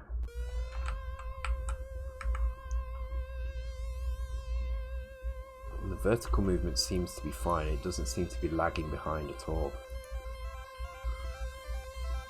Oh no, it is. It is still lagging behind, I think.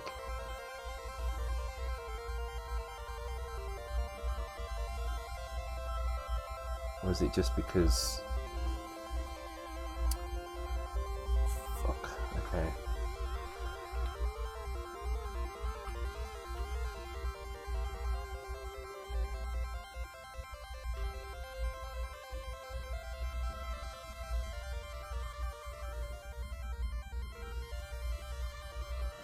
Can't work out what's going on there.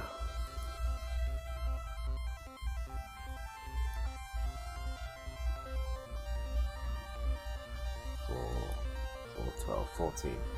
Okay, so we've got the right amount in here. And the right amount in here. Why would it be different?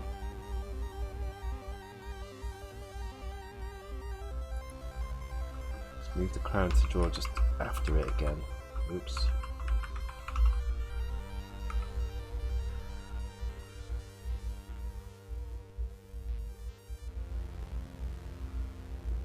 I'm actually getting tired now. This is why I drink more. I still get tired when I drink, it's just I don't care.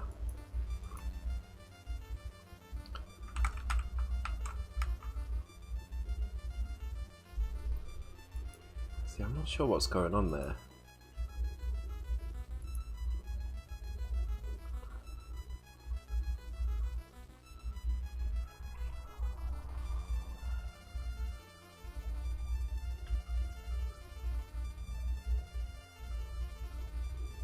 I don't know why that crown is drawn at a different time. I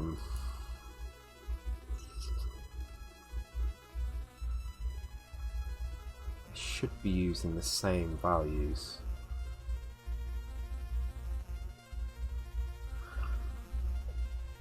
And what have we got? Let's have a look. So this is our normal walk frame. And when we go into throw, it's automatically up by 1.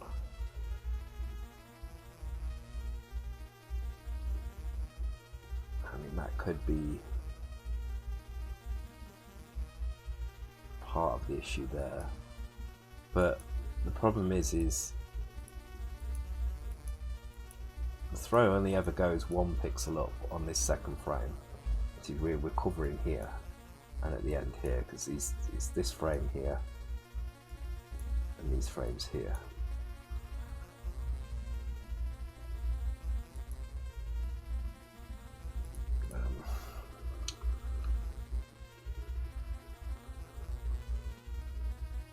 Damn it, I think I'm starting to hit that freaking wall where I can't figure things out. And it's not alcohol, I don't know what it is, I think it's just a time thing.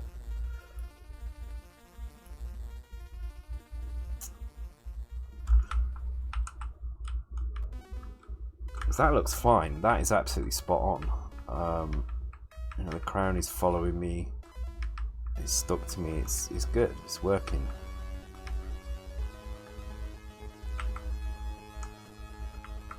Keep hold of the bloody thing, and to a certain extent that throw feels alright. It's just that horizontal movement looks really off.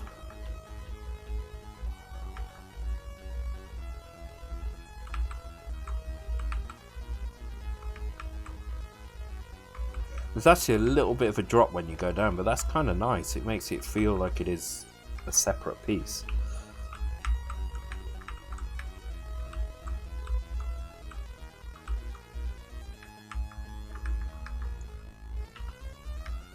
Throw is really annoying me. I mean, maybe it would be enough for it to just shift 1 pixel at the height of the throw, which is here.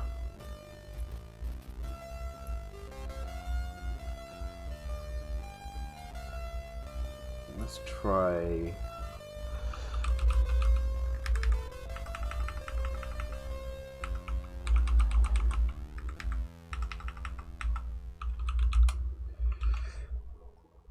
Yeah, I think so. Let's try that. I mean, I don't know why it feels so disconnected. It should be exactly the same. Let's clear the carry bit. Do this. Any of this change the carry bit? No. Okay, so this should be. I don't know what that was. It just beeped, but something beeped.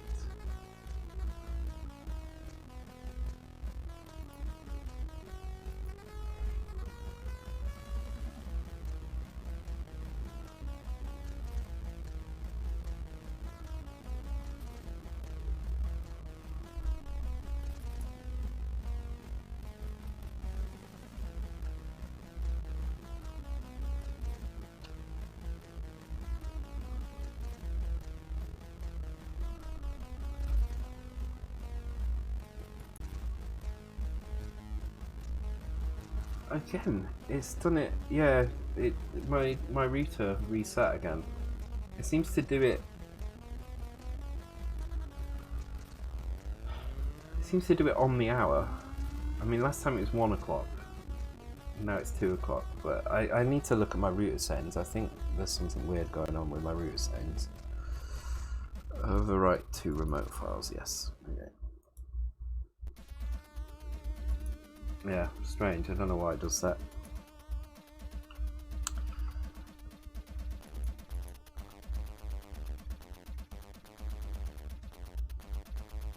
Okay, let's have a look. Oh, the walking seems fine. There just seems to be too much of a disconnect between the...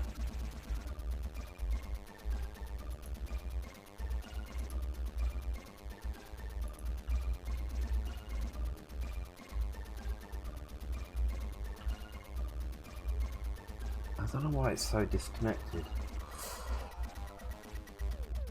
I'm trying to think if there's something obvious that I've missed.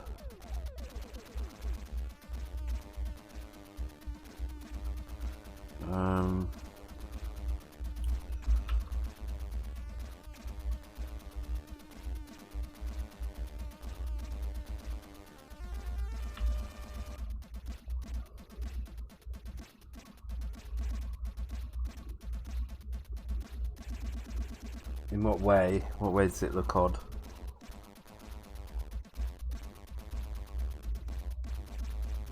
Also, I have no idea what this behavior is doing. I think because it's dropped over the edge of a platform, it's really confused. That's a behavior thing. We can deal with that later.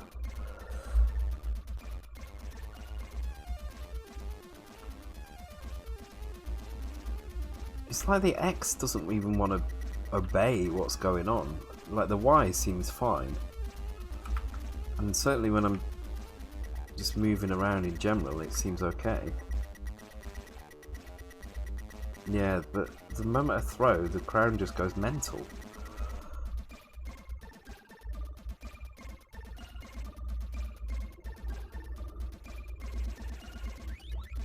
Yeah, the walking is... I mean, that looks stuck to my head. That's not... There's a little bit of a thing when I jump, but I don't think that's too bad. It actually adds a nice thing to it. The throw is way off.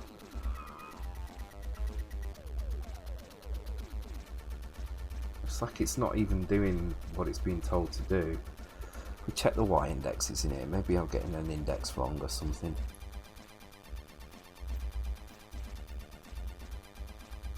There's a tiny little bit of lag when it's falling. There's a sprite in the center of the box, does it shift?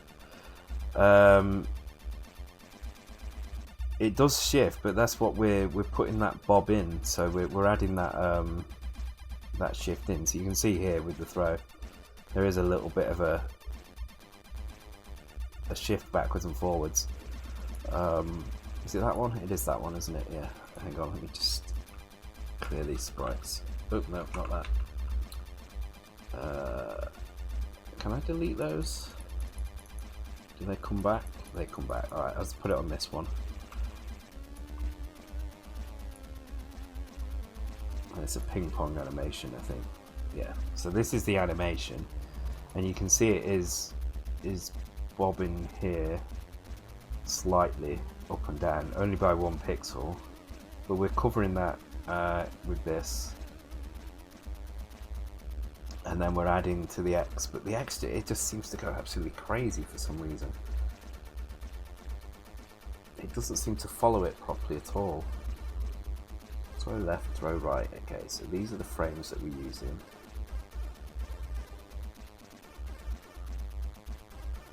So this is our throw right animation.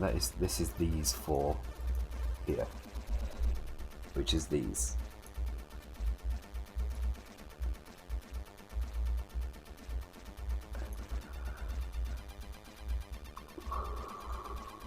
Ooh, pardon me. I need to check my... What am I adding here? I'm adding the crown throw offset X, okay. Which is definitely only being used here. we reset it to 0 at this point. If the player has crown, then 0 is the only value it's going to use. Sorry, if the player doesn't have the crown. If the player does have the crown, it's going to try and figure out what this offset is. But only if it's throwing. So if it's not throwing, it'll come to here. So if it is throwing, it's going to grab our throw index.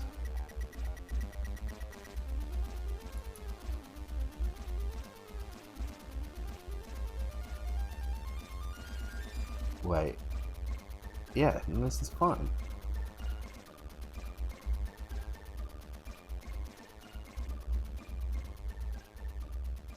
Throw crown X, Y.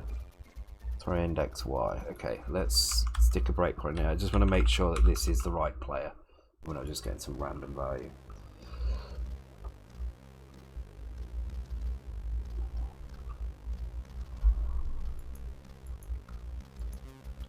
So it should only break when I throw, and when I throw, Y should be 0.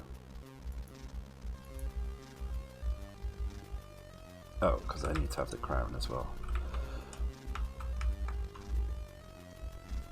And Y is indeed 0, okay. 0, 0, 0, all the way along. It's never not 0, okay. So it's definitely getting the right throw index.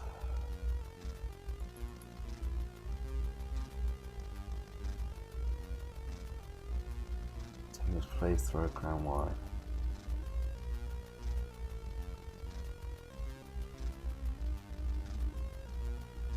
Throw crown X. Okay, let's put a breakpoint in here. Let's see what values are appearing here.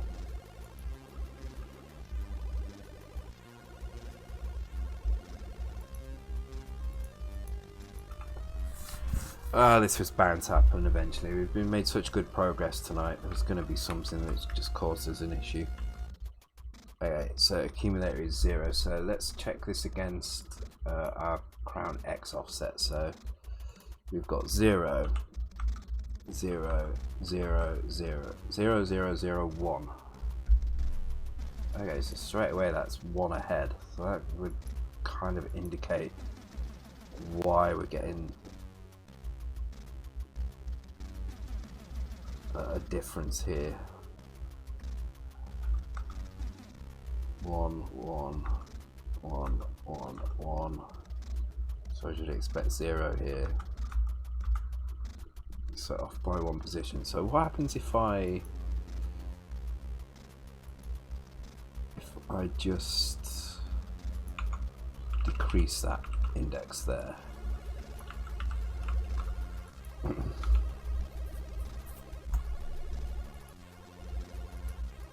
So I can either decrease the index or I can change the table.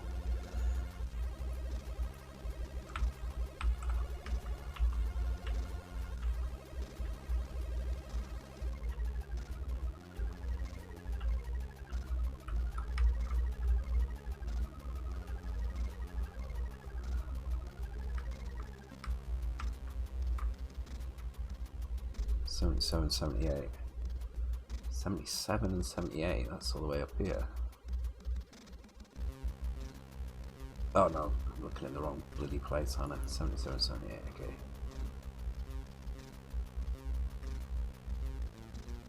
Yeah.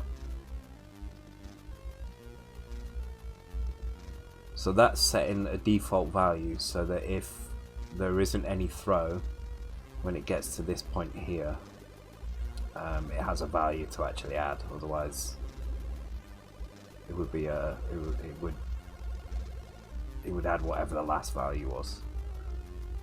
We need to make sure there's always something to add. So it's set to a default value here, and then assuming that we can change it, it's then changed on this line here, which is just our X throw here, which is this array here, this table here.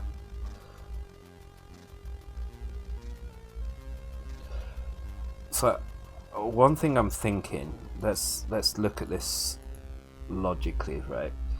This is our walk animation. this is our default, right? This is the default state.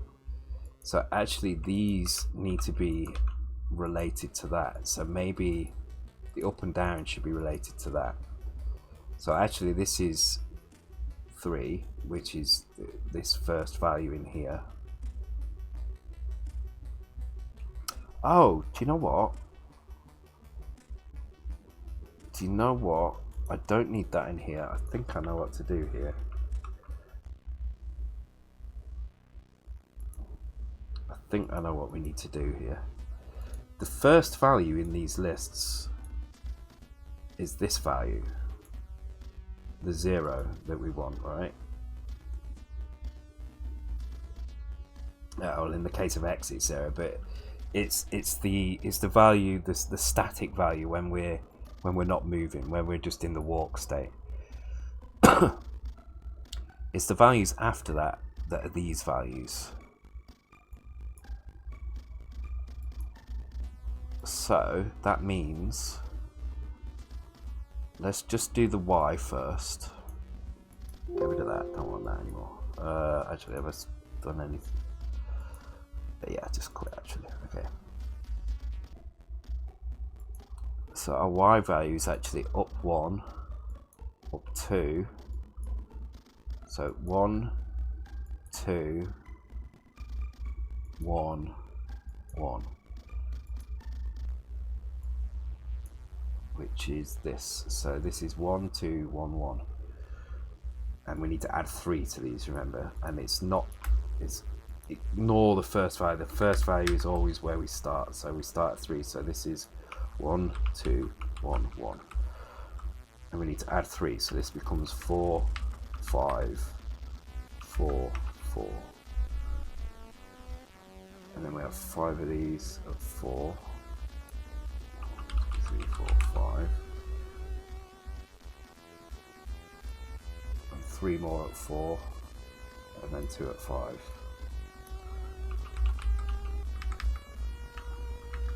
Right, okay, this is making more sense now. So that needs an extra value in it as well, right.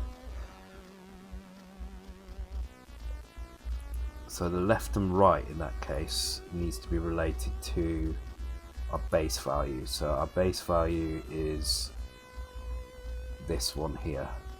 So this is 0, minus 1, 1, 1. So that is 0, minus 1, 1, 1. Which means those are all 1s. Which means those 3 are 1s. And means the last 2 are minus 1s. If this doesn't work now, I give up.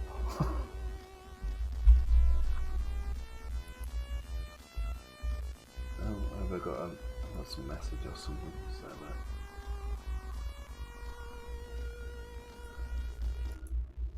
I do not know. I do not know. Okay. Fingers crossed, yes. Fingers crossed indeed.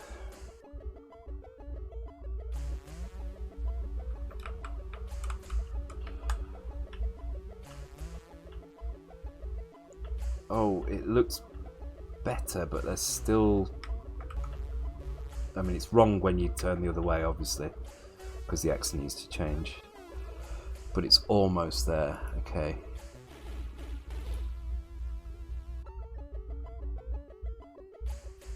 oh, it disappears at one point. What's that about? Is that the minus 1s?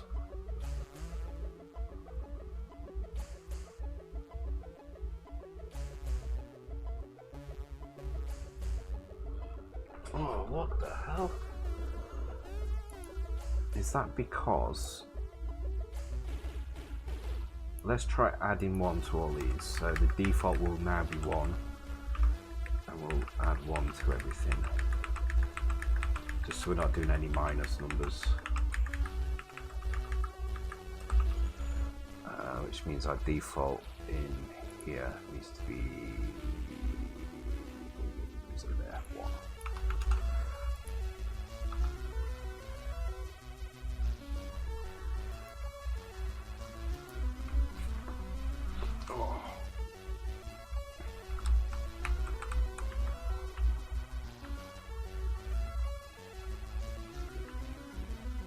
that feels a lot better, but now it's kind of, it's too far over. It needs to actually be back one. Oh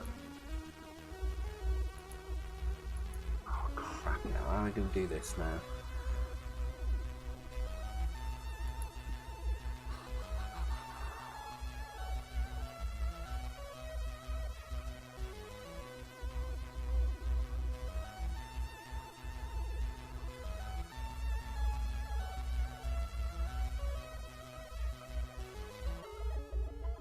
Yeah, it was the -1. So, after all of this, we still need to subtract 1 from this. Or, aha! What we can do, we can be really fucking sneaky about this. Oh no, it's already... I was hoping it was a bit more on the edge, but it's not. And the players are filling up the space. Damn. Okay, think. Okay.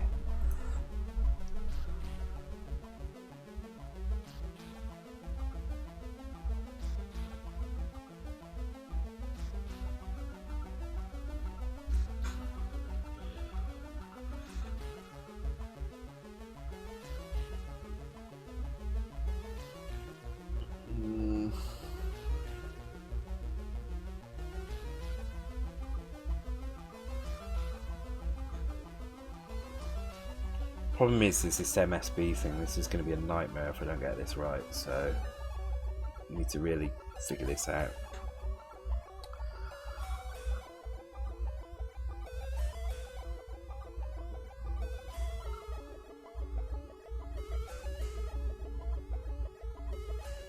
I feel like the crown should have been in half values, but then it would have jittered more as it went around.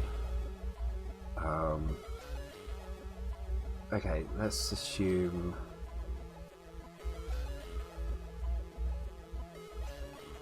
No. Oh, God damn it.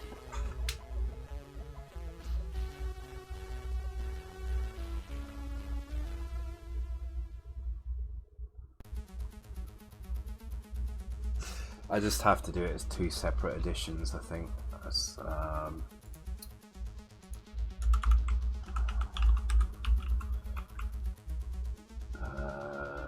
I'm just going to call it Crown X. I don't care at this point. Okay, so hang on, let's just take a step back a second.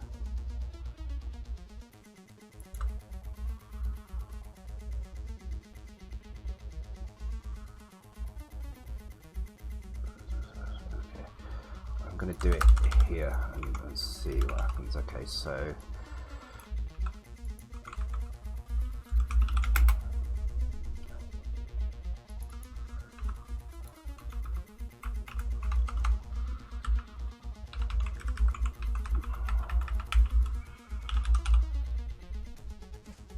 I'm just going to comment that out for now, right?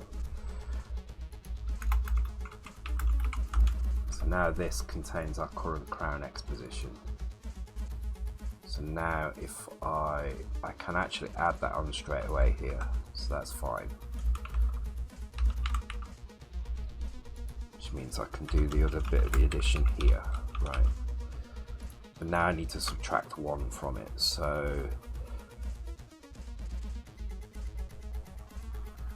I can just... I feel like this is really... I feel like I should be doing this in a much easier way. It's the fact that I need to add a value and then subtract 1 from it is just throwing all this calculation right out the window.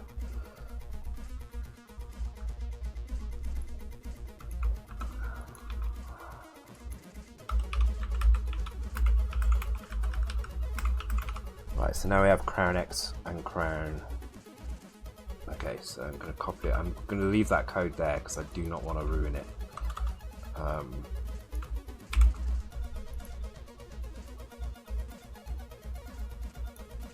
So that's this bit.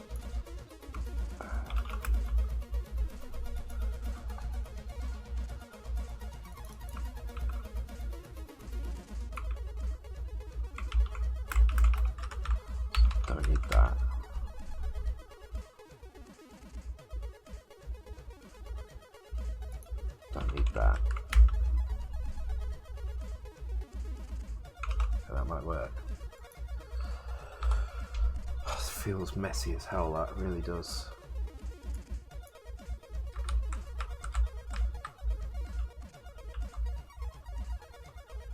That's almost there. Definitely almost there. I mean, it's completely wrong that way, but it's almost there the other way.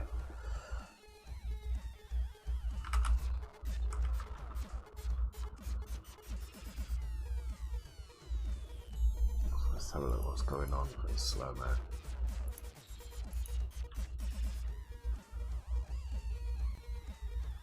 There's still a bit of overlap. I don't know if it's because I'm running it slow, because I don't see it when you don't see that weird crown overlap. You do see like a little green band of stuff under here where it's not quite moved enough. That doesn't feel too bad now. That actually feels fairly stuck to my head.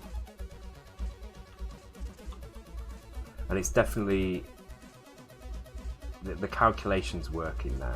It's just not working in this direction, so I need to make it work in the other direction.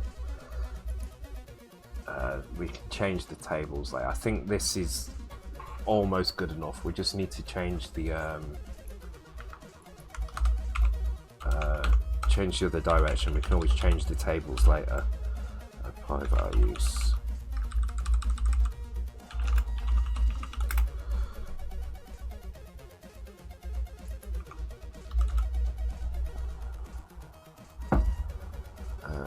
So what do I need to know here? So I need to know if the player is facing left or facing right. So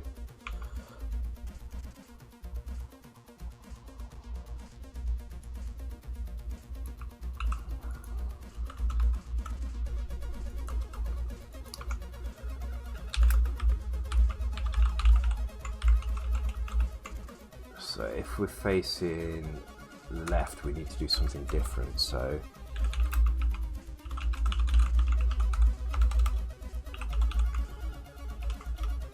and this is the facing right code.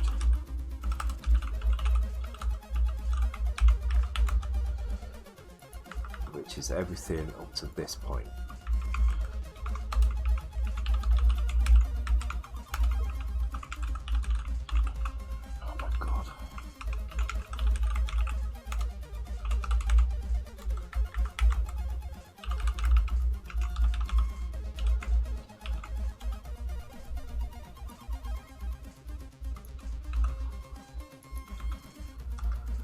And what we need to do is the opposite, so we need to do the subtraction here.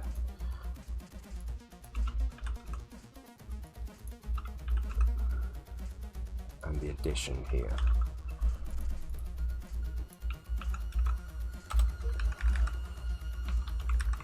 And that should not have a set carry bit there. Or a clear carry bit on this bit. If this works, I'm going to go and have a cigarette, and then when I come back, we'll... Well, what we can do next, actually, we're getting... Okay, it's the same on both sides. So I think now a little bit of adjustment in the table will fix this. I'm going to leave that for now, though. I think this is close enough. We can chalk up to one of the little bugs we need to tweak later, but it looks like it's just a tweakable value now.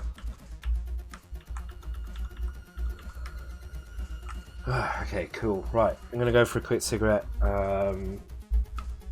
When I come back, I don't know what to do next. I don't want to start anything too big. The pipe animations would be good, but I think that's probably a little bit too much for today. I'll tell you what, we can try and put the other sprites in. We can get the other sizes working. If only just like a hard-coded size. So at the moment we're on size 0, and we'll just set it so that we can draw sprites at any size, and then just change the size and see how it works. I suspect that the crown is going to need loads of work, because different size enemies are going to need different adjustments for the crown. Just complete the box half and ship it. Yeah. But yeah, we'll drop the sprites in because we at least need to get them in anyway. We can start looking at arranging it properly on the next stream maybe. Like I say, there isn't going to be a stream next Saturday. If there is a stream on Saturday, it won't be a coding stream. It's just going to be me drunk after the concert playing some games. But there will be a Thursday stream. Right, I'll be back in 2 minutes, guys. Go back.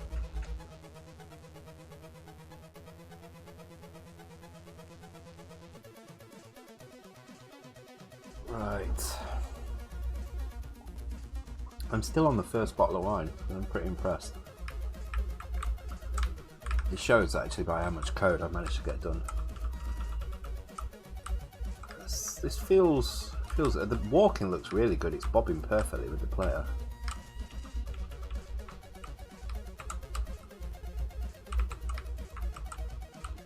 I love the fact that the other player can... Oh, I should check that it's working on this guy as well, actually.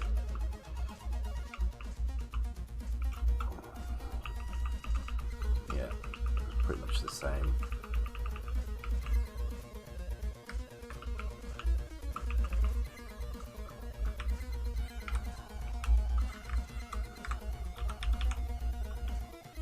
Oh, look at that, 4. Oh no, I thought I was going to get 4 in one go then. Okay, let's add the other sprites into that into here. Oh crap, we've got this sprite here as well. That needs moving. Okay, that's damn it. Okay, because what I want to do is I just want to add the 3 levels of the sprites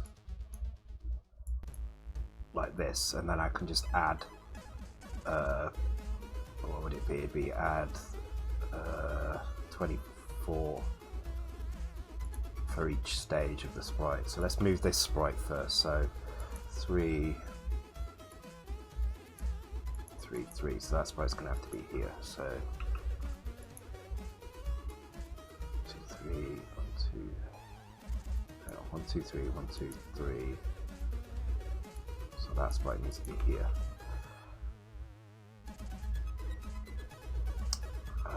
And that's going to be the sprite when the crown is dropped, I think. So, oh, am I online? Oh, I am online. Okay. I do worry sometimes with this thing. Okay, so we need the sprite that used to be 30, which is actually 94. So that will be 5E. So there should be a 5E in here somewhere. No, it is.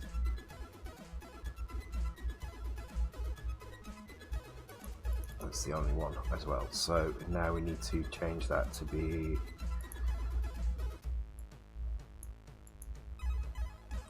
78. So 78 plus 64 is 130, 142. So that will be 8E.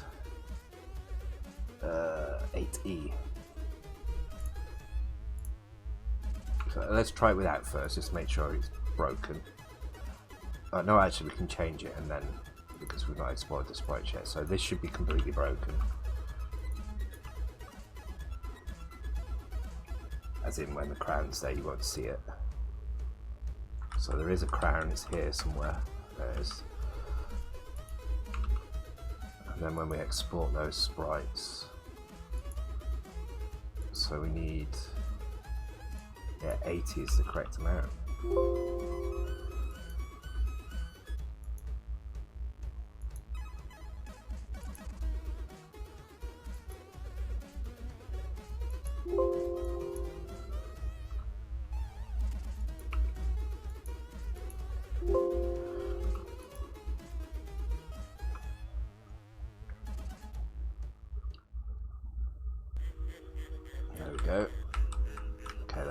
Working. Let's just get hit. Yeah, cool. God, I've said cool about 100 times tonight. Okay, so what do we need to do? We need to move. Right, so we need a copy of these sprites. So the crown is not going to be copied, but let's just move all those down. So we don't need those crowns there, but we do need the walk animation for this next guy. Let's just delete that there. All right, we've done the slow guy. So now we need the slightly fatter guy.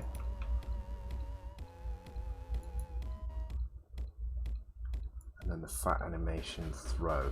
Okay, so the throw was 5 frames, but I think we worked out one of them was a standing still frame.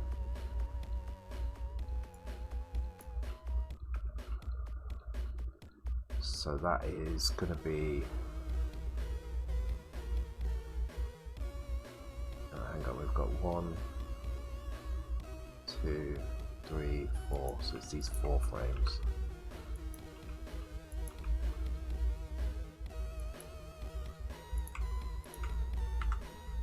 And the eat frame, oh, I didn't reverse the eat frame as well, so that is reversing, which means there's probably a bug in here now when I eat.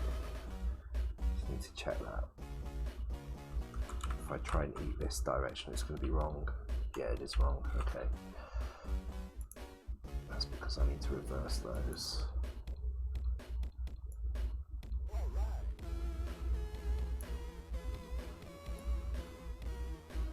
So it's this set here.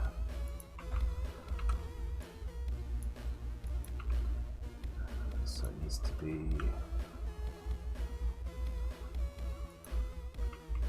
those ones, I think. Is that right? Yeah.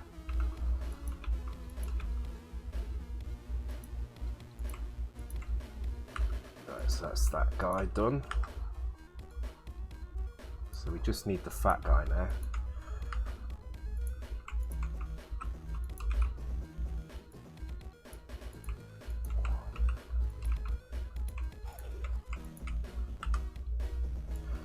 Okay, so the walk animation is straightforward. It's just a copy of the 3, because they're like that, then they're reversed. Just copy these down so I can actually see what I'm doing. So that's that guy.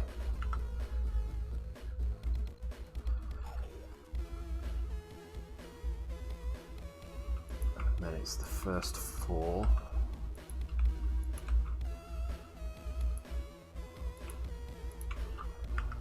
And then it's the eat animation, which is those 4.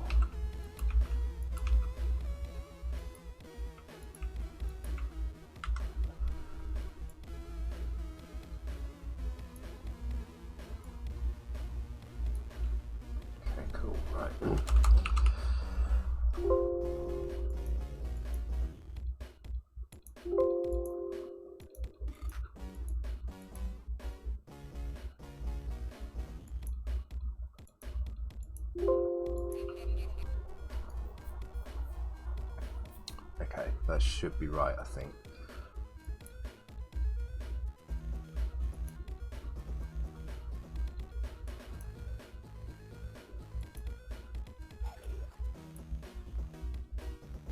So let's add a new property in here.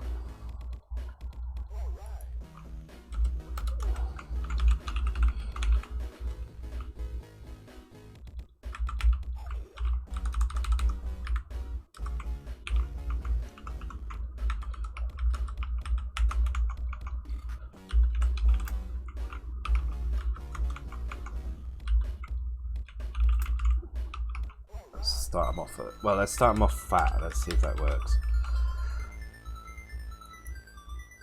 So when the player frame is being drawn, so draw player, it should be stored somewhere near the end.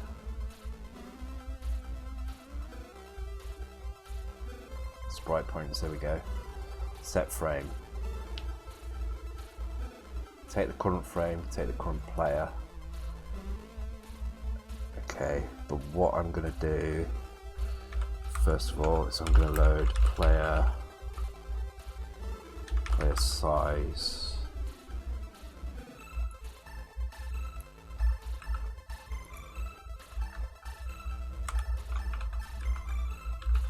X.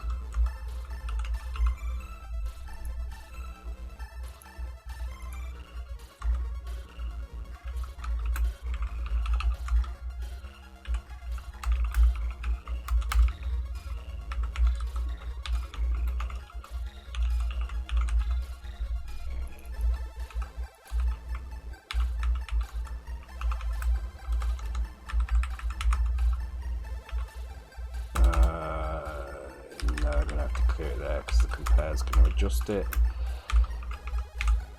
24 decrease X, jump to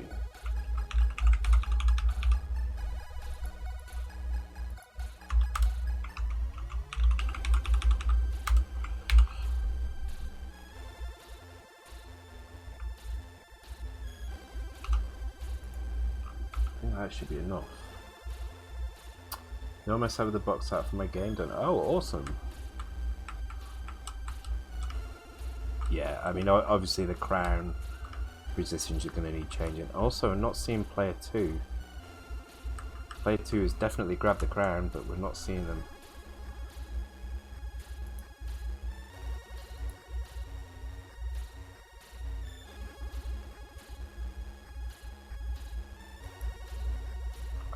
Is that because that needs to be that, maybe? Yes, that's it. Okay, cool. So we should be able to set different sizes for the players now. So we're going to have to do some work on... Do we need to do it on collision? We might need to do it on collision as well. I'd rather not if I can help it though.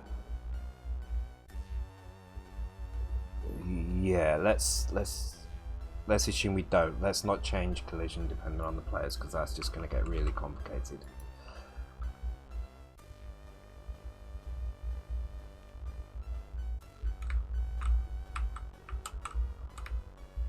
Yeah, so we're definitely going to have to do a crown adjustment for the different players. But there we go, we have 2 players at different sizes now. And we can change the speeds based on that as well.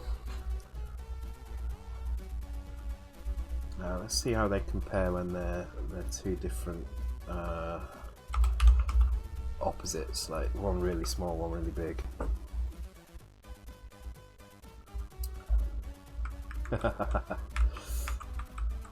That's kind of funny.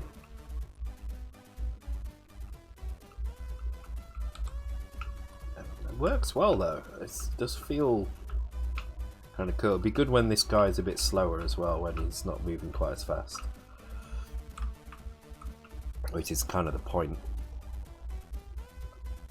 Oh,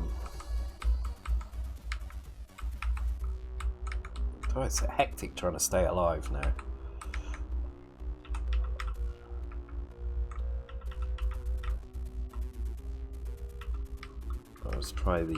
Let's try out the different animations. So we tried the throw animation. Let's try the eat animation.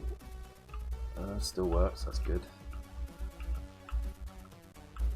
Make it so you don't throw as far when you fight. Yeah, you could do. Again, though, I think that's the sort of thing we should probably do with balance at a later date. Speed, I definitely want to adjust, because there definitely should be some disadvantage to being ahead. If we decide that speed isn't enough of a disadvantage. Oh, that's cool. If you stand over the edge and do the animation, crown falls all the way off.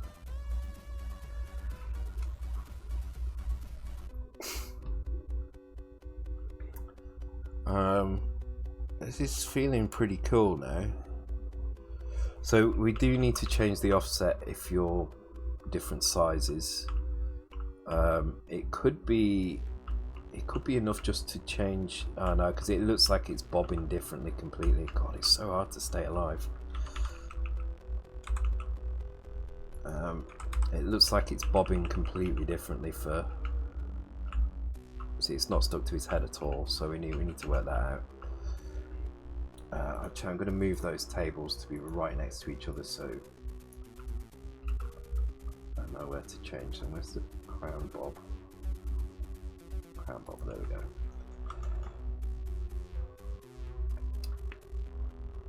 go. So hard to stay alive, yeah. It's so true in real life as well.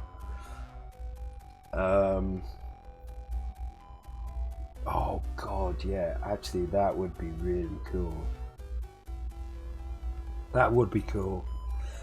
In fact, it would be so cool, I'm going to do it right now. So,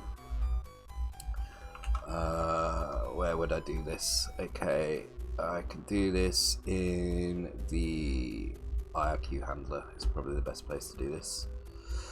So, let's have a look. Where's our IRQ?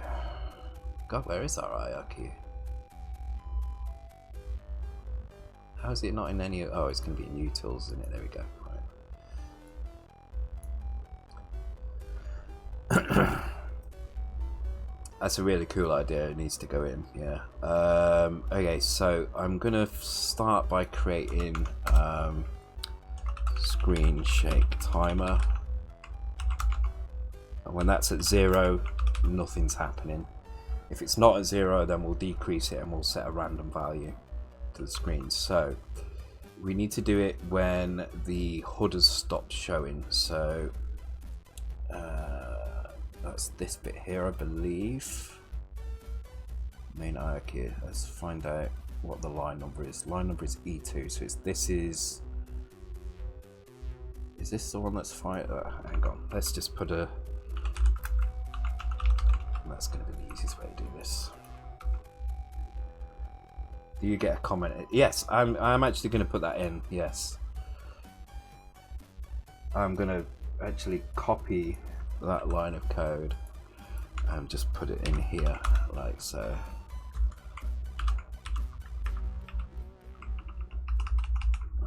There we go. You do get a line in the code because that's awesome. I like it.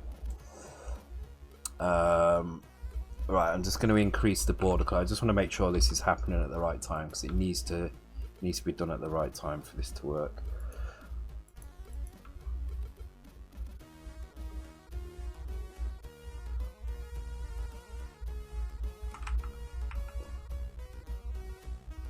Is that all right? That's happening up here. Okay, so that's fine. That's a good enough place to do it because it's right at the top here. Okay, cool. So we will do it here. We'll make sure the border and everything is set correctly first, and then we'll do it here.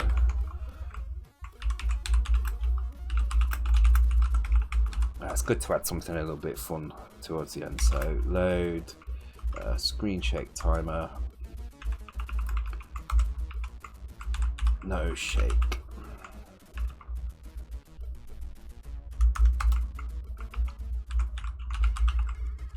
Otherwise, we're going to decrease that value.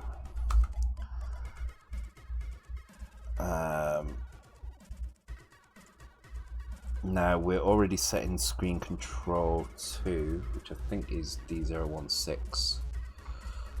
Screen control 2. Screen control 2 D016. So that's going to be. So we need screen control 1 in here as well because we want to do both left and right. We want it to go kind of a bit crazy. So let's put screen control 1 in. Let's bring up those on my memory map. There we go.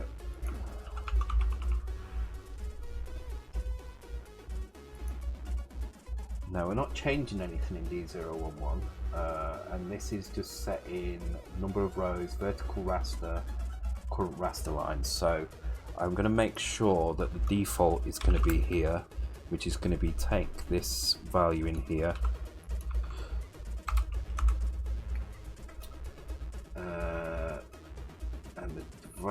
default value is to AND the whole thing with 1 2 3 4 5 1 2 3 and then OR it with 1 2 3 4 5 6 1 1. That's the default value.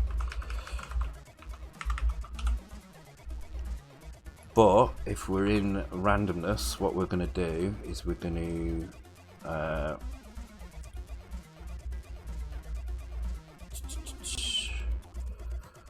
we need two random. I'm going to create a random. I'm just going to call it random here. I'm abusing zero page at the moment, but I don't care. So we're going to jump subroutine random. I think it's called random, isn't it? Yeah. We'll store that in random val. Then we're going to load. We're going to do exactly the same again. This time we're going to OR it with random val, and then we'll do the same with it control 2.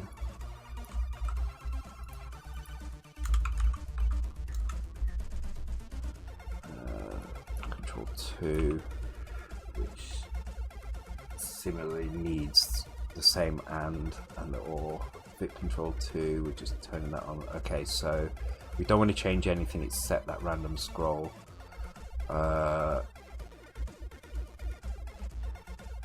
We should probably change that there as well, so that we 5 2 3, so that we're always blanking out those 3 scroll bits. So it's the default value for the scroll, and that should be enough. So then all we need to do is set the screen shake timer when a player lands. So in player fall and jump, whatever it is, jump and fall.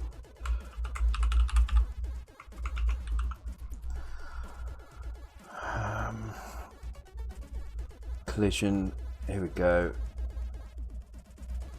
Not falling, so we need to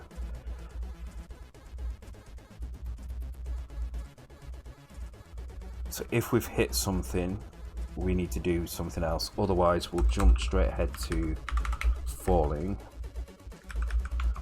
Otherwise we do the not falling. But before we do the not falling, we will check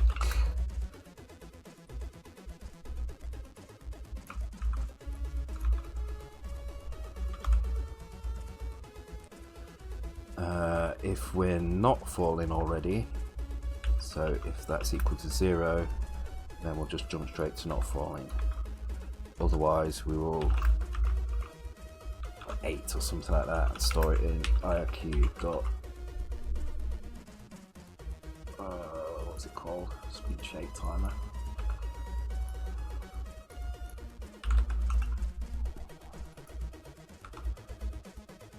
So this is going to happen every time somebody lands at the moment. Oh, okay, it definitely did something, but it broke a few things. Okay, so this is breaking because why? Let's have a look at D011. FB is it an invalid mode? Yes, it's an invalid mode, so that shouldn't be like that. Let's go and get rid of that. This is going to be in there. Okay, let's get rid of some of these other files so I've got less to look at. Okay, so D011 is definitely E4, 1 2 3 4. Okay, which is this one here. So this is going to be a problem. Oh, I know why. Because I'm just adding any old random number to it, so rather than okay.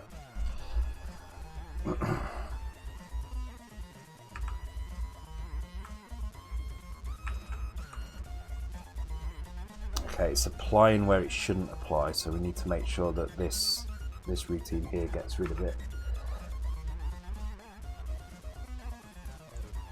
Okay, so that would be in this IRQ again. We need to reset these values, so I'm going to grab those. So in this one, we've got a screen control 2 already. So this needs to be ANDed with 1, 2, 3, 4, 5, 1, 2, 3. And then we need to do the same here as well, but with screen control 1.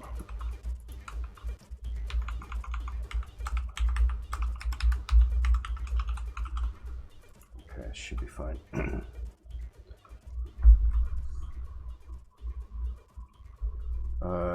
Okay, that's not quite right because it is breaking that. However, okay, there's 2 things wrong here.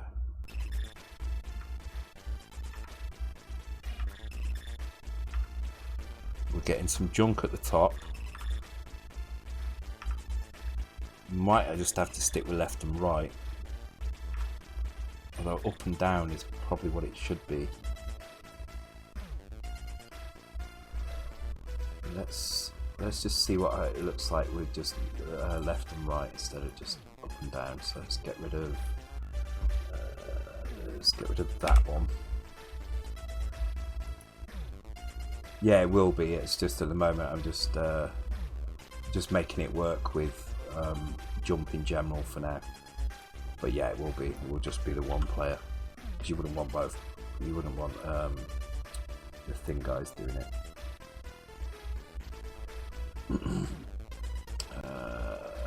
Screen control 1. Let's just get rid of that one for now. See what happens. It's only going to be left and right, but it might still look alright. So actually, yeah, just still feel alright. It's not as random as I was hoping it would be, though. It feels. Maybe if I trim the. Okay, this is working. We just need to work out the values. So I'm going to try trimming this down to 3, so it's doing a bit less. And get rid of this one. Don't need that. Get rid of this one. Don't need that.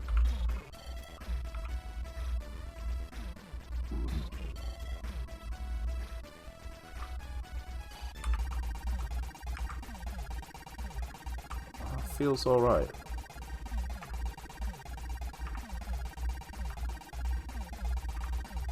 It's losing a bit on this edge because it's in 40 column mode. There's not really a lot I can do about that unless I switch into 38 column mode,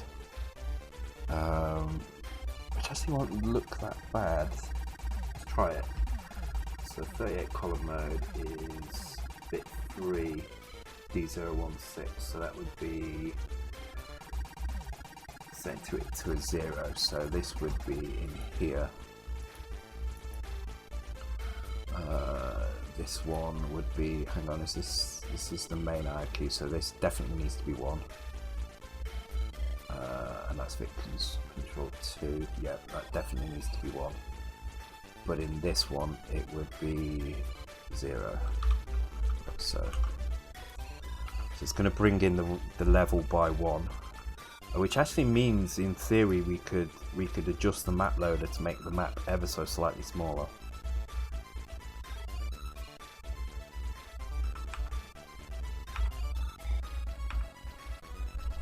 It's still cropped off at the bottom. I don't know why it's cropped off at the bottom. It shouldn't be.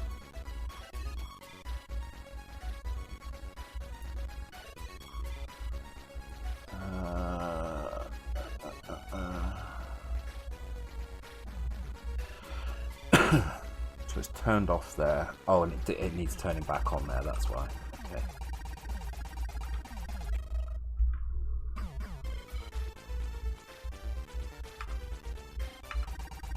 Okay, so now let's make it only do it for the fat player. So that is here. So we are doing a check here to see if we're falling. But before we do that, we should probably just check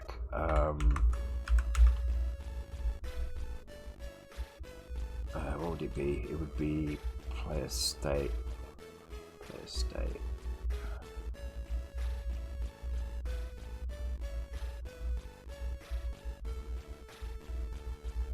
Okay, it doesn't need to be that. It can just be, I think it can just be as simple as player size, comma y.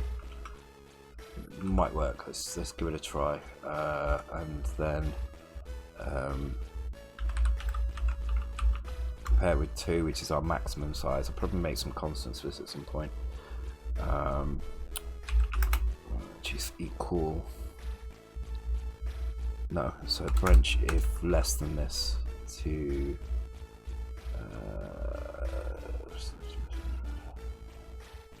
not falling. So hopefully now player 1 won't, but player 2 will. So player 1, nothing, player 2, nothing. Okay.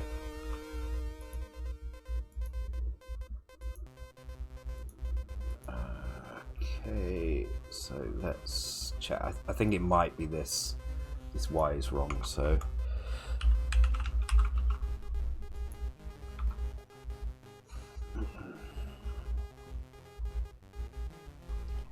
Y is 0, 0, 0, 0, 0, 0, 0.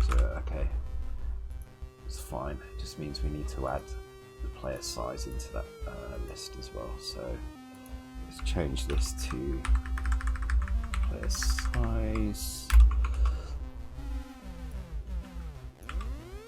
and then up here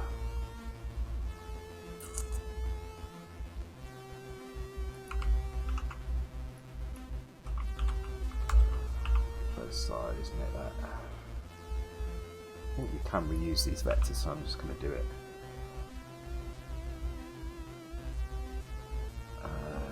Okay, so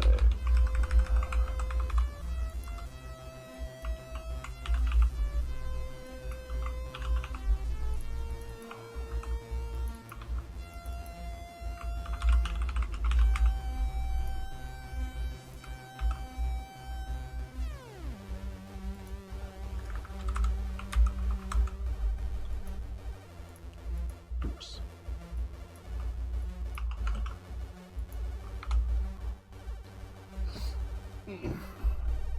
I think that can be it for, so that guy, yep.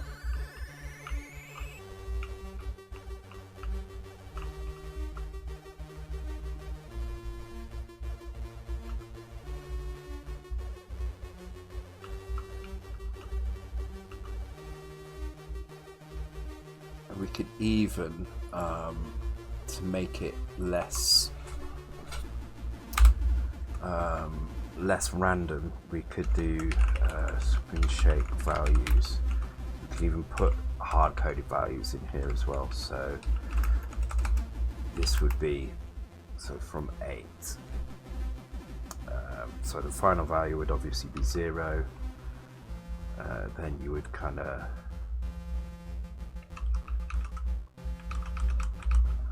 it's actually 9 values in here because the last value is 0.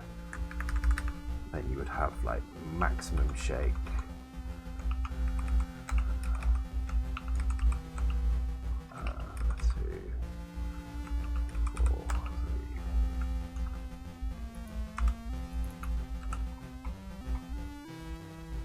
so instead of doing this, we would load. Can I load X here? Yeah, I can because I'm in an IRQ.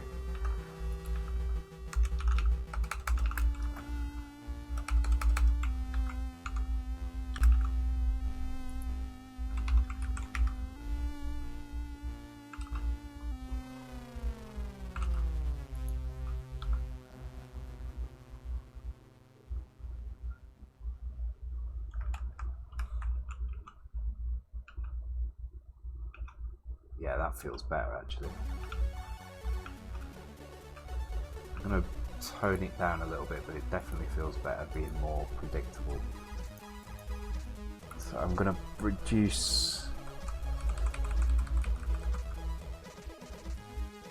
how am I going to do this? I think what I'll do is I'll leave the second ones as 0s.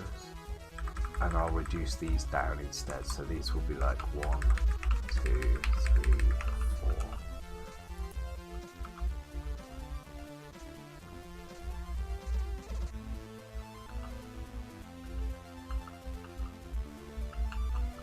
Yeah, that feels good.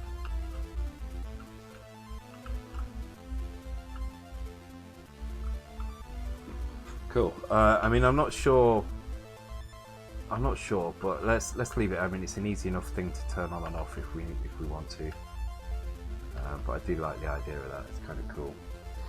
Yeah, I think me too, actually, Andy. I think I'm going to call it there. We've done quite a lot tonight. I will get this committed. In fact, let's do that now. And then we'll go and raid somebody. Oh, so what else have we done here now? So we've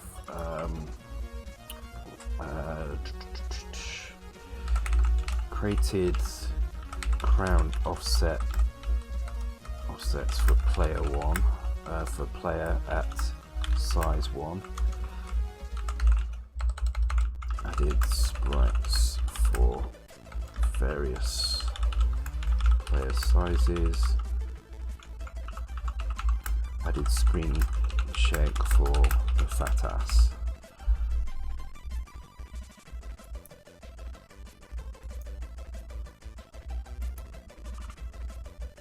Really good progress tonight. I'm really pleased with that. We've done so much. I'm really pleased with that. So I think on the next stream we'll do two things. We'll sort out the crown fit for players at all the sizes. We'll implement the actual size increase and work out the kind of algorithm which decides how quick you get fat, and then hopefully we can start doing the pipe animations as well. So I might do a little bit of graphic work this week to try and prepare some of the stuff, but yeah, we're looking pretty good now, to be honest. Quite pleased with it. Okay, let's see who's on.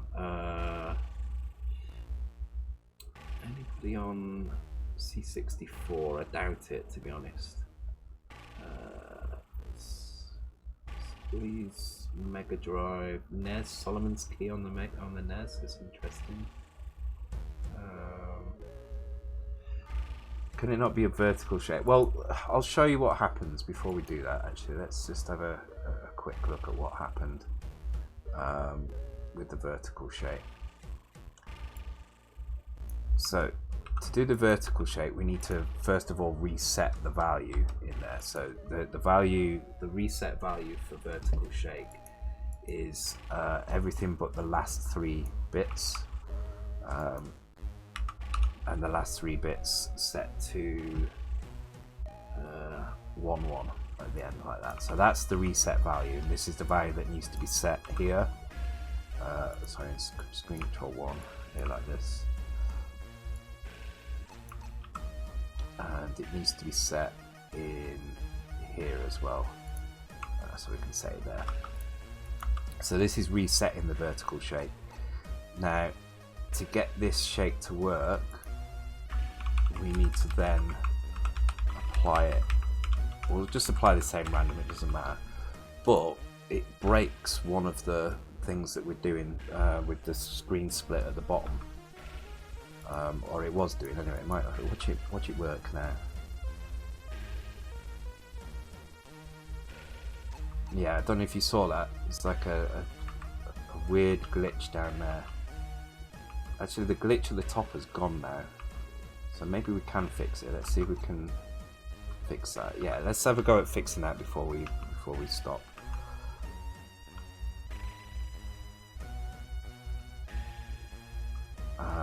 It could be enough to just colour these in black. Let's have a look. So if we fill from, so it's 3 lines at the bottom. So the bottom line is at D. Hang on, let's write this down. The bottom line is at D, B. This thing's 24 off the end, so E8, so D8, C0. So that's the bottom line. So that's this bit here. Then we need to go back 1 or 2 lines. So this will actually be 70. So we fill that to db. Let's do 98 so I can just check that it's worked with 00. There we go.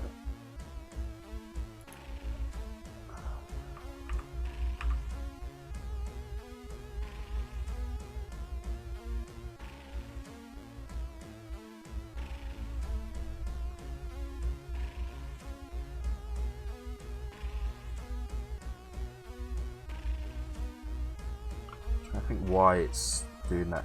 We need to get rid of this glitch. We can get rid of the glitch, then we can solve the rest of it pretty easily.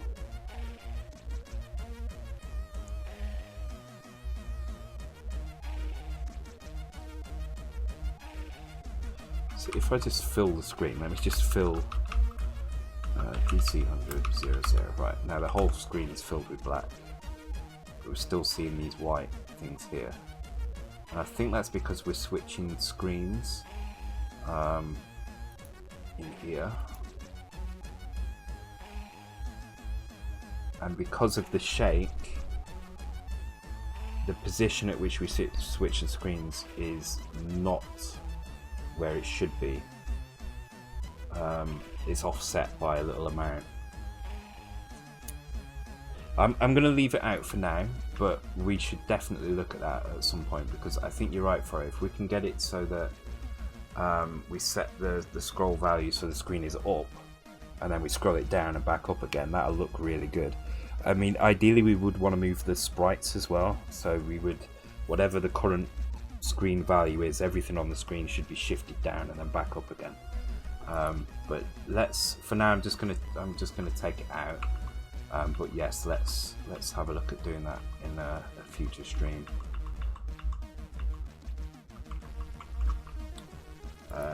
Okay, cool.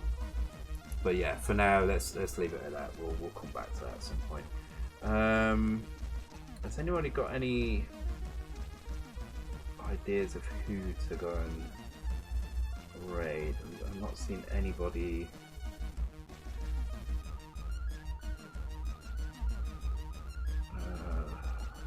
Let's have a look. There should be like a random raid button. That would be really cool. You just go and raid any random person.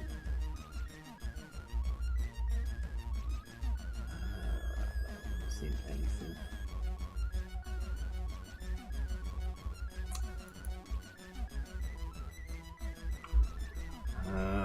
Oh, Thunder Ghost is on. I guess he's playing Descent again. Yeah, let's go and raid Thunder Ghost. Okay, guys. Thanks a lot for coming on tonight. I realise it's been all code and no games, but I've really enjoyed it. It's been very, very productive. So hopefully we can keep up with this kind of pace as we move on through the game. It feels like a playable game now. It needs a few more mechanics, but it's looking good. Alright, cool. Yeah, thanks a lot, guys. Let's go and raid Thunder Ghost now. He plays Descent. He does it with 2 sticks. It's really cool. And I'll see you guys on Thursday for a Dissect stream. Take care, guys.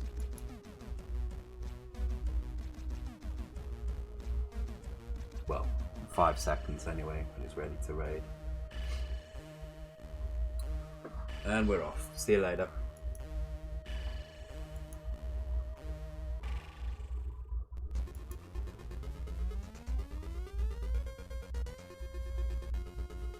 Was that raided? Yeah. 3